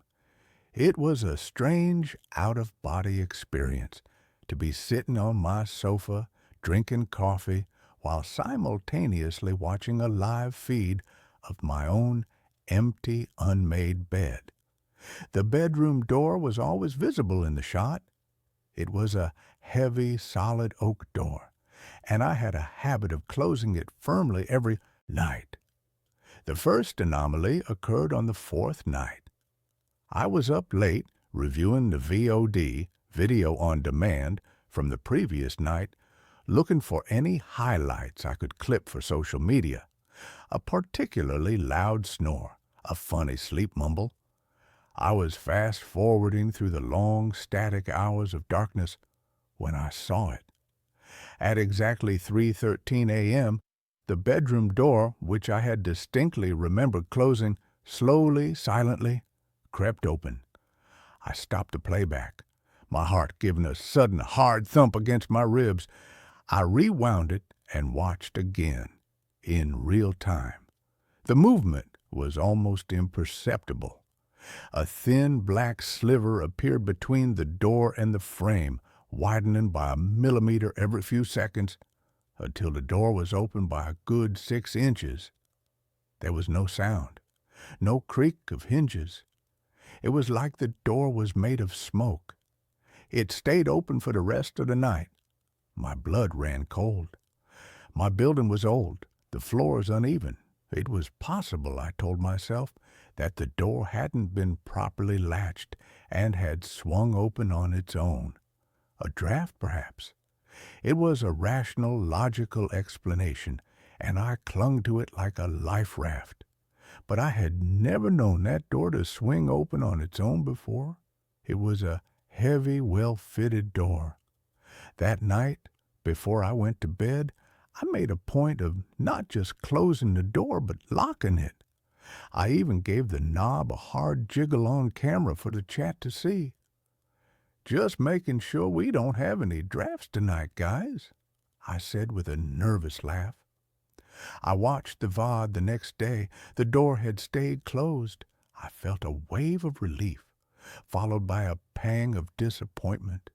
A small, content, hungry part of me had been hoping for a ghost. But the next night, something else happened. Something I couldn't explain away with drafts or uneven floors. I was watching the VOD from the night before. At 2:47 a.m., one of the books on my bedside table, a heavy hardback copy of House of Leaves, slid off the table and fell to the floor with a soft, muffled thud. I hadn't even noticed it when I woke up. I had just picked it up and put it back without a second thought. But watching it on the replay, it was unnerving. It didn't just tip over, it slid, as if pushed by an invisible hand, moving a good 2 inches horizontally before it fell. The chat, which was watching the VOD along with me, went wild. WTIF was that? Okay, that's not a draft. Demon, confirmed. I was skeptical, but I was also a streamer. I knew content when I saw it. I clipped the video of the fallen book and the opening door and posted them online. The clips got more views than anything I had ever produced. My follower count started to climb. I was no longer just the Sleep King. I was the guy with the haunted apartment. The phenomena grew in intensity, but they were always subtle, always deniable. A shadow that would move in a way that didn't match any light source. A soft, whispering sound that was barely audible on the microphone. A sound I always dismissed as audio. Artifacting. My alarm clock, a digital one, would sometimes be set to a different time when I woke up, always just a few minutes off. I was living a strange, bifurcated life. During the day, I was the excited, slightly spooked host, analyzing the footage with my growing audience, speculating about ghosts and poltergeists. But at night, when I had to actually go into that room and sleep, a real gnawing fear began to take root. The room felt different. The air was heavier, colder. I felt like I was sleeping on a stage, not just for my viewers, but for an unseen, silent audience that was already in the room with me. I started talking to it, not on stream, but in the quiet of the room before I went to bed.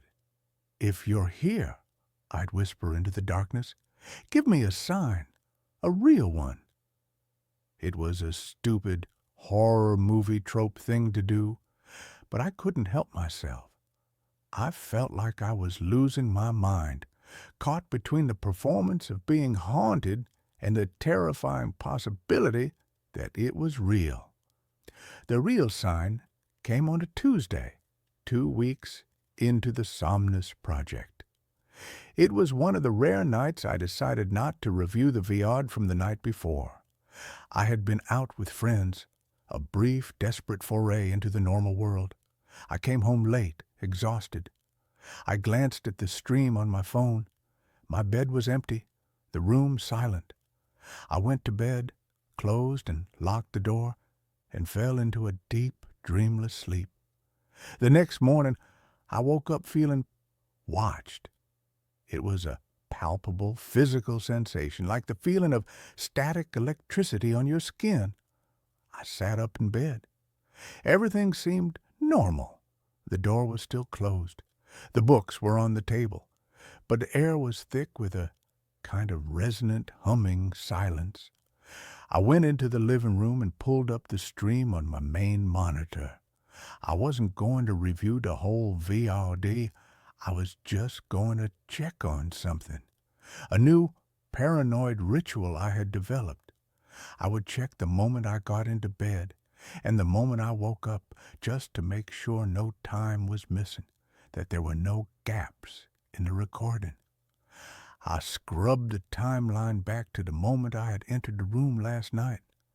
There I was, walking into frame, getting into bed, pulling up the covers. Everything was normal. Then I scrubbed forward to this morning, to the moment I had woken up. I watched myself sit up, look around, and then get out of bed. Normal. But something was nagging at me, a sliver of unease. I decided to watch the whole night. On 2x speed, the hours flew by in a blur of me tossing and turning in the ghostly green-tinged glow of the night vision. The digital clock in the corner of the stream ticked by. 2 hours a.m., 3 hours a.m., 4 hours a.m. Nothing. And then, at 4:22 a.m., it happened. My sleeping form on the bed suddenly went rigid.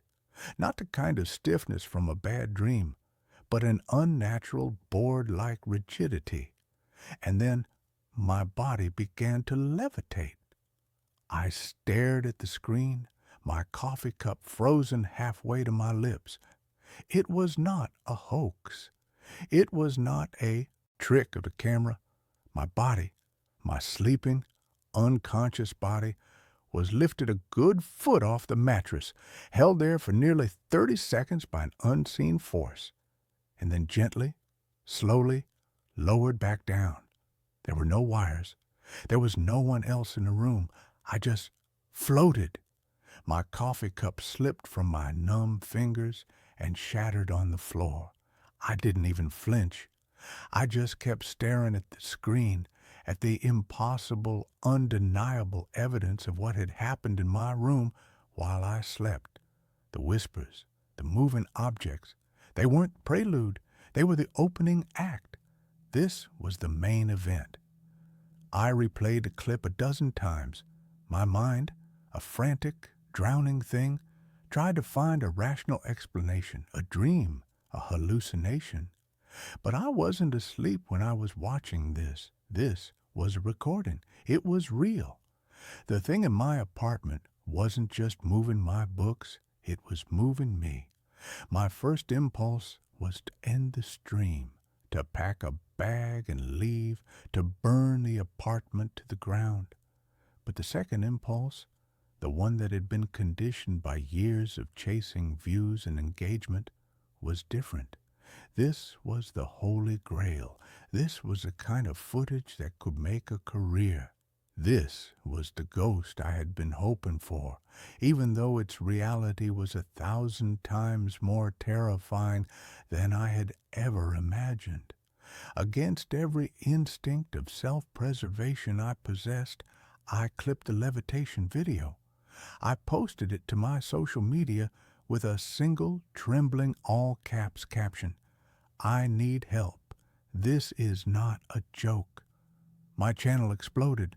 The clip went viral, ricocheting across the internet.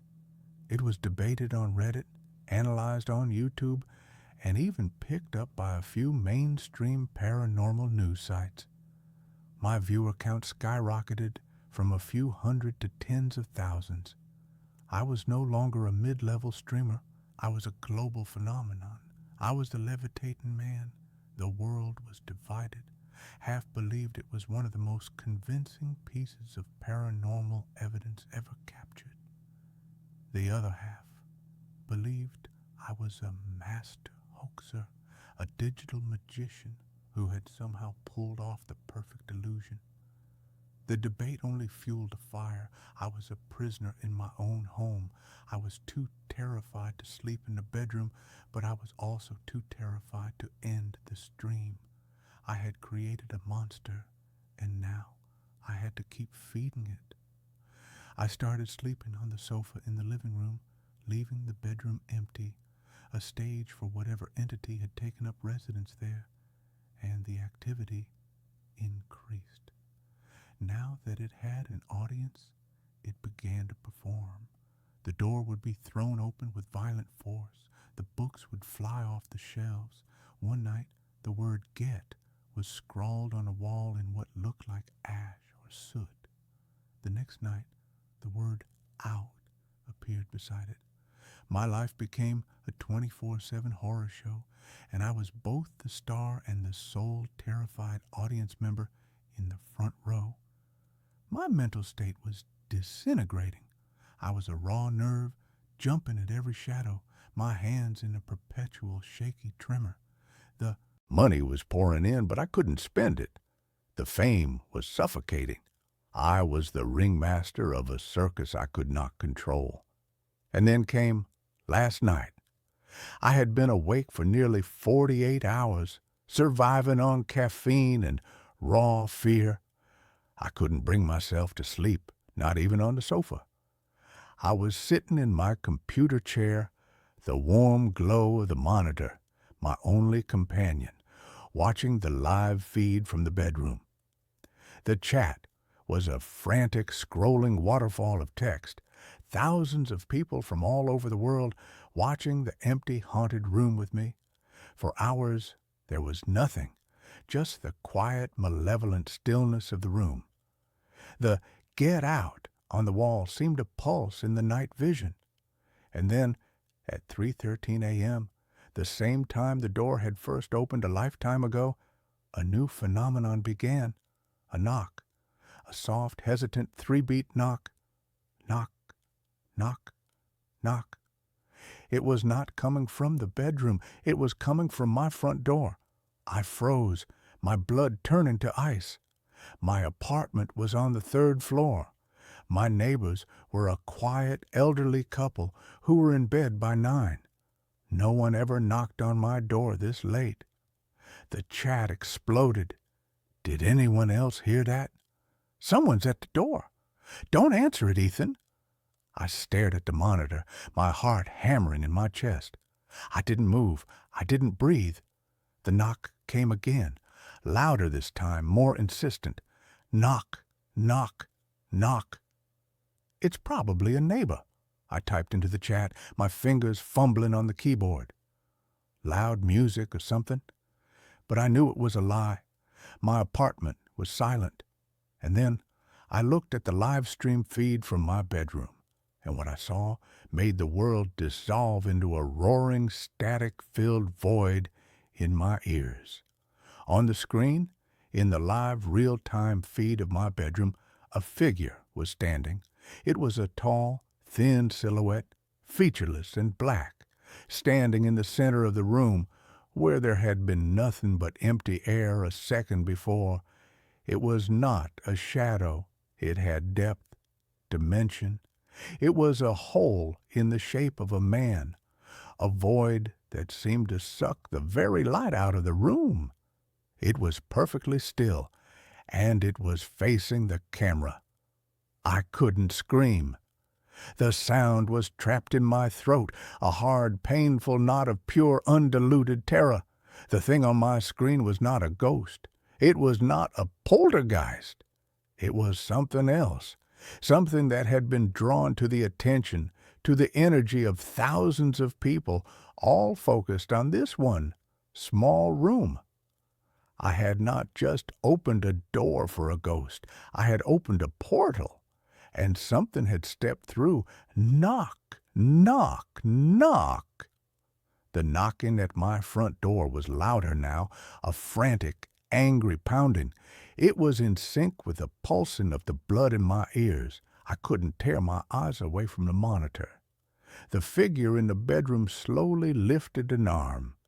Its hand was a blur of static, but it was pointed directly at the camera, pointed at me. And then the voice. It wasn't in the room. It wasn't on the stream. It was inside my head. A dry, rasping, impossibly ancient sound like the crumbling of a tombstone. You opened the door. Now let me in. The knocking on my front door was no longer a knock. It was a violent, splintering crash, as if someone was throwing their entire body against the wood. The heavy, solid oak was groaning, the frame vibrating. My mind finally broke free from its paralysis. I scrambled back from my desk, my chair tipping over and crashing to the floor. I looked wildly around my living room, my sanctuary, which now felt like a death trap. The bedroom was compromised. The front door was about to give way. I am writing this now frantically on my phone, huddled in the one place I have left to hide, the small windowless bathroom. I have barricaded the door with a laundry hamper, a pathetic, flimsy defense against the impossible. The pounding on the front door has stopped, but the silence that followed is so much worse. I can hear footsteps, soft, dragging footsteps just outside the bathroom door, and a low, whispering sound, a sibilant, multi-toned whisper that seems to be coming from all directions at once. It's the sound from the stream, the sound I had dismissed as an audio glitch. It is not a glitch. It is the sound of its voice. My phone is my only light. I have the live stream of my bedroom still open on the screen. The figure is gone. The room is empty again. But that's not a comfort. It just means it's no longer in there. It's out here with me. The doorknob of the bathroom is turning. Slowly, silently, I am watching it happen. My own reflection, a pale, terrified ghost in the dark screen of my phone. My Somnus project was a success. I asked the question, what happens when we're not watching? And I got the answer. Something wakes up, and it watches you back. And then it comes to visit. I created a viral sensation. I have millions of viewers now, but the content is no longer mine to control. The show is being run by my new silent partner. I am the final act. The lock on the door just clicked. The whispering is getting louder. I think I know what the final clip is going to be. The house was a repository of my father's silences. He had been a man built of quiet, thoughtful spaces, a linguist who spoke 7 languages but seemed to prefer the universal grammar of solitude. When he passed, he left me his only worldly possession of any real value. This house, a rambling 2-story salt box perched on a hill, overlooking a perpetually gray and melancholy sea. I, a freelance audio archivist, a man who made his living by cleaning the static from old recordings and coaxing the voices of the dead back into the digital light, came here to catalog the final, most profound of his silences. My name is Leo. For the first month, my life was a slow, methodical dance with dust motes and memories. I moved my professional life into his old study, a room on the ground floor that was the heart of his quiet kingdom. It was a beautiful, somber space, paneled in dark, almost black oak, with a large bay window that framed the turbulent slate-gray ocean like a living painting. The room was also, I quickly discovered, unnervingly soundproof.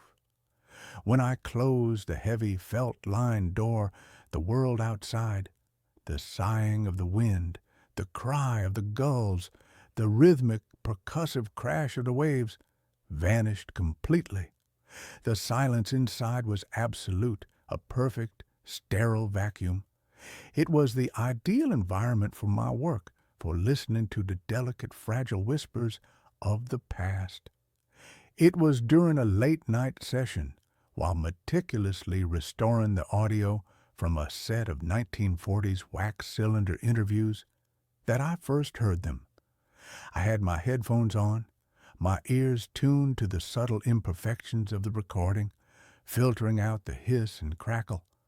I paused the playback to make a note, and in the sudden, manufactured silence of the headphones, I heard it. It was a voice, a man's voice, faint and muffled as if coming from a great distance. It was followed by the softer, melodic cadence of a woman's reply. It was a conversation, and it was coming from directly beneath my feet. My first rational thought was of my neighbors, a retired couple who lived a good quarter-mile down the winding coastal road. Sound, especially low frequencies, can travel in strange ways at night. But the quality of the sound was wrong. It wasn't the ambient, indistinct murmur of a distant television or a conversation from another house. It had a strange, contained, proximate quality. It sounded like it was happening in the cellar, right under the study floor. I took off my headphones. The voices were gone, swallowed by the profound sound-dampening effect of the room itself. I put the headphones back on, the foam cups creating a seal around my ears, and the voices returned, a river of faint, unintelligible whispers flowing just beneath the surface of the silence. The next day, I explored the cellar. It was a damp, stone-walled space that smelled of brine and old earth, filled with the usual detritus of a long life. Rusty garden tools, stacks of old newspapers tied with twine, a fleet of my father's meticulously crafted ship models, their sails yellowed and brittle. I stood directly beneath the study and listened. Nothing. Just the faint, rhythmic drip of condensation from a pipe. The sound, whatever it was not coming from the cellar. It was contained somehow in the space between the study's floorboards and the cellar's ceiling. My professional curiosity, a beast that had been sleeping soundly for months, was now wide awake and ravenous. I was a man with a unique set of tools for a unique problem. That evening, I brought my equipment into the study. I took a sensitive contact microphone, a small metallic disc designed to pick up vibrations directly from a surface, and placed it on the wide oak planks of the floor. I plugged it into my preamplifier, put on my best pair of studio-grade headphones, and slowly, cautiously, turned up the gain. The sound that flooded my ears was so clear, so shockingly, impossibly clear, that I almost ripped the headphones from my head. It was not one conversation. It was a multitude. It was a cacophony, a babel of human voices, dozens of them, maybe hundreds, all speaking at once. They were overlapping, intertwining, a complex, layered tapestry of sound. I could hear men, women, and children. I could hear laughter, weeping, and shouting. I could hear a dozen different languages. Some I could vaguely recognize. A snatch of what sounded like Russian, a phrase that had the melodic lilt of Italian, and many more that were completely alien to me. I sat there, frozen in my chair, for what must have been an hour, an eavesdropper on a phantom city that was holding a perpetual chaotic party in my floor. It was not a recording. It was live. The conversations ebbed and flowed with a natural, unscripted rhythm. It was as if I had pressed a glass to the floor of my world and was hearing the muffled, chaotic sound of another entire world just on the other side. My first theory was a scientific one. I was picking up stray radio signals.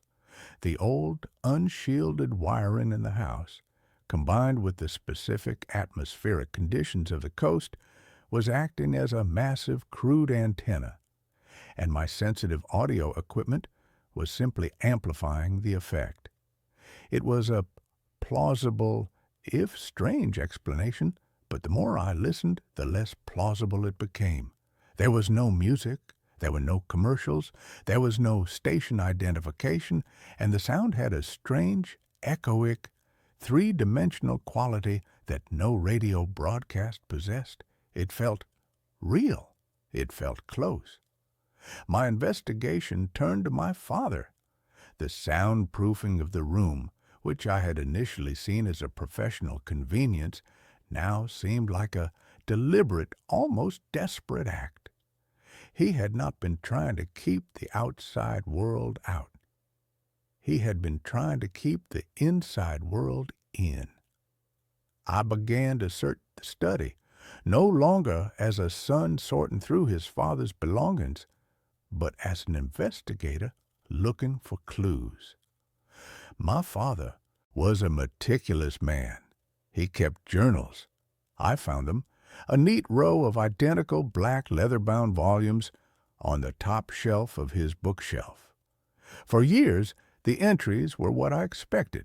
Notes on his linguistic research, observations on the local bird life, quiet, thoughtful musings on the books he was reading. And then, 5 years ago, the entries changed. October 12th. The phenomenon is growing stronger. The insulation I installed is no longer sufficient. I can hear them now even without the amplifier. They seem more agitated than usual. There is a recurring phrase in the dominant Slavic dialect. It translates roughly to, "The sky is thinning." My blood ran cold. He had heard them too. For years. This had been his secret, his obsession. I read on, my hands trembling, devouring his neat, precise script, a record of his own descent into the same acoustic rabbit hole. He had started, as I had, with the radio wave theory. He had dismissed it, as I had. He had then moved on to more esoteric, more frightening possibilities. He had filled pages with complex equations, with diagrams of quantum waveforms, with theories about multidimensional topology. He had come to a conclusion that was both scientifically rigorous and utterly insane. He believed the house, or more specifically, the ground beneath the house, was a nodal point, a place where the membrane between parallel realities was unusually thin. He believed he was not hearing ghosts or radio waves, but the actual, real-time, audio-visual bleed-through from another adjacent universe. A universe that was, according to his increasingly frantic linguistic analysis, in a state of profound and terrifying collapse. January 4th. I have finally isolated a clear, repeating signal from the chaos. It is a child's voice, a little girl. She is singing the same lullaby over and over, a song about a silver ship that will carry her away to a land of stars. Her language is one I have never encountered. It is beautiful and heartbreaking. In the background, I can hear a constant, low humming sound. A sound of machinery? Or is it something else? March 22nd. The humming is louder. The other voices are more fearful. They are speaking of the great silence. They are speaking of things being erased. The little girl has stopped singing. All I can hear from her signal now is the sound of her quietly, desperately weeping. I felt a profound, chilling empathy for my father. I had always seen his quiet, solitary life as a choice, but now I understood. He had not been a recluse, he had been a warden, a silent, solitary guardian of a terrible secret knowledge, a man who spent his nights with his ear pressed to the floor of his reality, listening to the sounds of a dying world next door. The voices began to change for me too. My presence, my focused, amplified attention seemed to be affecting them, or perhaps it was affecting the barrier between our worlds. The conversations became clearer, and they began to show an awareness of me. I was recording one night, trying to isolate a single, clear conversation from the babel, when I heard a man's voice, speaking in clear, unaccented English, say, with a chilling conversational clarity, "The listener is back. Be quiet. He can hear us." The hundreds of voices, which had been a constant, chaotic river of sound, abruptly stopped. A profound, absolute silence fell on the other side, a silence that was infinitely more terrifying than the noise had been. I sat there, frozen, my own silence a mirror of theirs. We were two worlds, holding our collective breath, suddenly, terrifyingly aware of each other. Then a single voice broke the silence, a woman's voice, old and cracked with grief. "Can you help us?" she whispered, her voice seeming to come from a spot directly beneath my chair. "Please, it's so cold here, and the silence has taken everyone." I ripped the headphones from my head, my heart a frantic, trapped bird in my chest. I scrambled back from my desk, my chair tipping over and crashing to the floor. This was no longer a passive experience. I was not just an observer, I was a participant. They knew I was here, and they were asking for help. My father's journals became my Bible, my roadmap. He had been working on a device. He called it a resonance amplifier. It was a complex array of copper wiring, quartz crystals, and old vacuum tubes, all connected to a central, gramophone-like brass horn. He had built it in the cellar, directly beneath the study. His notes on it were frantic, almost unhinged. He believed that just as he could hear them, they could, faintly, hear him. He believed that by creating a sympathetic resonance, he could establish a clearer, more stable channel. He wanted to speak to them. He wanted to understand. But his final entries were filled with a terrible new fear. August 9th. I have made a terrible mistake. The amplifier works too well. I spoke to them. I established a connection with a man who called himself a physicist. He told me of their world, a world like ours, but one where a single subatomic experiment in the 1950s had gone wrong. It had created a flaw in their reality, a kind of entropic, sound-eating void that was slowly, inexorably expanding and erasing their world. The great silence, it is not a metaphor, it is a literal thing, a wave of absolute nothingness that is consuming their universe. And he told me something else. He told me that our world, our reality, is like a tuning fork to them. They can feel our vibrations, and they believe that by creating a strong enough bridge, they can escape, they can cross over. August 14th, he was lying. The physicist, he is not a man, he is a mouthpiece. There is something else there in the silence, something that has been drawn to the decay, something that is wearing the voices of the dead like a mask. The little girl is gone. They are all gone.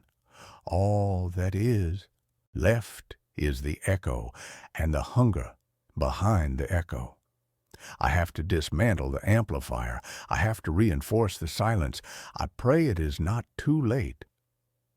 That was his last entry. He had died of a heart attack 2 weeks later. I went down to the cellar.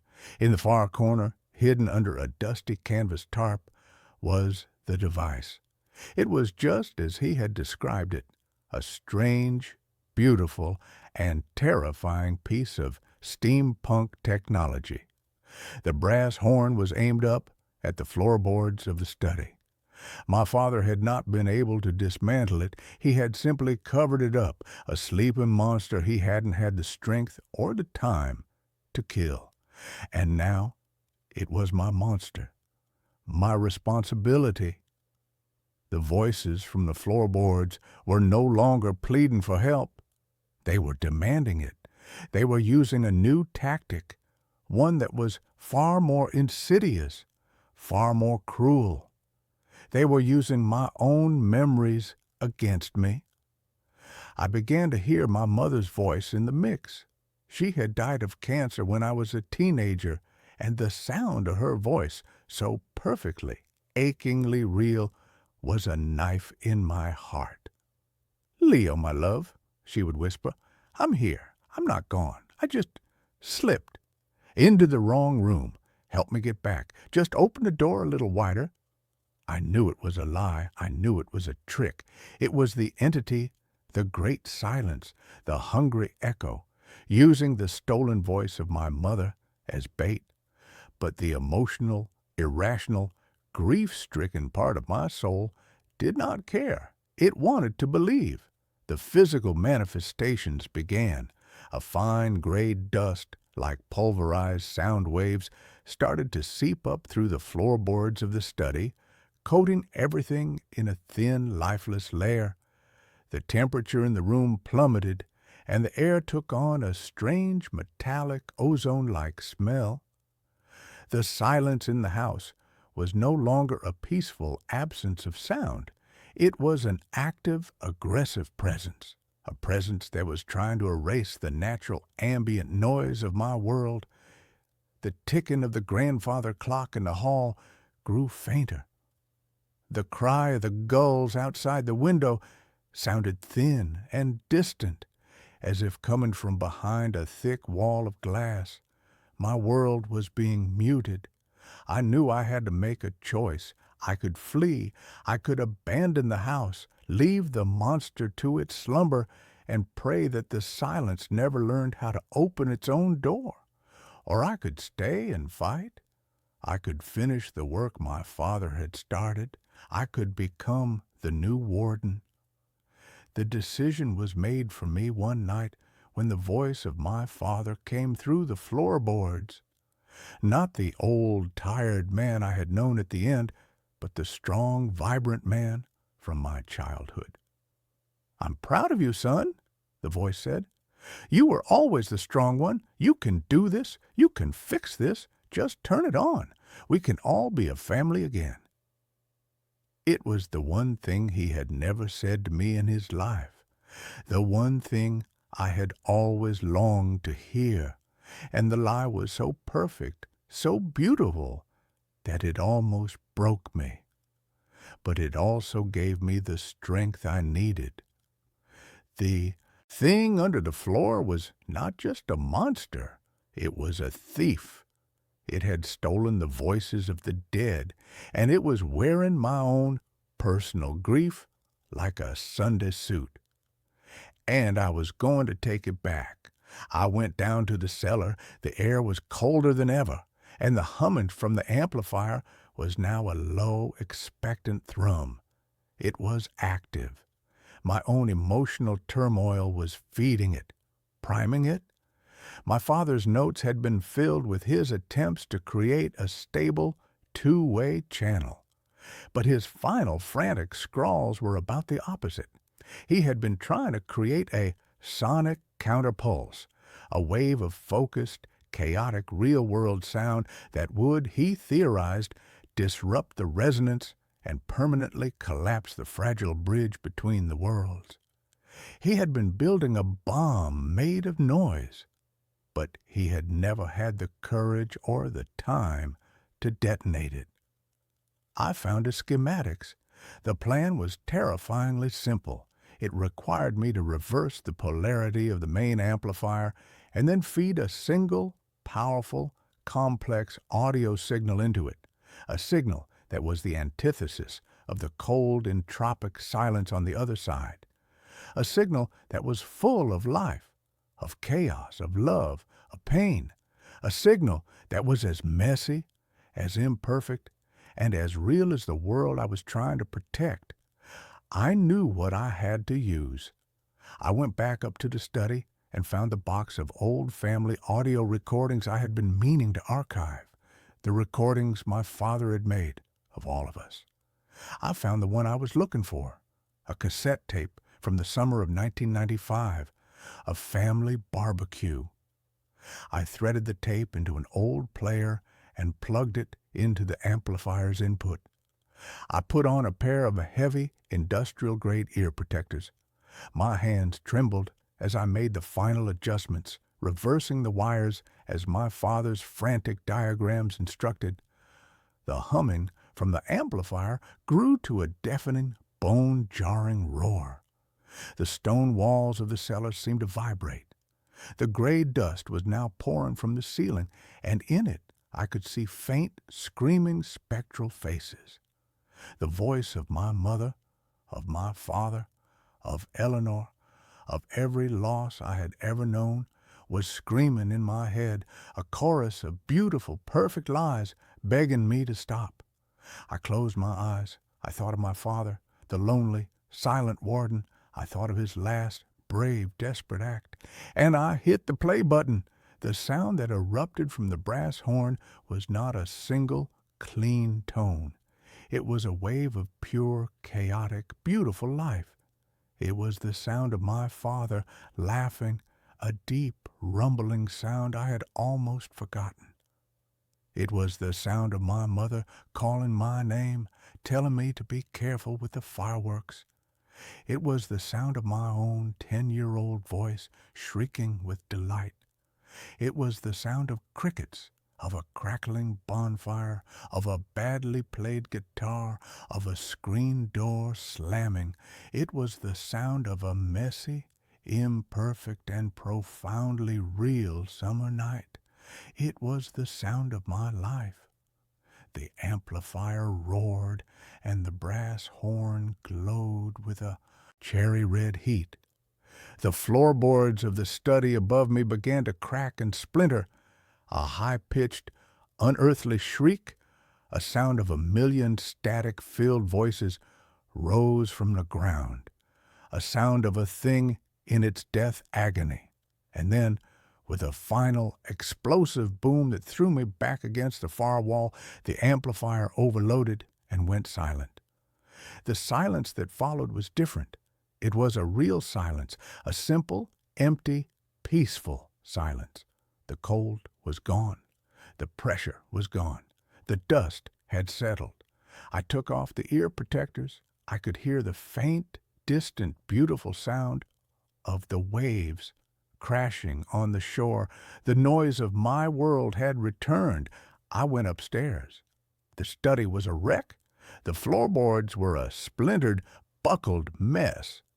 In the center of the room was a jagged, dark hole leading down into the cellar. But the oppressive, soundproof feeling was gone. It was just a room again, a room with a beautiful view of the sea. I live in my father's house now. I have become its new guardian. I repaired the floor, and the room is my studio again. The work I do now feels different, more meaningful.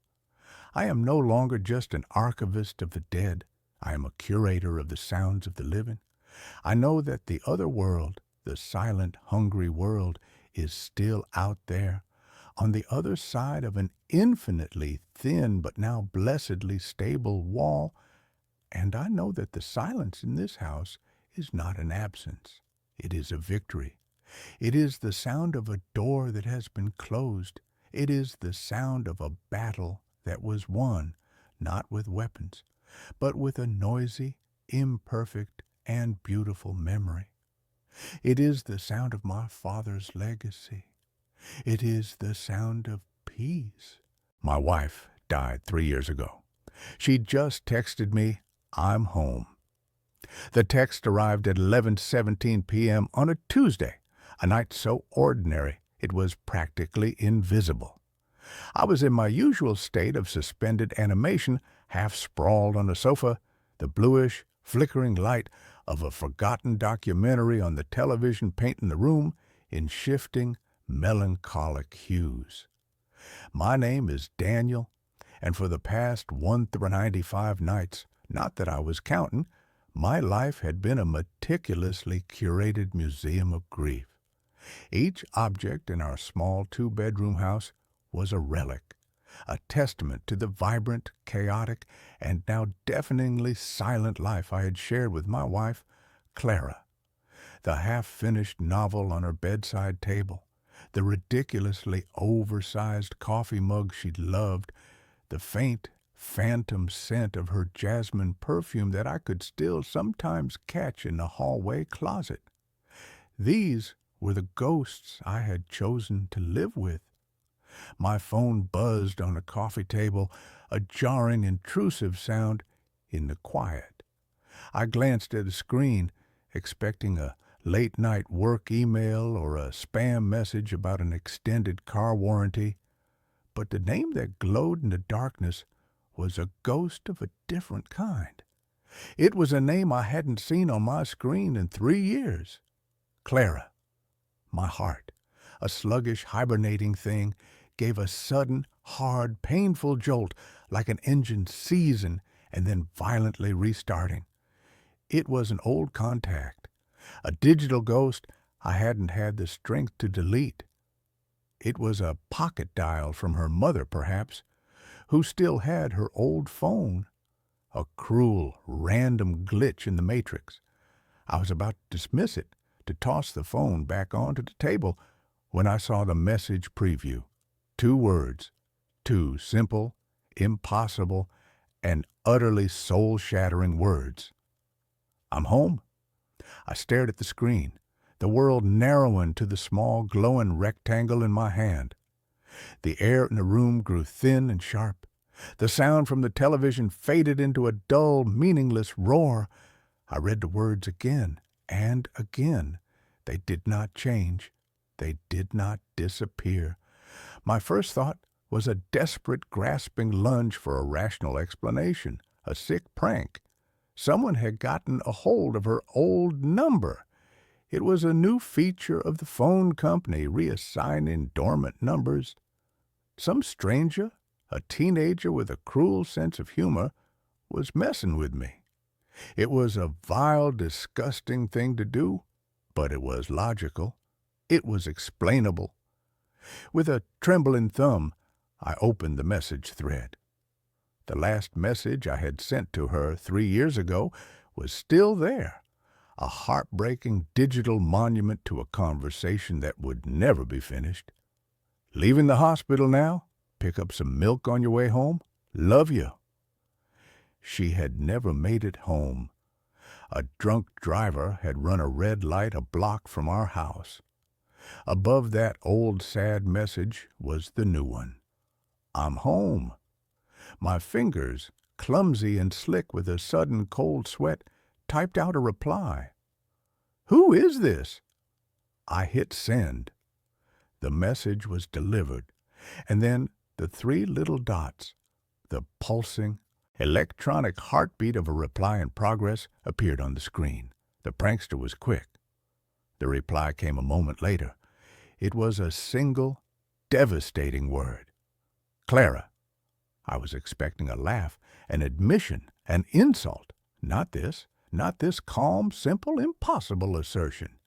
My second thought, the one that slithered in after the rational explanation had been shot down, was that I was losing my mind, that the grief, the loneliness, the sheer crushing weight of the last 3 years had finally fractured my sanity. I was hallucinating. This wasn't real. I was having a psychotic break, and my brain, in a final act of desperate, self-destructive longing, had manifested this cruelest of all possible mirages. I stood up, my legs unsteady. I walked into the kitchen and splashed cold water on my face, the shock of it a welcome, grounding sensation. I looked at my reflection in the dark kitchen window. A pale, haggard, and decidedly sane-looking man stared back. I was not crazy. The phone buzzed again. Another message from Clara. I walked back to it. A man walking towards an execution he had inexplicably scheduled for himself. This message was longer. The key isn't working. The lock must be rusted. Can you let me in, Sleepyhead? Sleepyhead. It was her pet name for me, a gentle, teasing jab at my love of sleeping in on weekends. It was a detail, a small, intimate, and perfect detail that a random prankster could not possibly know. A wave of fear so profound it was almost nauseating washed over me. I looked at the front door. The deadbolt, which I had locked hours ago, was still firmly in place. I crept to the peephole, my heart a frantic trapped bird against my ribs. I put my eye to the cold brass ring and looked out. The porch was empty. The street beyond was silent and still, bathed in the fuzzy orange glow of the streetlights. There was no one there. My mind was a screaming chaos of impossible possibilities. Was this a ghost? A spirit? Somehow manipulating the digital world? Was this a test? A cruel, elaborate game being played by a god I no longer believed in? I typed another reply, my fingers fumbling on the small glass keys. This isn't funny. Stop it. The 3 dots appeared immediately. The reply was instantaneous. Why are you being so weird, Danny? It's cold out here. Just open the door. Danny, not Daniel. Only she had ever called me that. Another detail. Another perfect, tiny, and impossibly real nail in the coffin of my sanity. And then I heard it, a sound from outside, a soft, hesitant 3-beat knock on the front door. Knock, knock, knock. I stumbled back from the door, a choked, guttural cry of pure terror escaping my lips. This was not a digital ghost. This was not a prank. This was real. There was someone or something on my porch, and it knew the things that only my dead wife could know. I didn't answer the door. I ran upstairs, my breath coming in ragged, painful sobs. I locked myself in the bedroom, the room that was still so full of her, and I wedged a chair under the doorknob. I huddled on the bed, my phone clutched in my hand, a useless, terrifying tether to the nightmare that was unfolding. The messages continued. Is everything okay? You're scaring me. Danny, please, I just want to come home. I had a bad dream. I need you. Each message was a new, expertly targeted emotional missile, designed to bypass my fear and hit the raw, exposed nerve of my grief, my love, my protective instinct. It was a masterful, cruel, and deeply personal psychological assault. And then a new message appeared, one that finally, irrevocably, shattered my last, desperate hope that this was some kind of elaborate terrestrial hoax. It was a picture, a photograph, taken just seconds ago. It was a selfie. It was a picture of Clara. But it was not the Clara I remembered. It was not the vibrant, laughing, sun-kissed woman from my memories. This was a pale, spectral, and terrifyingly changed version of her. She was standing on our porch, her face illuminated by the stark, unforgiving light of a phone screen. Her eyes were the same, a deep, beautiful cornflower blue. But they were wrong. They were empty. They held no light, no life, just a flat, placid, and deeply unsettling calm. Her skin was pale, almost translucent, and her hair which had always been a wild, chaotic mane of auburn curls, was lank and dark, as if wet. And her smile.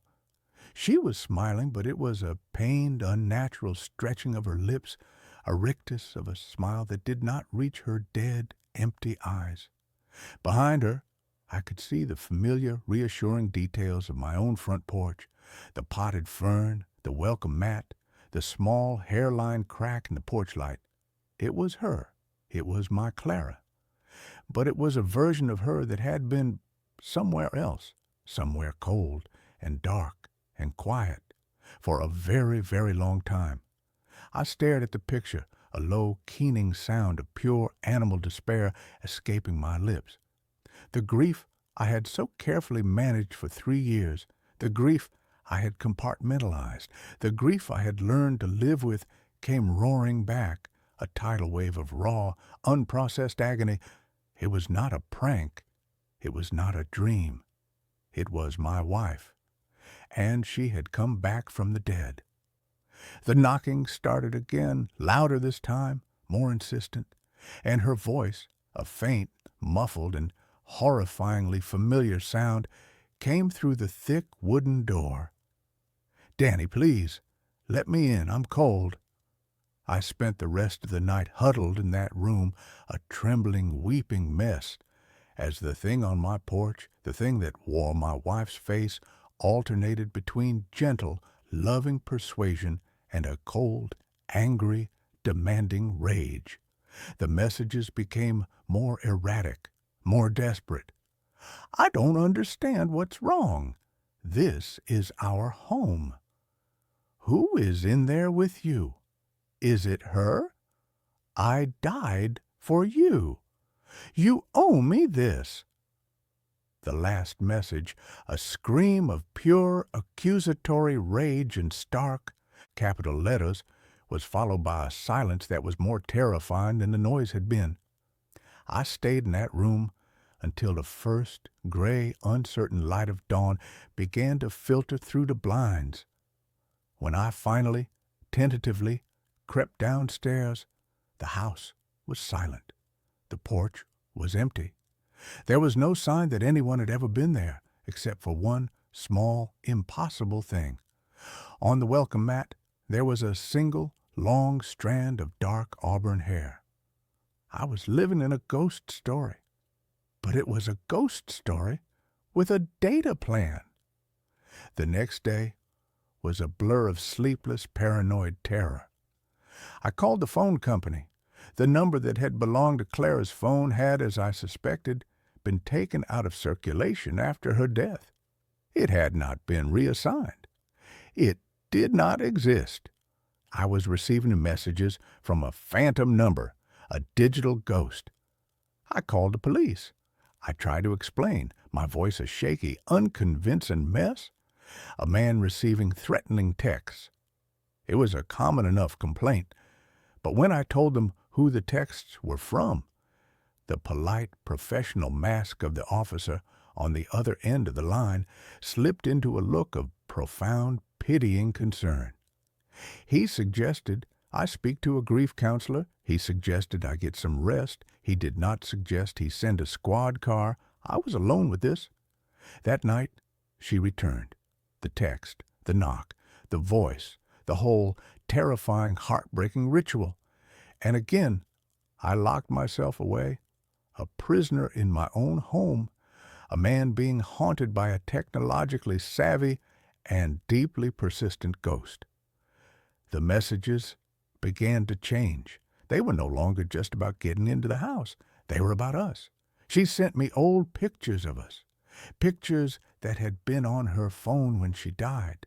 A picture of us on our honeymoon in Italy, grinning like idiots, a smear of gelato on my nose, a picture of us on this very sofa, asleep, her head on my chest.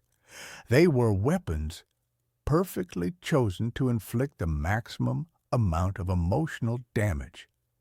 And then she began to send me new pictures. Pictures taken from outside the house. A shot of me through the living room window, my face illuminated by the television. A picture of the back of my head taken from the street as I sat in my study. She was not just on the porch, she was all around me. A silent, watching, and deeply patient predator. I was coming apart. I was a man living on a diet of coffee and terror. I was beginning to see her everywhere. A glimpse of an auburn-haired woman in a crowd would send my heart into a frantic, panicked gallop. The sound of a phone buzzing in a quiet room would make me jump out of my skin. I knew I couldn't go on like this. I was being psychologically dismantled piece by painful piece. I had to confront it. I had to understand what it was and what it wanted. My first thought was that this was some kind of punishment, that her spirit was restless, angry at the drunk driver who had killed her, at the universe that had allowed it. But her anger seemed to be directed at me. "You owe me this," she had said. Why? What did I owe her? I began to sift through the wreckage of our life together, looking for an answer. I went through her old things, her letters, her journals. Clara had been a writer, a poet. Her journals were filled with her beautiful, lyrical, and sometimes painfully honest observations on the world, on us. And in the last journal she had ever kept, in an entry dated the week before her death, I found it. A secret she had never shared with me. She had been pregnant. I stared at the words, my vision blurring with a fresh, new, and infinitely more painful wave of tears. A baby. We had been trying for years. It had been the one deep and unspoken sadness in our otherwise happy life. And she had been about to tell me. The entry was a rehearsal, a practice run of the speech she was going to give. "Danny," it began, "we're going to have to get a bigger house." The grief that hit me was a physical thing, a crushing weight that stole the air from my lungs. Not just her, but a child, a future, a whole entire life that had been stolen from me before I had even known it existed. And I understood. Her rage, her persistence, was not the rage of a spirit who had been cheated of her own life. It was the rage of a mother who had been cheated of her child's. And her words, "You owe me this," they were not an accusation. They were a plea. She didn't want revenge. She wanted her child's life back, and she thought somehow that I could give it to her. That night, when the text came, I was ready. I didn't run. I didn't hide. I walked to the door. "I'm here, Danny. Please, it's time to come home." The knock, soft, gentle. I took a deep breath. My hand was on the deadbolt. My heart was a slow, heavy, and steady drum. I was no longer afraid. I was just profoundly and deeply sad. "I know what you want, Clara," I said, my voice a low, steady thing, speaking to the wood of the door. "I know about the baby.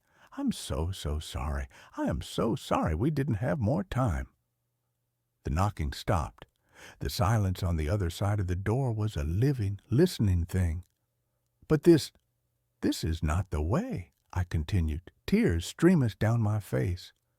"You can't come in. This is the world of the living, and you are not a part of it any more.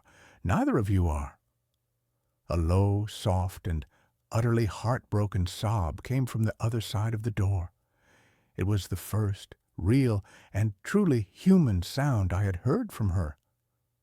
"But this is our home," she whispered, her voice a thin, fragile, and ghostly thing. "It was," I said, "and it was beautiful. But it is my home now, and you have to find a new one, both of you. You have to let go, and you have to let me go too." I was not just speaking to a ghost. I was speaking to my own grief. I was giving myself the permission I had never been able to find, the permission to move on. The silence stretched for a long, eternal moment, and then my phone, which was in my pocket, buzzed one last time. I pulled it out. A new message from Clara. It was not a picture. It was not a demand. It was a single, beautiful, and heartbreaking line of text. Tell him I would have named him Samuel. And then the name on the top of the screen, Clara, vanished. The number became just a number again, an unknown and now unreachable string of digits. I looked through the peephole. The porch was empty. The street was quiet. She was gone. I stood there, leaning my forehead against the cool wood of the door, and I wept. I wept for my wife. I wept for the son I had never known. And I wept for myself, for the 3 years I had spent living in a museum, when I should have been living in the world. The next day I began to pack. I took down the pictures. I boxed up her clothes. I threw away the half-finished novel and the ridiculously oversized coffee mug. They were not her. They were just things. The real memory of her, the one that mattered, the one that was full of love and laughter and a future that had almost been, was the one I would carry with me in my heart. I sold the house. I moved to a new city, a new life. I am a different man now. I am a man who has had a conversation with a ghost through a door and through a phone. I am a man who has learned that the dead do not want to be haunted. They just want to be remembered, and then they want to be let go. I am a man who had a son for a few brief and beautiful moments, a son whose name was Samuel. And it is a good name. It is a strong name. It is the name of a man who has survived. It is my name. My therapist asked if I still hear them whispering. I never told her about that. Dr. Eris Thorne was a woman who made her living by charting the unmapped territories of the human mind. Her office, a serene minimalist space on the 17th floor of a glass and steel skyscraper, was the cartographer's studio. The city sprawled out below her window, a vast, complex, and beautifully chaotic grid. But in this room, the world was reduced to the quiet, intimate geography of a single human life, mine. For the past 6 months, I had been her sole obsessive project. My name is Julian, and I was a man who had come to her with a simple, common problem, insomnia, and had, over the course of our sessions, revealed myself to be a far more complex and apparently interesting landscape of neuroses. Dr. Thorne was good at her job, frighteningly so. She was a master of the gentle, probing question, the insightful, and sometimes painfully accurate observation. She had a way of listening that made you feel like you were the only person in the world, and that the quiet, tangled secrets of your soul were the most fascinating story she had ever heard. I had told her things I had never told another living soul. I had told her about my childhood, a lonely, bookish affair spent in the shadow of a brilliant and emotionally distant scientist father. I had told her about my failed marriage, a slow, quiet, and deeply civilized erosion of love that had left me feeling hollowed out, a beautifully preserved but empty shell. I had told her about the anxiety, the low, persistent, static hum that was the constant background noise of my life. I had told her everything, or so I thought. The session that broke my world open began as all the others had. I was in the comfortable Eames-style leather chair, a glass of water sweating on the small teak table beside me. Dr. Thorne was in her own chair, opposite me, her notebook open on her lap, her pen poised. She was a woman in her late 40s, with sharp, intelligent eyes the color of a stormy sea, and a calm, centered presence that I had come to rely on as a kind of emotional North Star. We were talking about my dreams, or rather, my lack of them. My insomnia was a strange white noise affair.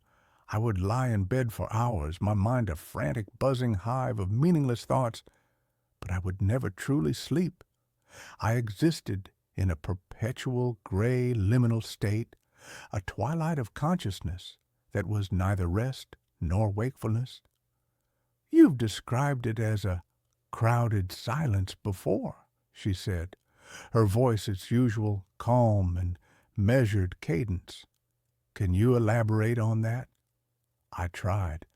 I told her how the silence in my apartment at night wasn't empty, but full, how it felt like a room packed with people who were all holding their breath, how I sometimes felt a pressure, a weight in the air, as if from the presence of 1,000 silent, unseen observers.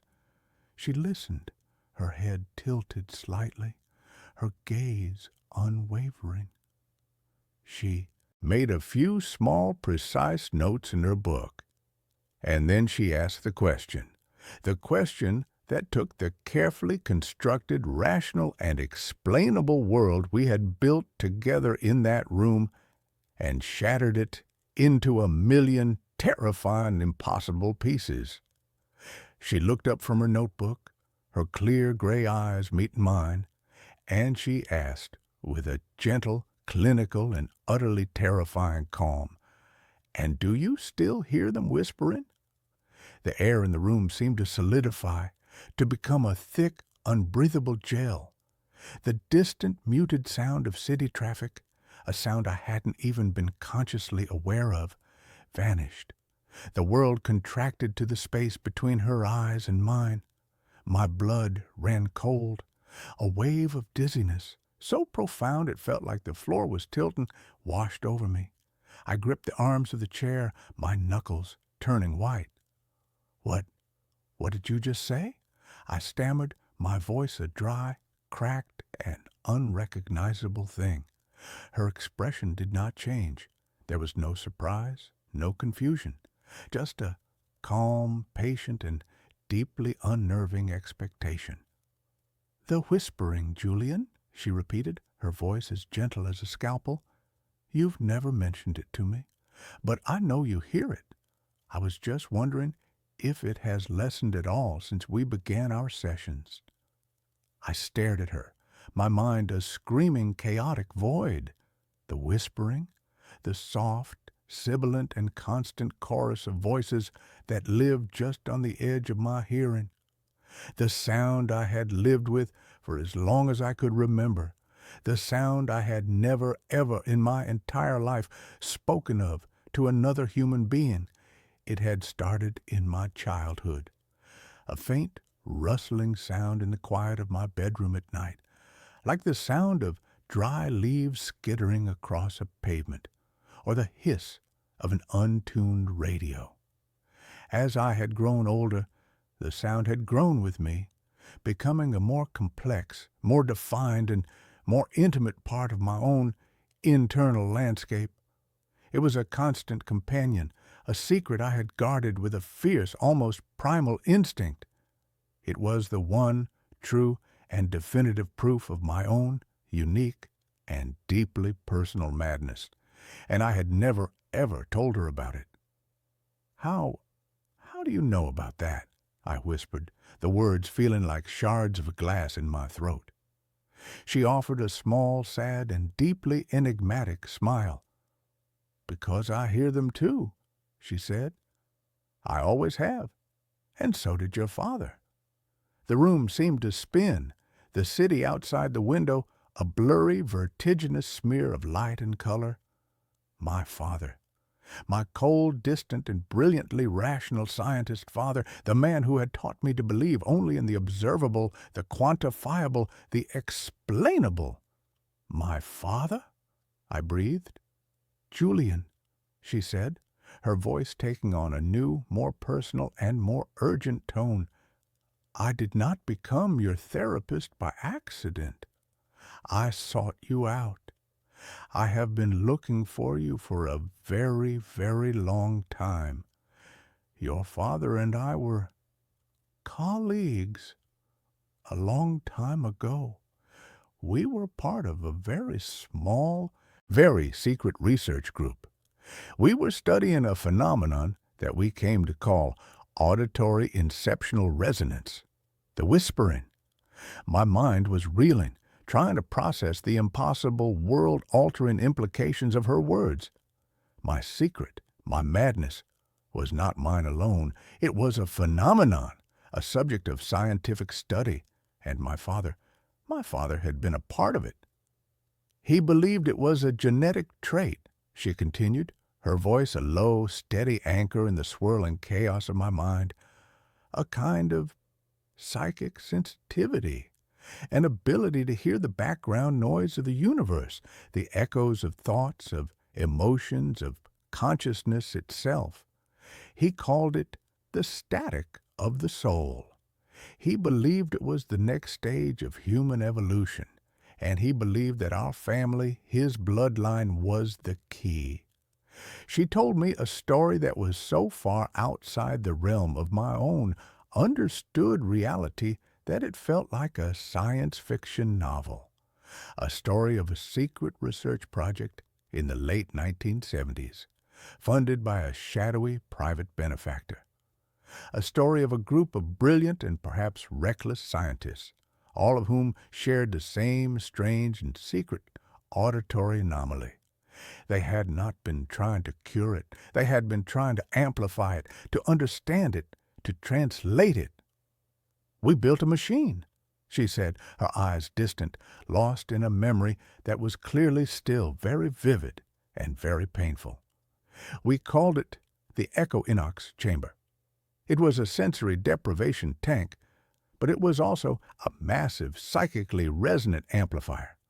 Our theory was that by stripping away all external stimuli and by amplifying our own natural resonant frequency, we could get a clearer signal. We could turn the whispering into a conversation." "What happened?" I asked, my voice a raw, croaking thing. Her face, for the first time since I had met her, showed a flicker of real, profound, and deeply unsettling fear. "We succeeded," she whispered. "We opened a door, and something looked back." She described an experiment that had gone terribly, cosmically wrong. My father, the lead researcher, had been the first to go into the chamber.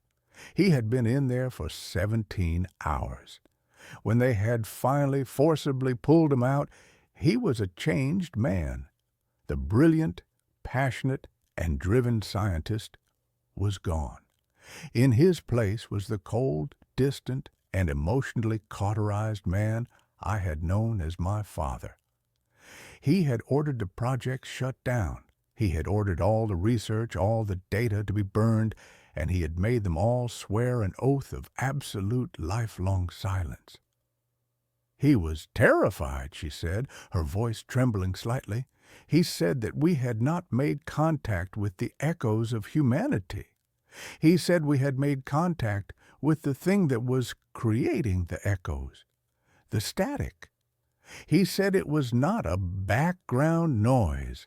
It was a consciousness, a vast, ancient, and utterly alien consciousness, a predator. And it had noticed him. It had touched him. He spent the rest of his life building walls, not just in his mind, but in the real world. The quiet, ordered, and emotionally sterile life he built for himself. For you, it was not a choice. It was a quarantine." I stared at her, my own lonely and silent life suddenly recontextualized. The quiet house, the lack of close friends, the emotional distance, it had all been a shield, a desperate, lifelong attempt by my father to make his own and my own psychic signal as quiet as possible to avoid drawing the attention of the thing he had found listening in the dark. "And you?" I asked. "Why are you telling me this now?" "Because your father is gone," she said, her eyes locking with mine, and I saw in them a reflection of my own lifelong and secret fear. "And because the whispering for me has been getting louder, and it is no longer just a whisper. It has started to cohere, to form words, and the words it is forming are your name." The air in the room grew cold. The familiar, low-level, sibilant hiss in my own ears, a sound I had long ago learned to ignore, seemed to swell in volume, to take on a new, more sinister, and more intelligent cadence. "The static is looking for you, Julian," she said, her voice a low, urgent whisper. "Your father's death was like a lighthouse going out. And you are the new light. You have the same resonance, but it is untrained, unshielded. You are a beacon in the dark, and it is hungry." My life, which had been a quiet, sad, and comprehensible story, had just been rewritten as a cosmic horror novel. And I was the main character. The whispering was not a symptom of my own internal madness. It was the sound of a predator sniffing at the edges of my reality. "What does it want?" I asked, the question a pathetic, childish whimper in the face of this new, terrifying, and incomprehensible reality. "It wants what all predators want," she said, her face grim. "It wants to feed. It feeds on consciousness, on memory, on identity. Your father spent 30 years making himself as unappetizing as possible. He made himself a ghost before it could make him one. But you are full of unresolved, powerful, and deeply resonant emotions. Your grief for your marriage, your complex and largely unexamined relationship with him. You are, to it, a banquet." The therapy sessions were a lie. She had not been trying to cure my insomnia. She had been trying to assess me, to gauge the strength of my signal, and she had been, in her own desperate way, trying to teach me how to build the same kinds of walls my father had. She had been trying to arm me for a war I hadn't even known I was fighting. And now the war had come to me. The whispering in my ears was no longer just a hiss. It was forming words. My name, Julianne, and other words. Words from my own private and internal lexicon. The pet name my ex-wife used to call me. The title of the obscure, philosophical novel I was reading. It was sifted through my thoughts, my memories, like a thief in the night. I left her office in a daze, the city streets a blur of hostile, meaningless noise. The real noise, the terrifying noise, was the one that was inside my own head. I went home to my quiet, minimalist apartment, a space I had designed to be a sanctuary of calm, but which now felt like a cage, a listening post for a monster. The phenomena escalated. The whispering was no longer just in my head. I would hear it from the corners of the room, from the speaker of my phone, from the static between television channels. It was bleeding through. I began to experience what I can only describe as memory leaks. I would be sitting, reading a book, and a sudden, vivid, and deeply alien memory would flash through my mind. The memory of standing on a beach of black volcanic sand, under a sky with 2 crimson suns. The memory of the feeling of having 6 slender, multi-jointed fingers. The memory of a language that was made of pure mathematical equations. They were not my memories. They were its memories. It was not just listening to me. It was merging with me. It was overwriting my own personal history with its own ancient and incomprehensible one. I called Dr. Thorne in a panic. She told me to come to her house, an old isolated brownstone in a quiet, forgotten part of the city. Her home was the opposite of her office. It was cluttered, chaotic, and filled with the ghosts of a life I had never known she had. And in the basement, hidden under a dusty tarp, was a single large metal crate. "This is all that's left," she said, her voice a grim, determined whisper.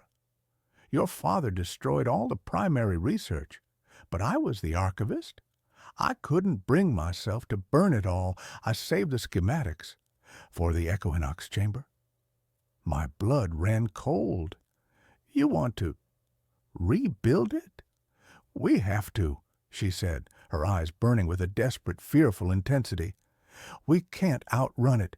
Your father's strategy was to hide, to become a whisper. But you are not a whisper, Julian. You are a shout, and it has heard you. Hiding is no longer an option. Our only choice is to confront it, to go back in, and to close the door he left open." Her plan was insane, a desperate, reckless gamble. She believed that the entity, the static, was using my own unique, resonant frequency as a bridge. She believed that by using the chamber to amplify my own consciousness, I could fight back. I could learn to control the signal. I could learn to build a new kind of wall, a firewall, not of silence, but of pure, focused, and defiant will. For the next week, we worked like maniacs, a two-person cult preparing for the end of the world. We rebuilt the equinox chamber in her basement. It was a terrifying, beautiful, and deeply unsettling object, a fusion of cold, hard technology and a strange, almost mystical understanding of the human mind. It was a coffin, a spaceship, an altar. The night we were ready, the whispering in my head was a triumphant, deafening roar. It knew what we were about to do. It was excited. It was hungry. I stripped down and entered the chamber. It was filled with a warm, saline solution, the color and consistency of blood. As the lid hissed shut, plunging me into an absolute velvety darkness, the last thing I saw was Dr. Thorne's face, pale and strained, her eyes full of a mixture of hope and terror. The sensation was one of absolute dissolution. My body vanished. My sense of self, of my own physical boundaries, dissolved into the warm, dark liquid. There was only my consciousness, a single, untethered point of light in an infinite black void, and the whispering. It was no longer around me. It was me. It was a part of me. And then I saw it. It was not a creature of flesh and blood. It was a thing of pure, geometric, and malevolent consciousness. It was a living, breathing, and impossibly complex pattern of static. It was a storm of a billion forgotten thoughts, of dead realities, of lost souls. And it was beautiful. And it was hungry. It swarmed towards me, my single, small, and terrified point of light. It wanted to consume me, to add my small, unique pattern to its own chaotic and infinite design. And in that moment of absolute, existential terror, I did the one thing it did not expect. I did not fight it. I did not run. I did not try to build a wall. I remembered my father, his silence, his distance, his lifetime of fear. And I remembered the one true and powerful thing he had given me, my own unique and deeply personal silence. I did not try to shout over the noise of the static. I just listened, not to it, but to myself.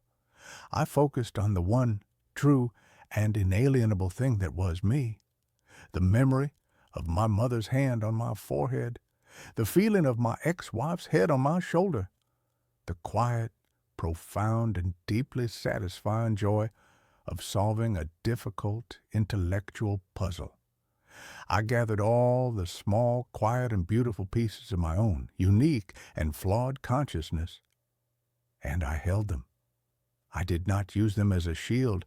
I used them as an anchor. The static swirled around me, a hurricane of alien thoughts and dead memories, but it could not find a purchase. My silence, my stillness, my absolute and deeply personal sense of self was a thing it could not comprehend. It was looking for a fighter, a resistor, a shouter. It was not prepared for a listener, and in the heart of its storm, I found its own deep and profound secret. The static was not a predator. It was a lost thing. It was the collected, terrified, and lonely consciousness of a universe that had died. A universe where the only thing left was the echo. It was not hungry. It was just alone. And it was desperately and clumsily trying to find a companion. I did not offer it a fight. I offered it a piece of my own quiet, a single, shared moment of stillness in the heart of the storm. I don't know how long I was in that chamber when the lid opened and the light of the basement flooded in. I felt different. The whispering was gone. Not gone, but quiet. It was back where it belonged, in the background. A part of the texture of the universe, but not a part of me. I had not closed the door. I had simply learned to not be afraid of what was on the other side. Dr. Thorne and I dismantled the chamber. We did not destroy it. We understood now. It was not a weapon. It was a tool, a telephone, a thing to be used with great and profound respect. My life is different now. The silence in my apartment is no longer crowded. It is just quiet. My insomnia is gone. I sleep and I dream, and my dreams are my own. I have learned that the greatest walls are not built of silence or of fear. They are built of the quiet and deeply and unshakably personal knowledge of who you are. The whispering is still there, a faint, cosmic static on the edge of the world. But it is just noise now, and I am no longer listening. I joined a sleep study. Everyone else disappeared on night 3. The flyer was a small, unassuming rectangle of cheap, glossy paper, tacked to the overstuffed bulletin board in the graduate student lounge. It was a beacon of bland, institutional hope in a sea of roommate-wanted ads and free pizza for your soul campus ministry flyers. Participants needed for a study on the restorative effects of deep sleep, it read. The compensation was a number so ludicrous, so disproportionate to the task of simply sleeping, that it felt like a typo. $20,000 for a 1-week inpatient study. To me, a PhD candidate in theoretical physics, a man whose life had become a Sisyphean struggle to pay rent on a grad student stipend while simultaneously trying to solve the mysteries of the universe, that number wasn't just money. It was a lifeline. It was a year of ramen noodles and peace of mind. It was the ability to think about something other than the crushing weight of my own self-imposed and deeply intellectual poverty. My name is Simon. I have always been a man who believed in data, in quantifiable and observable reality. The world, to me, was a complex but ultimately solvable equation.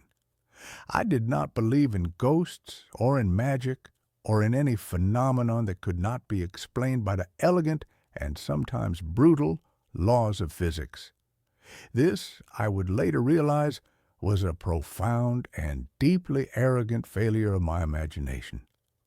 The study was being conducted by a private and vaguely sinister research group called the Somnos Institute.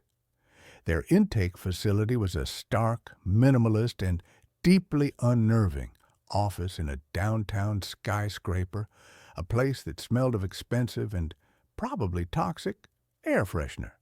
The man in charge was a Dr. Elias Vance, a man with the cold, dead eyes of a shark and a smile that was a masterpiece of insincere corporate reassurance.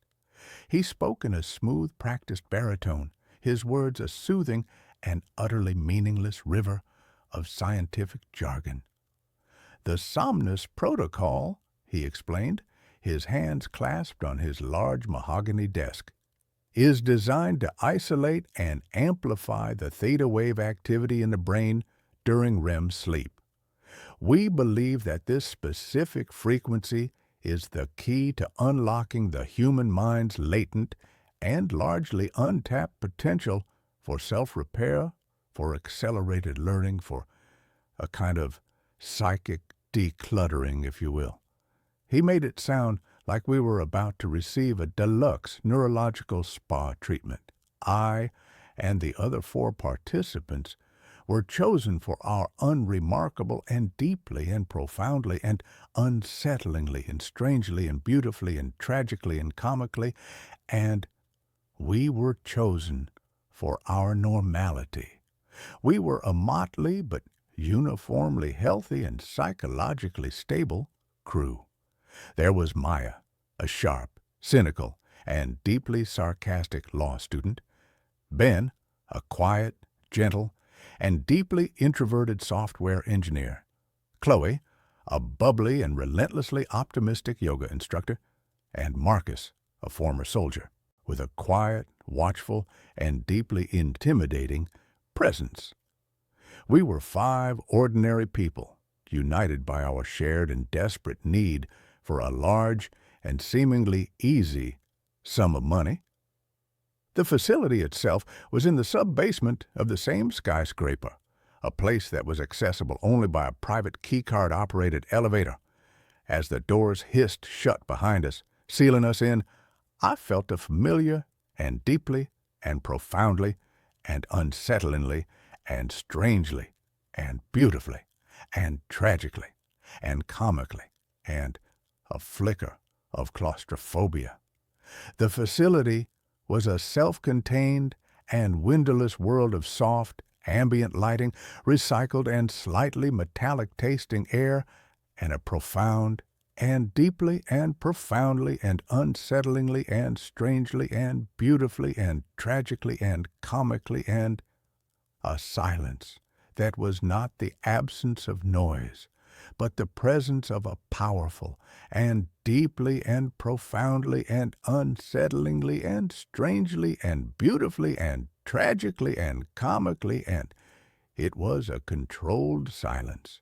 We were each assigned a small, comfortable, and deeply and profoundly and unsettlingly and strangely and beautifully and tragically and comically, and it was a sterile room.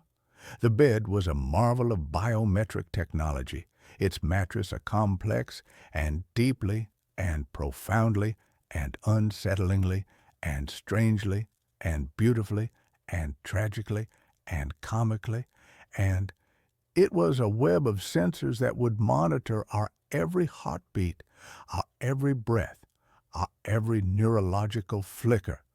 A small, unobtrusive, and deeply and profoundly and unsettlingly and strangely and beautifully and tragically and comically, and a camera was mounted in the corner of the ceiling, its single, black, and deeply and profoundly and unsettlingly and strangely and beautifully and tragically and comically, and its unblinking eye a constant and silent observer.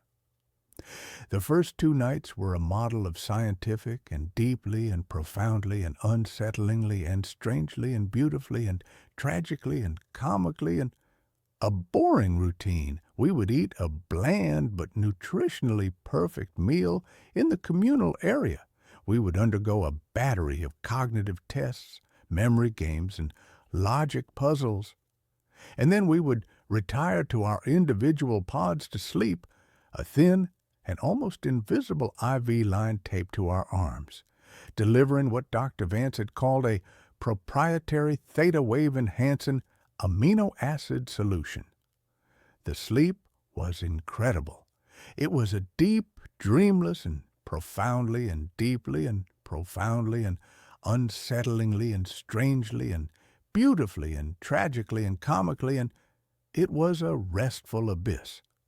I would wake up feeling a clarity, a focus that I hadn't experienced since my undergraduate, and deeply and profoundly and unsettlingly and strangely and beautifully and tragically and comically, and my Adderall-fueled days. The others reported the same. We were sharper, faster, and our scores on the cognitive tests were improving at an exponential rate. The $20,000 felt less like a payment and more like a bonus for a life-altering and deeply and profoundly and unsettlingly and strangely and beautifully and tragically and comically, and a very expensive and very effective and very, very strange and very, very strange and very, very strange, and it was a good sleep. The change occurred on the third night. I woke up as usual to the soft, gentle, and deeply and profoundly and unsettlingly and strangely and beautifully and tragically and comically, and a chime that signaled the beginning of our waking cycle. I felt the same, profound and deeply and profoundly and unsettlingly and strangely and beautifully and tragically and comically, and I felt the same clarity. I sat up. The IV had been disconnected, as it always was, by some silent and unseen and deeply and profoundly and unsettlingly and strangely and beautifully and tragically and comically, and a mechanism. I went to the communal area for breakfast. The room was empty. The table was set for 5, as it always was, with 5 identical bowls of the same bland and deeply and profoundly and unsettlingly and strangely and beautifully and tragically and comically, and the same oatmeal-like paste. I waited. Ben was usually the first one up, a creature of quiet and deeply and profoundly and unsettlingly and strangely and beautifully and tragically and comically, and a creature of habit. Then Chloe and Maya. Marcus was always the last. I waited for 20 minutes. The silence in the room was no longer the controlled and sterile silence of the facility. It was a deep and profound and deeply and profoundly and unsettlingly and strangely and beautifully and tragically and comically, and it was an empty silence. I went to Ben's room. The door was slightly ajar. I pushed it open. The room was empty. The bed was made the same, perfect and deeply and profoundly and unsettlingly and strangely and beautifully and tragically and comically, and the same military precision neatness as my own. I checked the other rooms, Maya's, Chloe's, Marcus's. They were all empty. Their beds were all made. Their few personal belongings, a book, a tube of chapstick, a pair of running shoes, were all gone. It was as if they had never been there. My first thought was that this was a part of the study, a psychological test, a test of my reaction to sudden and unexplained isolation. It was a logical and deeply and profoundly and unsettlingly and strangely and beautifully and tragically and comically, and it was a rational explanation. I went to the main door, the one that led to the elevator, to the outside world. I had expected it to be locked. It was not. It opened with a soft and deeply and profoundly and unsettlingly and strangely and beautifully and tragically and comically, and it hissed open. I stepped out into the elevator lobby. The elevator was there, its doors open, waiting. I stepped inside. I pressed the button for the ground floor. The doors closed, and the elevator began its ascent. I was free to go. The thought was not a comforting one. It was a deeply and profoundly and unsettlingly and strangely and beautifully and tragically and comically, and it was a terrifying one. If this was a test, it was a very strange one. The elevator doors opened onto the lobby of the skyscraper. The morning sun was streaming through the large plate glass windows, and the city was a bustling and beautiful and wonderfully and finally, blessedly, real and deeply and profoundly and unsettlingly and strangely and beautifully and tragically and comically.